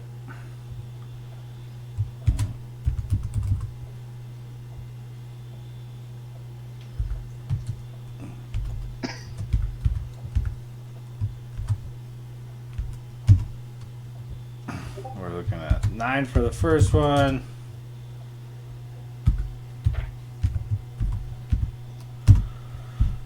Five for the second one, so 14 total piercing damage. Magical piercing damage if it matters. Then, as a bonus action, I'm going to do this Bloodstalker ability called Blood Curse of Binding. As a bonus action, you attempt to bind a large or smaller creature that you can see within 30 feet of you. It must succeed a strength saving throw DC 14, or the cursed creature's speed is reduced to 0, and it cannot take reactions until the end of my next turn. So, That'll be a 15. just beat it. So I tried. So, oh well, got a couple shots off anyway, and that'll be it for my turn.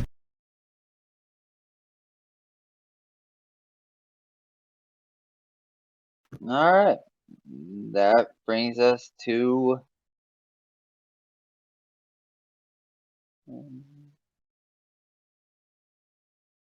now Blood Curse of Binding. Do you have to impose damage on yourself to do that? I just don't know. Not that particular ability, but if I want to increase the damage my crossbow does, I have to take a d6 of damage, but then I can add an extra d6 to my crossbow damage for until my next short rest or something like that. All right.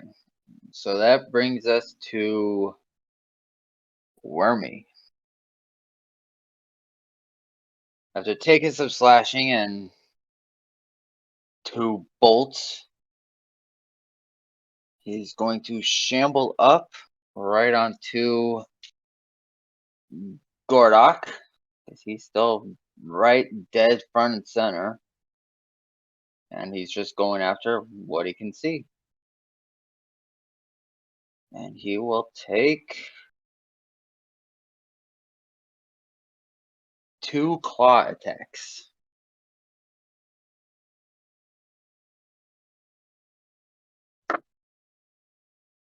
with a 17 to hit and a natty 20. Was that Gordak? Or Gordok, sorry.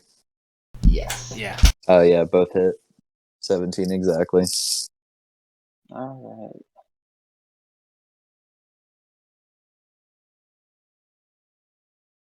Let's see. So the first one is 5 plus 3, 8 slashing damage with 8 points of necrotic damage on top of it. So 15 total damage. Oh, this is about to hurt. Let's see. Now for the natty. 4, 8. That's 11 slashing damage with 12 points necrotic. Fuck's So sake. 20 total damage. And then because you are right on him, he is going to launch one of the worms from his body. And I need you to make me a dexterity saving throw.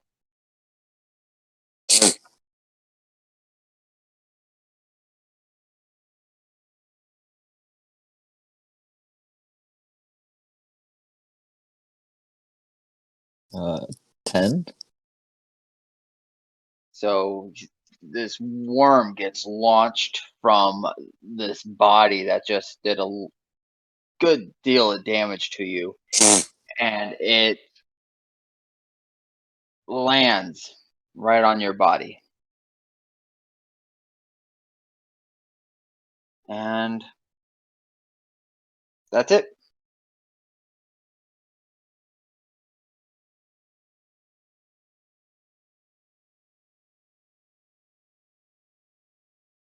And that will bring us to Yoli. Gordok looks like he is barely standing, by the way. Like, he went up and did a fuckload of damage, but then he immediately took a fuckload of damage. Hmm. I'm sending an updated photo.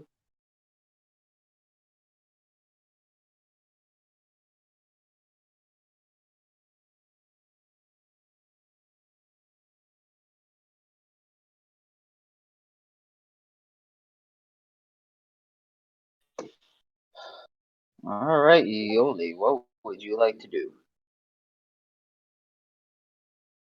So, upon seeing Gordog take so much damage, I think he's gonna cast a third level Cure Wounds on him. Oh, All right. you're my hero. Actually, I have to I have to touch him. So, I mean, am I within? You're close. Let me see, what is it? You're about 5 feet away, so you can move up to him. Okay, so I will I guess move up behind him and just kind of like touch his lower back Give him and that caress. give him the sweet caress, and I will Cure Wounds him.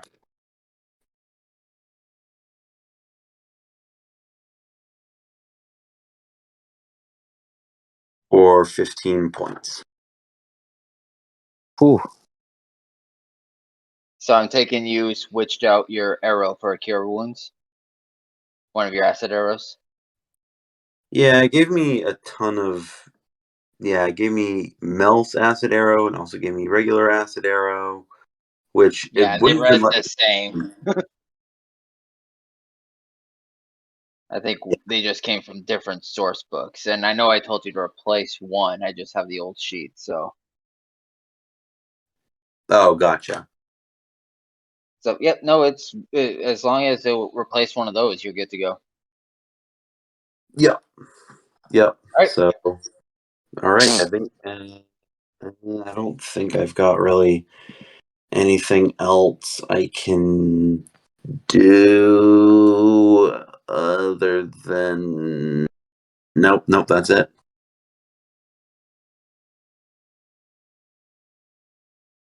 All right, so you run up and you caress Gordok for some of that sweet, sweet healing. And are you going to stay right there behind him, or do you want to kind of move back? Gosh, is there? Can I, being a like small creature, kind of like take cover behind Gordok?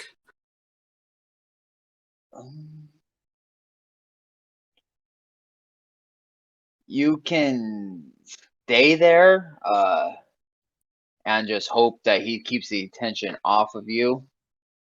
But to like hide would be an action since you're not a rogue or a monk.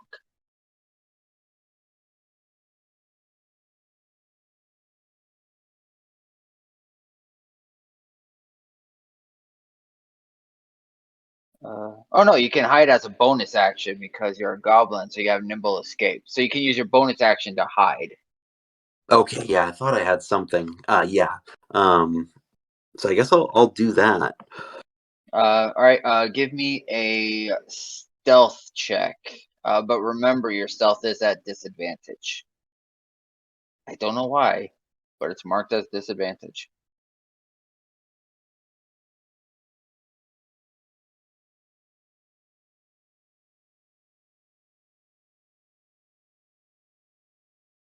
Oof. An awesome 4.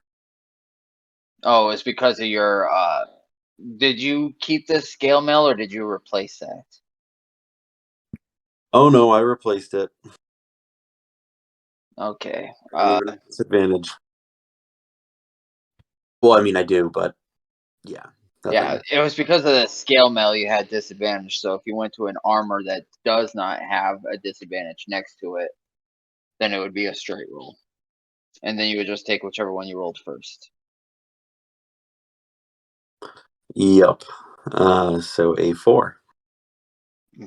That works. Okay.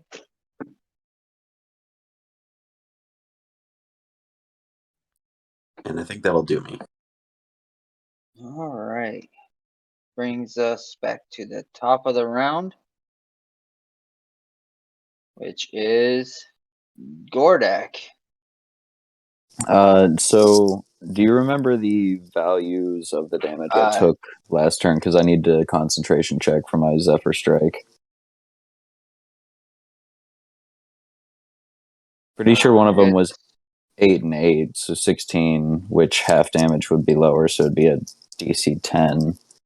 The other one was 20 total, so 14 and DC 10 again.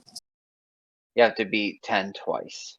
All right, well, first one was 14, and second one is 14 again. 2 12s. Okay. All right, cool. All right, Zephyr so Strike is still up. At the start of your turn, you still have that worm crawling on you. And now it takes a bite. Worms can bite? What the fuck? Dealing 1 piercing damage. Okay. And now you can do what you wish. I'm assuming it would be an action to rip this worm off me, right? Yes, it is. Fair enough. Well, I'm not going to do that quite yet. I, with my longsword, two-handed, am going to take 2 attacks at this thing, but I'm going to bonus action ensnaring strike before I do it, just to see if I can make something happen here. I'm dropping language in the chat.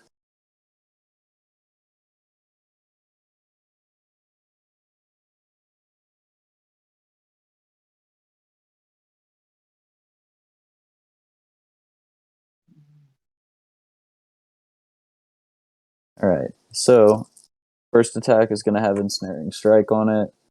That is a +8 with the longsword. 18. That hits. All right, and And what's second the strike DC? is a 10 again for a fucking 18. So 2 18s. All right. And DC, I am pulling it up right now. DC 13 strength check. 14. All right, fair enough. So basically, yeah, he like, I imagine he runs his hand along the blade, and you see it kind of glow, like this dull glow. And when he hits you, you see all these vines like break out and try to like wrap around the thing, and it just breaks open. But he still does damage. As it tries to grasp onto him, the slithering worms just makes it to where it can't really grab him because it doesn't have a consistent shape to hold on to. Fair enough. But 1d10, 10, so 15 on the first damage, and 9 for 14 on the second damage. Fuck yes. And then because I have Zephyr's Strike still up, I do not provoke attacks of opportunity, so I'm going to use this chance to get back. He's just going to kind of like look back at them and be like, I'm sorry, I can't hold it any longer. And then he, like, let's say he gets back about 25 feet. All right.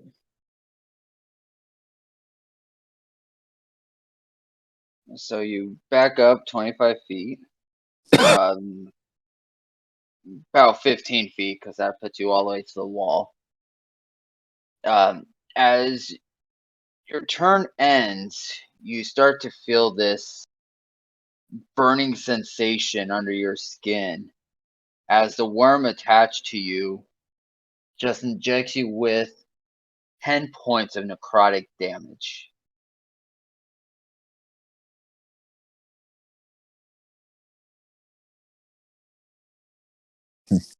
Ouch. And you said that ends your turn? Yep. That brings us to Jin. Okay, that's gnarly. So, I am going to do and use an ability, a bonus action called Crimson Right. As a bonus action, let me read this out. As a bonus action, imbue a weapon to strike for 1d6 extra damage of your chosen type. On activating the right, you take 1d6 damage. Right damage is magical and lasts while you hold the weapon or until you complete a short or long rest. So, I will take my 1d6 damage real quick.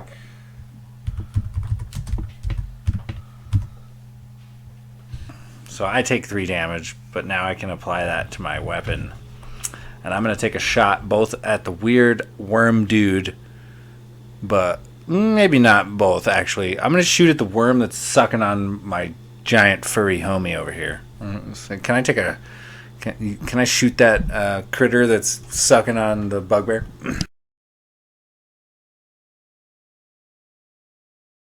Yes. Definitely going to consider it.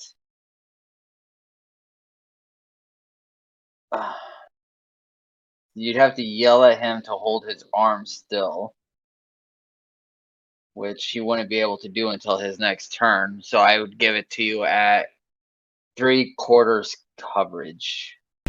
Okay, I'll shout to him. Do you trust me, there, royal advisor? Well, I feel like you could run over and pull it off, but if you must shoot, shoot. I never considered running over and pulling it off, to be honest. I think I'll try that.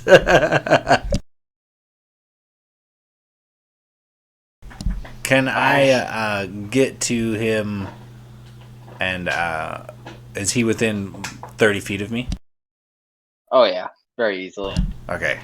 What do I need to get this critter off of him? A strength check or like a sleight of hand? Something?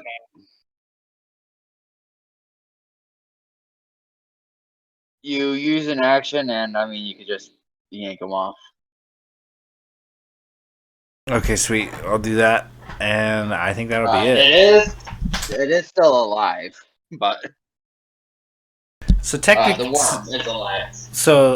I get 2 attacks if I use a standard action. Can we say I use a shove attack to remove the worm so that I could take a shot at it with my crossbow?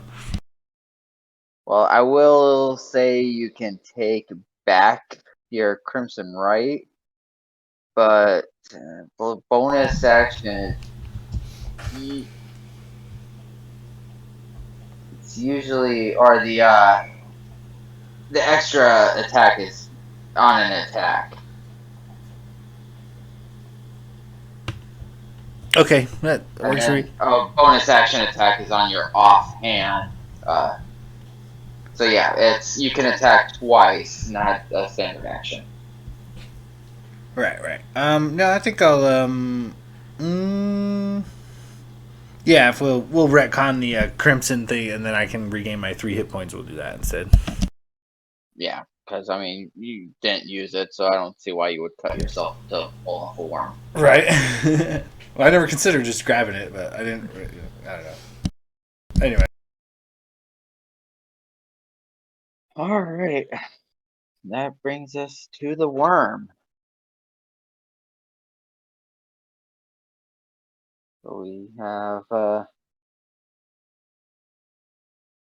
the ranger and the dragonborn backed up against a wall, leaving their little goblin friend standing right in front of the creature. Unfortunately, he did a very bad job hiding. Sweet Jesus. So he's going to move up, and he is going to take 2 claw attacks on Yoli. Was Yoli standing behind me? Yes, he is I trying to love use this. Like, cover. yeah, he tries to hide behind me, and I literally just step over him and fucking dip out. Sorry, pal. All right, so that's a 16 and a 17 to hit. Both hit. All right. So for the first one, that'll be 8 points slashing damage with an additional 8 points necrotic damage. Then for the second attack, it's 6 points slashing damage with an additional 9 points necrotic damage. And then I need you to make a dexterity saving throw.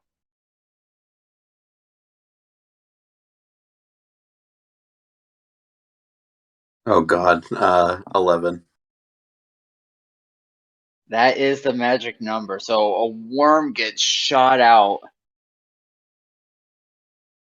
from the guy as he takes his hits on you, and the worm hits you and just slides off your body.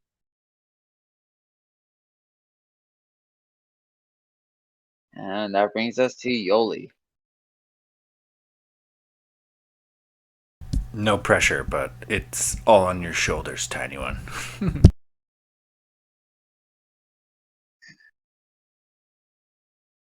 Hmm. Can I like take kind of like a perception to just look to see how this guy's looking? Give me a medicine check.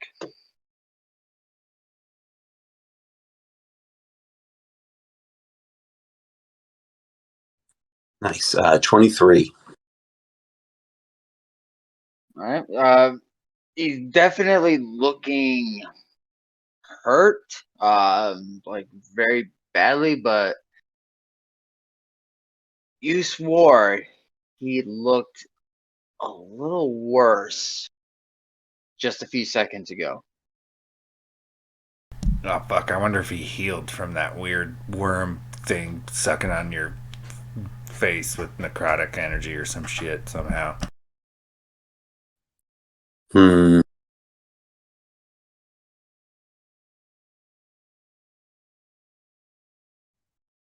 I guess can I? Because if I move away, that'll be a kind of like an opportunity attack on him, right? Or Yes. him on me, unless I Uh, bonus you action. yeah, you can bonus action disengage. Okay, so I think I'm gonna do that. I'm gonna bonus action disengage. I guess make my way to the party.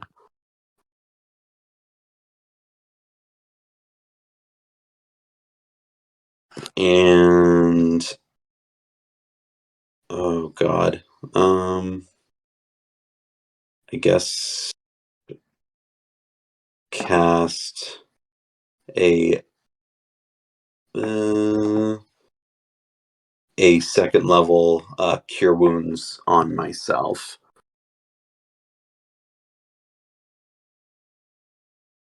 All right. Roll for health. Which would be 11.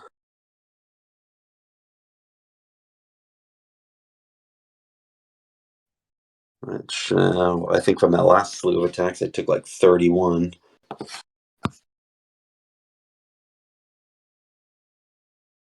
All right, that'll bring us to the top of the initiative with Gordak. All right. Well, I don't have any heals, so Gordak is hurting pretty bad, but I imagine he takes his longsword, kind of like sticks it in the floor in front of him, and pulls out his longbow and fires 2 shots at this thing.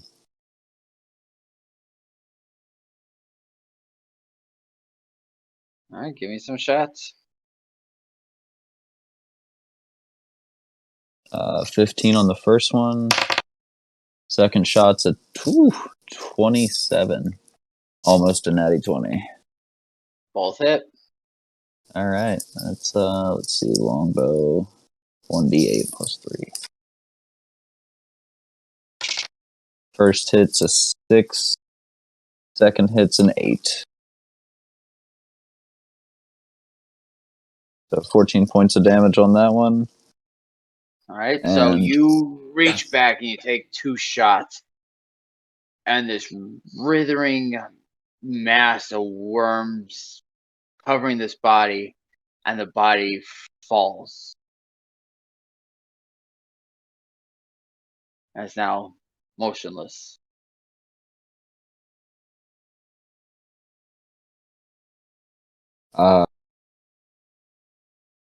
all right, he takes 2 shots, the thing falls, and he kind of looks up and he's like, that thing damn near killed me. But if I don't trust it, I think we should burn it. Agreed. Does anybody have access to fire? I've got some torches. Maybe if we've got some oil or if anybody's got any fire spells. I can do some control flames, which can expand a flame. That sounds promising. So I'm fireless, unfortunately. Gordak will pull out a torch and spark it, and then not getting too close because he's still like hurting pretty bad. He'll like even use his longsword to kind of crutch his way over. He'll toss a torch into the center of the body, and hopefully you can control flame and just fucking barbecue this thing.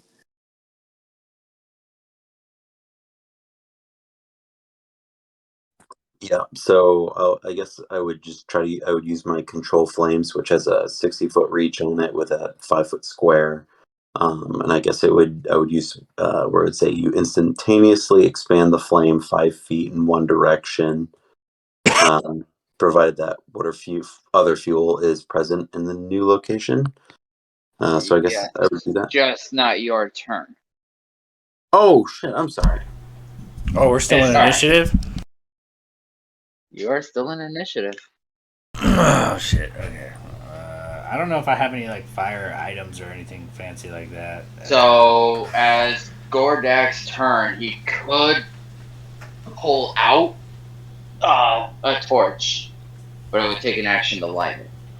Yeah, I'll hold the torch out for somebody as my bonus action.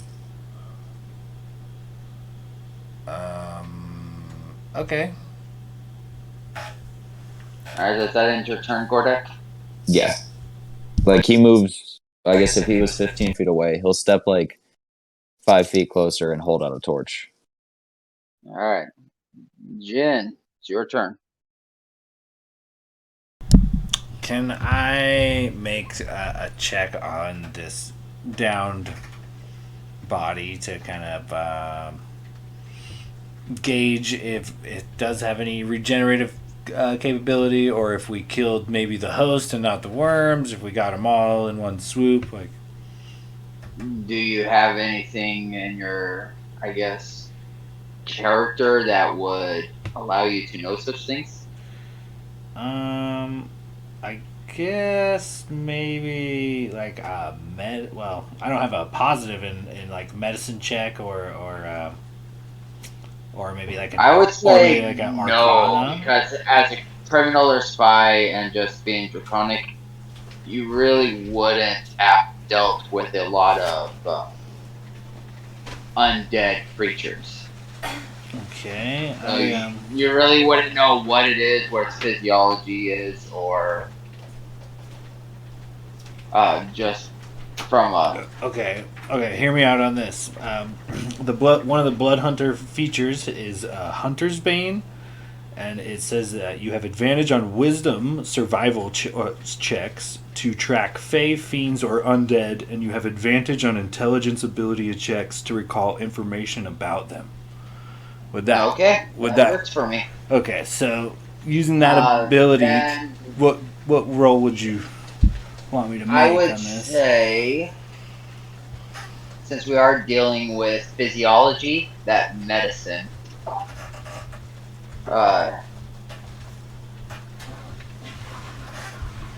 And I'm going to give it a DC 15, and then you always roll in chat anyway, so.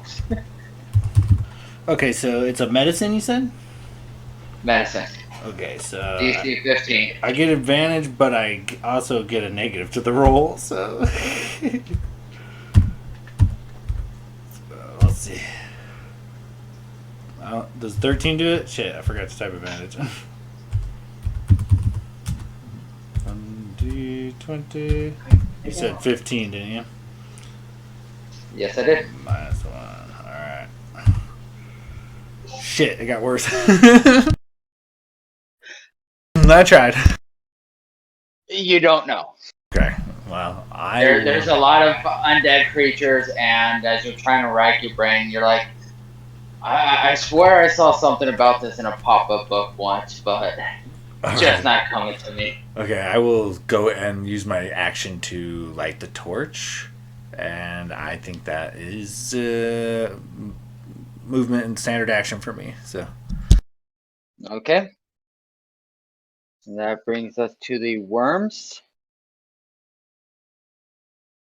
And you watch as it stands up. And seeing the closest creature to it being Gordok, because he moved forward, he is going to move forward and take a couple swings. Probably fucked here, boys.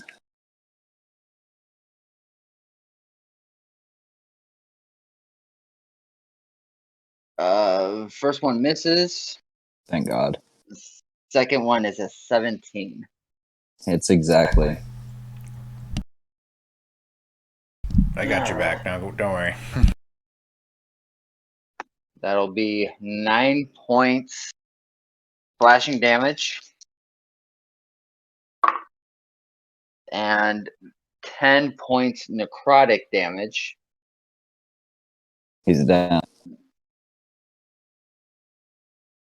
And I need you to make a. You just went unconscious, or? Yeah. All right. So as you fall, roll me a D100. Anything below 50, the torch goes out as you collapse. Anything above 50, so 51 plus, the torch stays lit.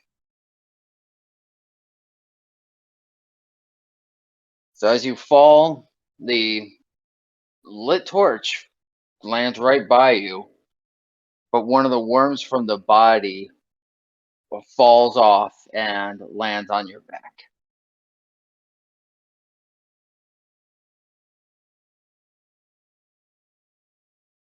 And that brings us to Yoli. You just watched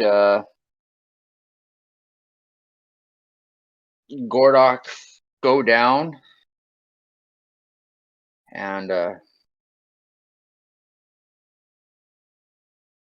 lit torch still hanging right by him. Hmm.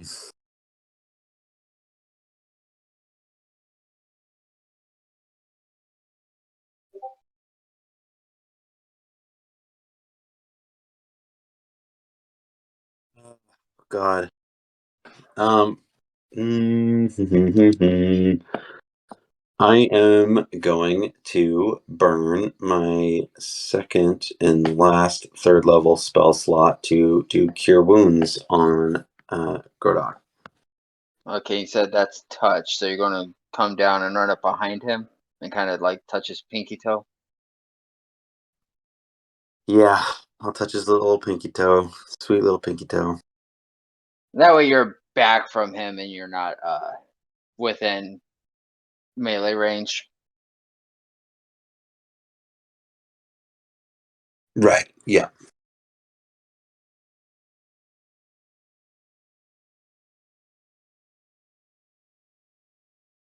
For 22 points of healing. All right, so Gordok, you come back to consciousness as you feel this little hand, like a baby's hand, kind of squeezing on your pinky toe.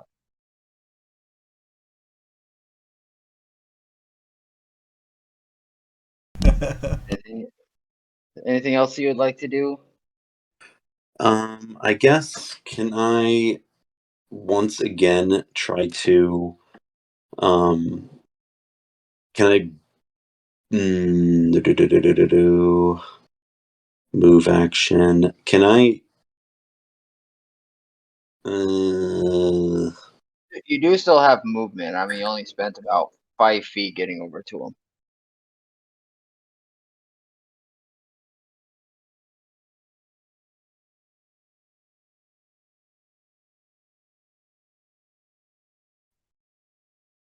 I guess, can I bonus action hide behind him again?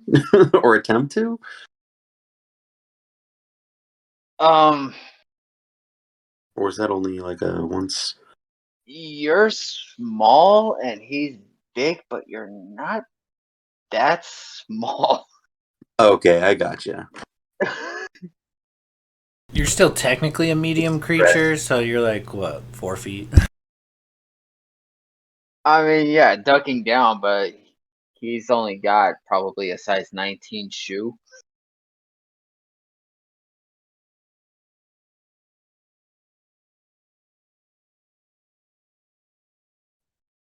Yeah, I guess. Oh, yeah, probably just. You know what? No, I'll stay right where I am. Actually, All right. and that'll end my turn. That brings us to the top of the round, and it's Gordok. You are prone but healed. You have the worm guy in front of you. You currently have a worm crawling on your back. Oh shit! That's what started this problem in the first place. And you have the torch right by you.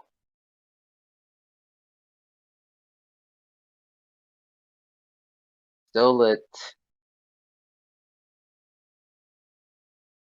And your Zephyr is gone because you did lose consciousness. Yeah. Is there like an insight check I could roll to know whether or not this thing is like almost in like a rage? Like, would fire put it down, or would it need to be burned and then killed, kind of thing?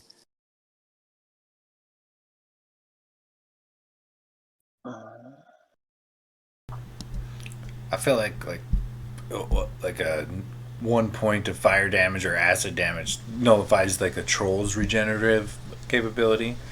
So maybe there's something particular here. Yeah. I think you're onto something there. I think I should Hail Mary it and try to put this thing back down, and then that would give you guys the rest of the turn to try to burn it. Yeah. Yeah. All right. Well, in that case, he's going to bonus action Zephyr Strike again. And he's going to, like, as he Zephyr Strikes, I imagine, like, he picks up his longsword again, and he's, somewhat renewed, but still hurt. And he looks over at His Majesty, and he just says, "I'll die in your name, sir, but don't let it be in vain." And he, like, Zephyr Strikes. You see, like, this gust of wind come off of him, and he just fucking books it, like, kicking up dust with his longsword. And he's going to try to pull that same thing and basically do 2 attacks. And these, let's see. I lightly protest. Yeah, or you could live for me. That 2 words. But basically, let's see. He gets 38 extra movement speed. He's going to run up to the thing. He gets 2 attacks. First attack with advantage, and then the bonus damage. First attack, 11, but with advantage is a 24 to hit. Hits. That's going to be damage. D10 plus 5, which is 6, 11 plus an extra D8 of force damage from that, which is 7. All right, you knock him right back down.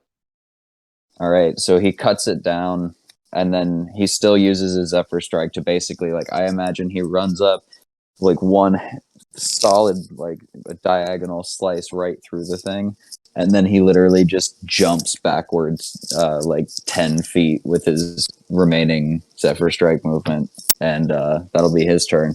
And he'll just yell out, "Get the torch now while it's down!" All right, that brings us to Jin. Okay, so I get the sense that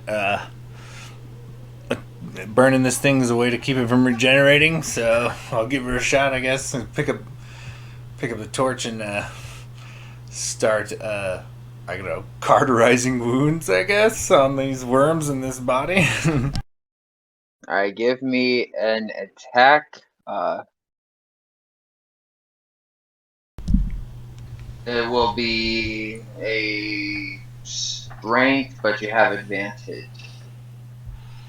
Strength, but I have advantage. All right.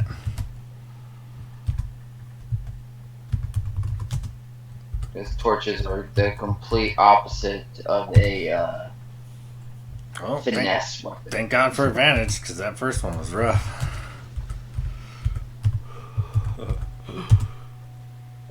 14?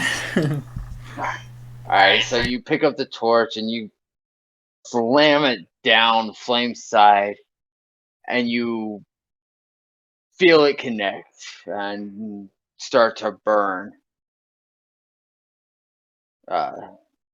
It does 1d4 damage, but it doesn't matter.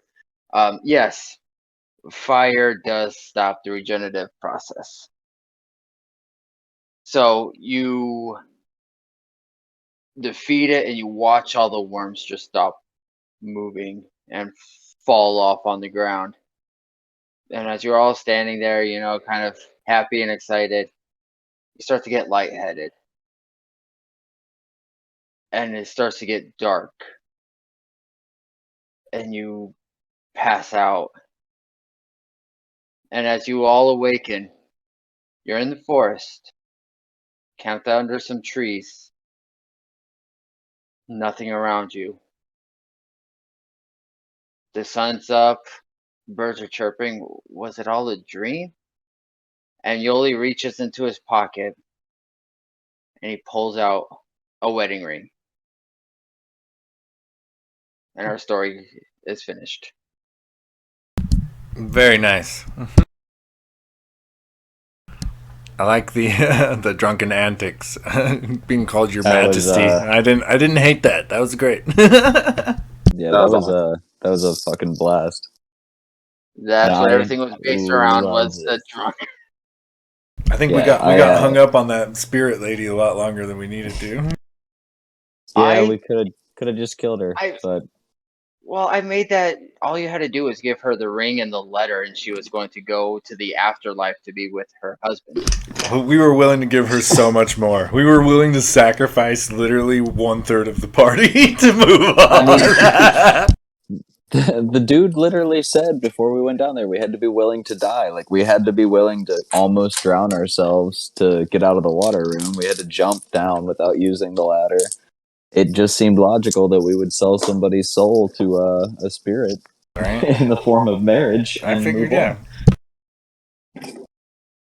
Yeah, we definitely overthought that one, but it led to some antics. So And then you at the freaking dollhouse room. God damn, I had plans for like killer dolls and shit, and you just, oh, I see a dollhouse. I open the door. Hey, look at that. Yeah, fucking Dakota called that right off the bat. That was a good one. I've watched too many things like Black Mirror and fantasy shit like that, where there are like Lock and Key, where the mansion that controls the real world based on whatever happens in the mansion. So like that one just clicked for me perfectly.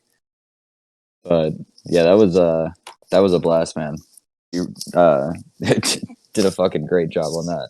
Definitely one of my favorite sessions, and this Gloomstalker class is fucking ridiculous. Yeah, I wish I would have thought about it, because I technically had 10-foot reach, and I feel like I could have even like polished that up a little bit more. But that thing does so much damage, and it's like high mobility. It's awesome. I feel like the Bugbear Goblin combo went really good together too for RP. You had the little fella, and then the giant. Like I said, it was like some Princess Bride shit. We made quite the Three Musketeers. Yeah, it was like what a group. I think this might have been one of my favorite, if not my favorite, one shot so far. This was a Well, blast. I'm glad you enjoyed it. I mean, like I said, I found the rules for drinking, and it's like, okay, why would they be getting drunk? What would happen when they got drunk? And it was like, do they lose their money? And then I have to come up with all this. No, let's, and kind of put the story around you guys getting drunk. I just thought it was a nice way to. I was really hoping one of you was going to take a woman upstairs so you could wake up to a zombie. Yeah, I figured I was gonna get some tequila in, and it was kind of it was definitely a funny. I figured something dramatic was gonna happen. Like, I was leaning more. You threw me for a twist with the Sixth Sense, everybody was dead thing for sure. I was expecting to get robbed or something. Like, you wake up in a field with none of your shit.